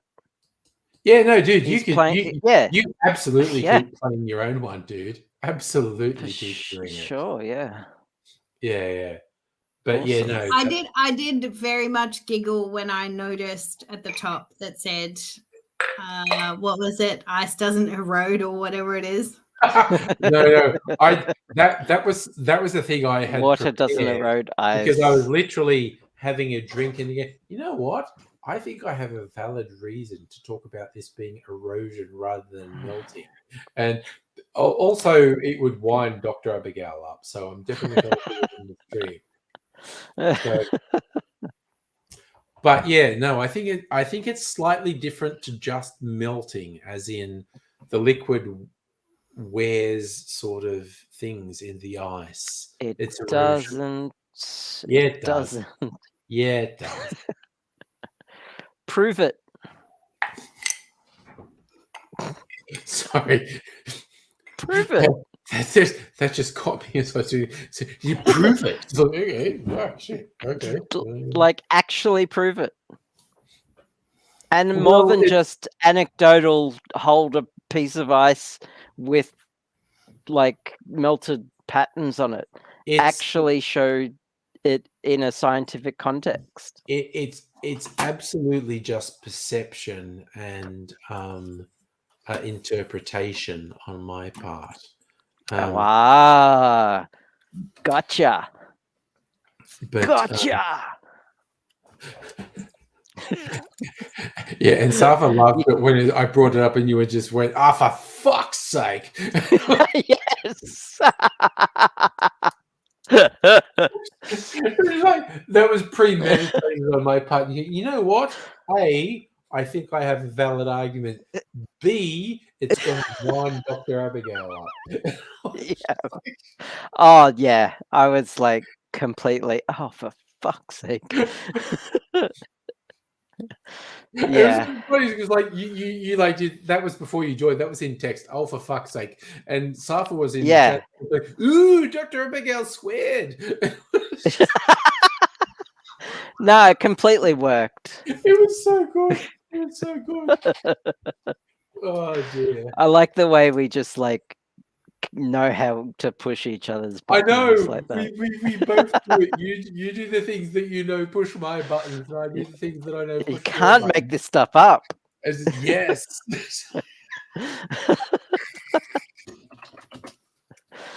Oh dear. Oh, it's so funny. It's so funny. Oh dear. Mhm. Deep sigh. Okay, yeah. It's occasionally like when I'll do that in real life. I'll say, deep sigh. And I guess you should say deep sigh. Sometimes when I yawn, I actually make the word yawn come out of my mouth while I'm yawning. Yeah. And the first time Will heard that, he was like, "Did you just yawn the word yawn?" And like, he'd never heard that before. Yeah. And sometimes I burp the word burp. And if only I could sigh the word sigh. Yeah. But it's just like when I'm around people who aren't terminally online and I'll say something that's a reference to being terminally online. You have friends that aren't us? No, they're not friends. They're people I work with. Acquaintances and workmates. I don't like them at all. I just have to interact with them. You have other people that aren't us? Yeah. People? Oh, good Lord. Oh, yeah, Ray's also, for anyone who's on the Discord, Ray's I'm currently looking at those. He posted a shit ton of food pictures, which were great. I got to go on like a mini shopping spree today. Oh yeah. Oh, for equipment. Equipment. Oh yes. Science equipment. Science. We love science. I'm sciencing. And Dr. Abigail, I know, having a whole thing, and it was weird. I didn't even realize it was making jokes about being a patron of the sciences, being a Medici, and the science. The Medicis actually were patrons of the Ninja Turtles. They actually were patrons of Leonardo, Raphael, Donatello, and Michelangelo. Michelangelo. And I was like, oh my God, that's literally why they called the Ninja Turtles that. They were the ones, the contemporaries that the Medicis were the patrons of. So Splinter was like the Medici, and the Turtles were Michelangelo, Raphael, Donatello, and Leonardo. Did you just repeat something? Repeat stuff, repeat stuff, repeat stuff. And I also want to repeat the story. What was funny, that song, which, I don't know, fucking he did 10 years ago. That was from That was the Justin Bieber song, wasn't it? Yeah, no, he was making fun of Justin Bieber and other horrible formulaic pop stuff and how it's evil and fucked up and whatnot. And that was in his show What, which was from like 10 fucking years ago. And I did actually see a thing. He found out because the show was very popular and he was performing it all over the US. And someone said, oh, you know what we found out? Like after the lights went down, Justin Bieber and his famous pop star girlfriend, I forget which one it was at the time, they came in. Selena Gomez. Yes, it was Selena Gomez. Oh my God, Kirsten knows. They came in after the lights went down. They came in so people wouldn't see them, and they sat and watched the show. And they watched the show and a thing. And someone told Bo Burnham after the fact, he was in the thing, and Bo Burnham's going, there's a fucking song in that show where I basically say he's a piece of shit and he's the spawn of Satan. And he's like, I feel so bad because all he was doing was going out to have a night out because someone told him this was a fun show. And I feel like a piece of shit for doing a thing that basically said Justin Bieber sucks and he's the spawn of Satan. And Justin Bieber was actually in the audience watching it. Yeah. And Bernard's just going, he's not meant to be in the audience when I do that song. It's just like, it was so funny. So the reason that I know who's the major players in Justin Bieber's life is because of a podcast that I listen to called Shameless. Oh, nice. It's a very good pop culture podcast, and they do a series on Mondays that covers a bunch of like scandals. So the series is called Scandal. And they talk about like revisiting a bunch of scandals. Yeah. Like Fergie and Prince Andrew and oh God, that is old school scandal. That is an old school old school scandal, but like worth looking into because lots of people don't understand the context of some of the jokes. They just did one on the Hadids. Oh wow. Like Bella and Gigi Hadid. Who? And I have no idea who they are. They're like supermodels, but supermodels after the other supermodels. How did they get their powers? And what are their powers? Supermodel. Being hungry, I think. Being hungry. I did see this article recently where it highlighted some Hollywood types, like what's her name who does Goop? Gwyneth Paltrow. Gwyneth Paltrow essentially slipping because they were talking to people they were friendly with on a podcast, and they essentially slipped and said, I just starve myself all the time. I'm starving. This is terrible. I just don't eat. That's how I maintain. And it was just like, yes, you sell these health products and you do this, but what you're doing is not eating and this really awful, destructive, starving yourself thing. So Gwyneth Paltrow didn't register that was problematic, but because she doesn't. Was it Hilary Duff who it was Hilary Duff or the other one that kind of looks like her. Anyway, one of those two also did a podcast, and they're like, No, that's literally it. I'm always hungry Yep. because if I get fat, people are gonna write about it. Yeah. And it also made me think of the old British comedy that had Julia, fucking Pretty Woman.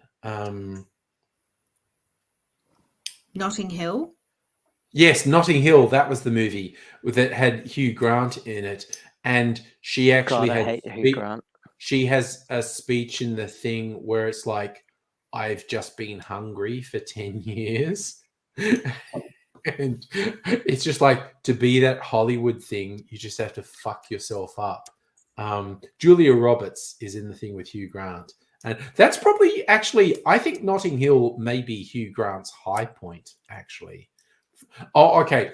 I think there are two Hugh Grants. I think there's young Hugh Grant in the rom-coms. And I think there's Hugh Grant now who's just playing deviant. Hugh Grant for the last 5 or 10 years has been in various dramedies just playing fucked up deviant. Dramedy. Do you hate that word? It's pronounced Dramedy. dramedy. Dramedy. No one says dramedy. Americans. Because I've you always say said dramedy. Yeah. drama. Comedy. Americans say drama, though. You're right. It makes so much more sense your way. Thank you, Kirsten. That's very validating. I believe you. I've only ever read the word. The first time that I said the word omnipotent out loud, You said omnipotent. Yeah, I did too. The first time I said it out loud. Made really awful fun of me, and I was like, I've only ever read this word. I have no idea how it's pronounced. You're Marge Simpson. There was a classic Simpsons thing where Mart says, "Run like the wind, Bart," and Lisa says, "It's run like the wind," and Marge goes, "I've only ever seen it written." So whenever I fuck something up like that, I go, "I've only ever seen it written," and I'm doing Marge Simpson. Look, there are so many words that I only ever saw written. Yes, and like dramedy makes so much more sense. Yeah, why would because we say drama. Drama. Yeah, I know, right? And I've never ever heard anyone call it dramedy until I heard. It's what Americans say. Americans say dramedy. It's American. Americans are idiots. Don't listen to them. Let's not base our life around them. Yeah, don't base your pronunciation on Americans. Dramedy is they also say aluminum. Most dramatic comedy. Things like probably the best Australian dramedy is Mr. In Between, which you can watch on Foxtel or Binge, and I thoroughly recommend it because it fucking kicks ass. But they're great American dramedies: Breaking Bad, Better Call Saul.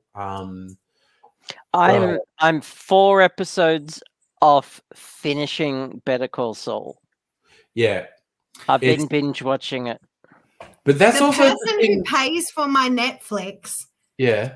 Let us know today that they got the email that said, "Oh, you can't password share anymore." No, I don't know if that's happening with mine because I don't know because my offspring moved out, and of course they had their own accounts when they were in the house with me. I don't know if they're still watching Netflix, so I'm waiting to see if I get a message going, "Hey, this person needs to pay." I haven't got an email. I cancelled my Netflix a couple of months ago. I just wasn't using it. Will was, but he doesn't pay rent or anything, and I couldn't afford much. So I told him, if you want it, you pay for it. You're 18 now. Yes, there you go. Yeah, I'm still paying for your YouTube. No, sorry, not YouTube. Spotify. I'm like this close to canceling that too. Like, count Yeah. your lucky stars. Yeah. And Safa, I don't want to go to the US. Chances are I'll get shot or I turned know. away at customs or Yeah, no, fully 50% of the US Yeah. is anathema to your personal health and well-being at the moment. yeah. Like I'm adding it to the there are countries in the world where I am literally illegal to live Yeah, in. you're a crime. Yeah. Yeah. So and the US is becoming one of them. About fucking So- half of it at the moment. Literally half. Yeah, it's scary. So It's I terrible. don't want to go there. No, it's not I've good. never particularly wanted to go there. I think the next place we're going to go is Scotland. I would. I wanna go to I would. Scotland. I want to do Ireland. Ireland and Scotland. I would fucking love that. I I don't know have how family I'm in going to Scotland. afford to take husband to Scotland. Oofed. It'll get Yeah. way too expensive. I've gone as far as, and this was quite a while ago. I was in the UK. I did a YouTube. I did a road trip with a YouTube pal. I was with Mrs. Angry, and her mum was in Bath, not in Bath. It was in a little Cotswold village, half an hour away from Bath. And then there's this friend go, oh no, we'll hire a car and we'll do a thing. And we drove up to Edinburgh and spent a night to Edinburgh, lovely city. We did this whole road trip and it was beautiful. We stayed one night in Manchester, and then we got to London and spent a couple nights in London. It was great. And what was funny, it was just like someone I knew through YouTube, and we just hired a car and drove and stayed in hotels together, and we didn't murder each other. We spent like a week. What? I know, we spent a week traveling, total strangers basically, spent a week traveling and staying in hotels in different Nice. cities and whatnot, and we didn't murder each other, and it was fine. It was good. But again, what's funny about the UK to me, you get to different cities and you see how many houses are built in the same way. They're built with the same sort of stone. Like if you're in a city and there's a sandstone quarry nearby, all the buildings are made of sandstone. You're in another city, they're made out of the same sort of brick because that's a brick that was manufactured in that city. It's fucking wild. They There's all a have their own place character. in South Australia that's exactly like that. I've been there. Hang on. Looking at Google Earth. Mount Gambier. Mount Gambier is exactly like that. Yeah. But we stayed in these cities like Nottingham. The buildings were all built at the same sort of brick. And another city, it was like bluestone. Edinburgh was sandstone. Everything was built out of the same sort of sandstone. Manchester, the buildings were all the same sort of thing. It was absolutely surreal. It was all based on what was quarried or manufactured locally, and all the houses and buildings are made out of it. There's a place near Mount Gambier called Dismal Swamp. Which is, again, wicked name for a place. Yeah. Near the airport. So when we went to, we did a small tour of UK, and I insisted that we go to Scotland to go to the Edinburgh Tattoo, which is nice. the big drum thing. Yes. And I made husband go with me. Mhm. And he was like, I I'm don't so fucking jealous. get this. This is weird. I don't understand. Because like I grew up marching in marching band. I've always been that girl. Anyway, we went and I was like, I want to go to the tattoo. That's the only thing I want to do. Yeah. That and going to the Moulin Rouge. These are the things I put my foot down about. Yeah. And he was He was very reluctant, but we went, and he was like, "Wow, that was amazing! Jump!" Of course it was. These people are professionals. Yeah. How long did it take husband to change from New South Wales to South Australian license plate? Well, Safa, I did it because the car is registered in my name. Your And it took car. me There you 3 go. days. I have a question. When you went to the Edinburgh tattoo, Mhm. did you see the Swedish secret drum band? No. I was so sad because the year before and the year after, the Swedish secret drummers were there, and the year we were there, they were not. And I was devastated. Damn. Oh, that would have been a highlight. Okay, so the Swedish secret drummers are my favorite. The Swedish army, I think, have a top secret drum band. No shit. And they have really big hats, like really big hats with white plumes.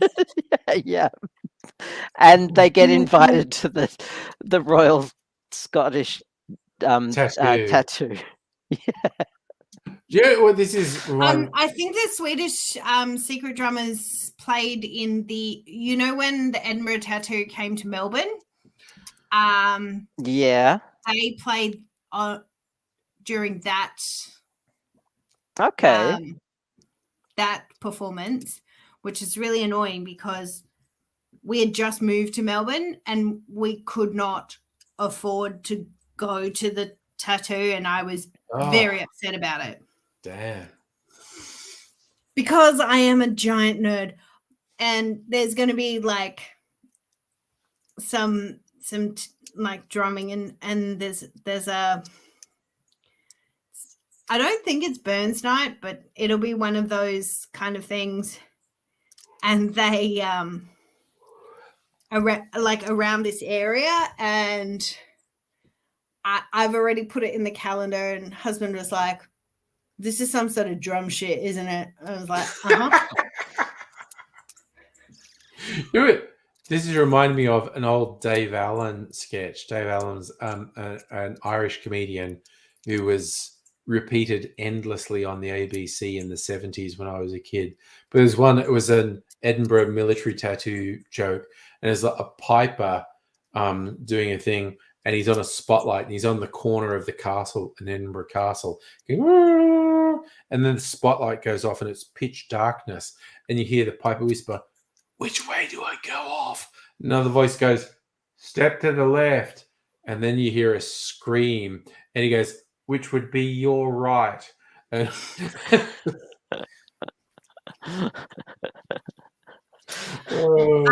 Rays, the pink and brown bits are for the progressive flag.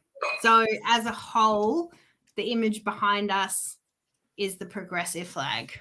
Oh yeah, I could actually I have one here. Oh, wait, I thought that would show it. What's this? God, nothing's doing shit. Okay, what the Well, fuck? that's a good thing. I know, right? Nobody needs. Oh, look, there's me being big.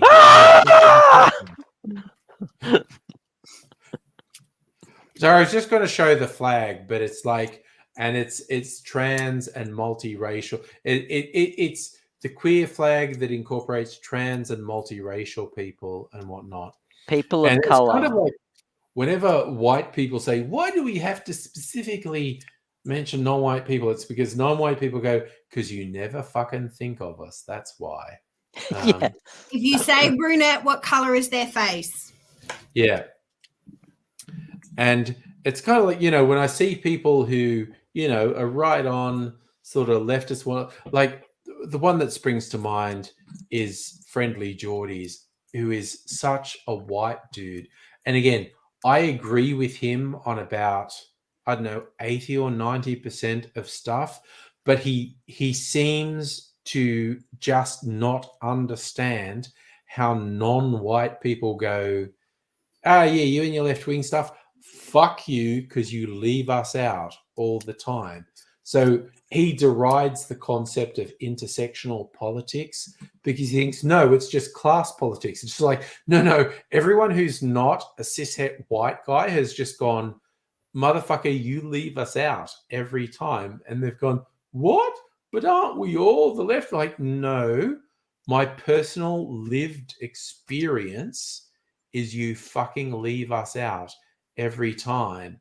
And it's a thing with lefty white guys not quite getting how people who aren't white guys have a problem with their politics. And it's like, but I want to uplift everyone. It goes, yeah, but you fucking don't. You, in practical terms, you don't.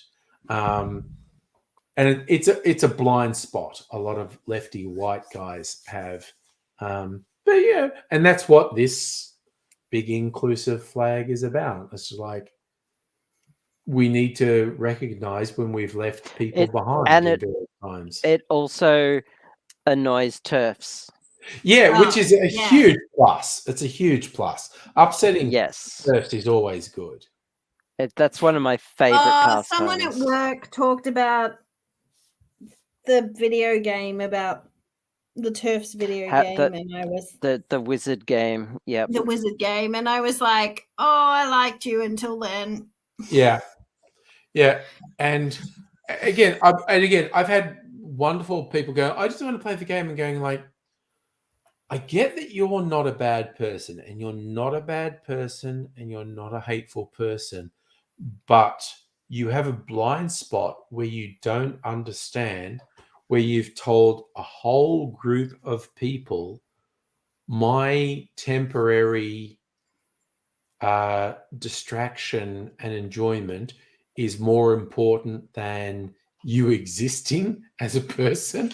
It's just like, again, you're not a bad person, you're not an evil person, you're not a twisted person, but you're just so in your own world, you don't realize you've told other people, your safety and well-being and very existence doesn't matter to me as much as temporary distraction and entertainment matters to me.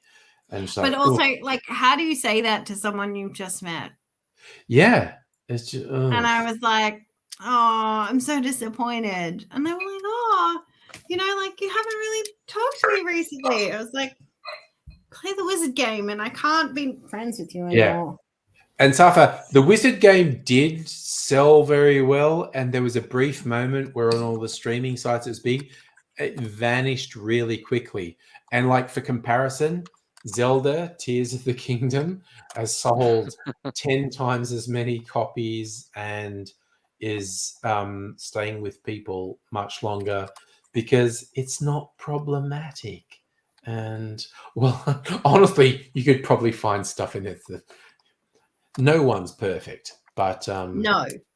But the author of the wizard game has very clearly said in several many instances, oh no, that's what I spend my money on, trying to and she has actually said, when people buy these things, this is an endorsement of what I say. So you can't escape it, because she says when you buy the products, you are explicitly endorsing the shit she says. So it's the whole fucking thing. Something. Yes, Nintendo is perfect. I'm sure Nintendo has never faltered or stumbled or done anything problematic ever. Oh, sorry, Rays, we're talking about Harry Potter shit.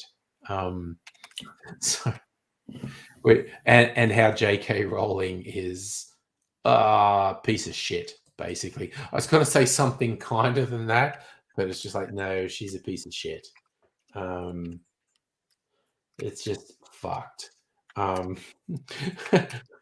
It just reminded me, the funniest thing, again, talking about YouTubers, Philosophy Tube, which is a very good YouTube channel, which, again, literally explores important philosophy things, but the presenter is trans, and as she pointed out, she is Her name is possibly Natalie Wynn. yeah. Natalie Wynn is one of the higher profile American trans women, but on Philosophy Tube, the presenter, she's Oh, possibly Philosophy Tube. Abigail Thorne. Abigail is- Thorne is possibly is the highest profile trans person in England. UK. Yeah. And she actually did a joke in one video when someone said, "Yay, I'm the Queen of Turf Island," which That was was such a yeah. funny phrase. That I was fucking in loved it. her. That was actually in her coming out video as well. Yes. It's like, yay, Queen of Turf Island. It's just fuck. That was what was interesting, and a lot of people said, "Oh, I thought it went on," but genuinely, the year prior to Abigail coming out, I was going, well, Philosophy Tube getting a bit sexy, in touch with their femme side here when they're doing this. And I feel like I did on social media several times, going, okay, no judgment. Philosophy Tube very much in touch with their femme side there, and lo and behold, there was definitely a build up to it. But again, the fact that she's left all the old videos up, like, kudos, because that can't be easier. The dysphoria that would associate with those things being watched millions of times. I took down like all my live journal posts, Legit. like pre-transition. Yeah, like, absolutely legit. let alone YouTube videos. Yeah, no, those. Oh my god, Fuck the that. fact that the old Philosophy Tube videos are still up is like that. The fucking internal strength required to leave that stuff up there, and one just hopes you go, okay, you've got the right support and counseling to manage the dysphoria that would be attached to that. Fuck me, that shows some inner strength. I'm sure that they're proud of that work, and it's quality work. Yes. Yeah. You as the creator, they don't need to watch it, right? And but no, but she'd need to manage the comments and everything still. The thing is, surely she has like a team at this point, right? Who can take that on? Yeah, probably. Possibly, yes. But yeah, I didn't, Heine. Yeah, I didn't exist before I transitioned. No life whatsoever. No. Dr. Abigail exists only. You just appeared fully formed? I just appeared fully formed. Just want to circle back to Razor's comment about the author. J.K. Rowling has been a very vocal TERF for many years. Yeah, no, she's awful. As a result, like engaging with her staff and all of that just holds nothing for me, because I value trans lives more than a story. Yeah. But also a big thing, there was, I don't know if it's the 20th anniversary thing for the movies. Oh, yeah. JK didn't appear in, and it was because the cast said, we are absolutely fucking no way, in no form, endorsing her fuckery. We are not going to appear with her. The core cast all said, no fucking way. We are not on board with her bullshit. And so in all the 20th anniversary movie stuff, JK is not in it because the core cast all just said, nah, fuck off. No. There was some like things in the corner that were like, they do not endorse JK Rowling's views. No, but Daniel and God, and now I'm forgetting all their names. Emma and Rupert. Yeah, Emma and Rupert, they explicitly, publicly said, no, fuck that shit. 100% support trans people and whatnot. And although they never said this publicly, it was incredibly obvious. They said, okay, for these 20th anniversary things, if she's there, we're not. Okay, make a fucking call. And the call was, okay, JK is not going to be any part of this. Because the core cast all said they wouldn't be part of it if she was. So, yeah. Although apparently Malfoy is okay with her, which is hilarious in that. Yeah, but not the dad. No, the what's his kid. name? Draco. The kid, yeah. Oh, yeah. No. Tom Felton. He's so fucking woke. Yeah. He's posted What's so his much name? bullshit on social media. Jason And yet Isaac. he plays these awesome villains. Yeah. It's like I remember him posting his stuff. It was like after some Emmy Awards or something. He was at a thing, and the fuckhead who was the PR person for the first year or two of the Trump presidency was at this party, and all these people were like hanging out with him. And Jason Isaacs just posted this. It was like a selfie, and this fucker was in the background, and he just posted, "What the fuck is this piece of shit doing here?" Jason Isaacs don't give a fuck. He's just he is based. Jason Isaacs is based. You've been listening to Behind the Bastards recently. Oh my god. Since it's not I've been dying to bring this up with you. How good is the Vince McMahon? Oh my god. I just started listening. He's doing a 6-part thing on and it's Vince beautiful. McMahon, you know what's really funny? Monster. 6 parts on why Vince McMahon is the worst. On the dude who did wrestling. And it's the only other person he's done 6 parts on is Henry Kissinger. Henry Kissinger.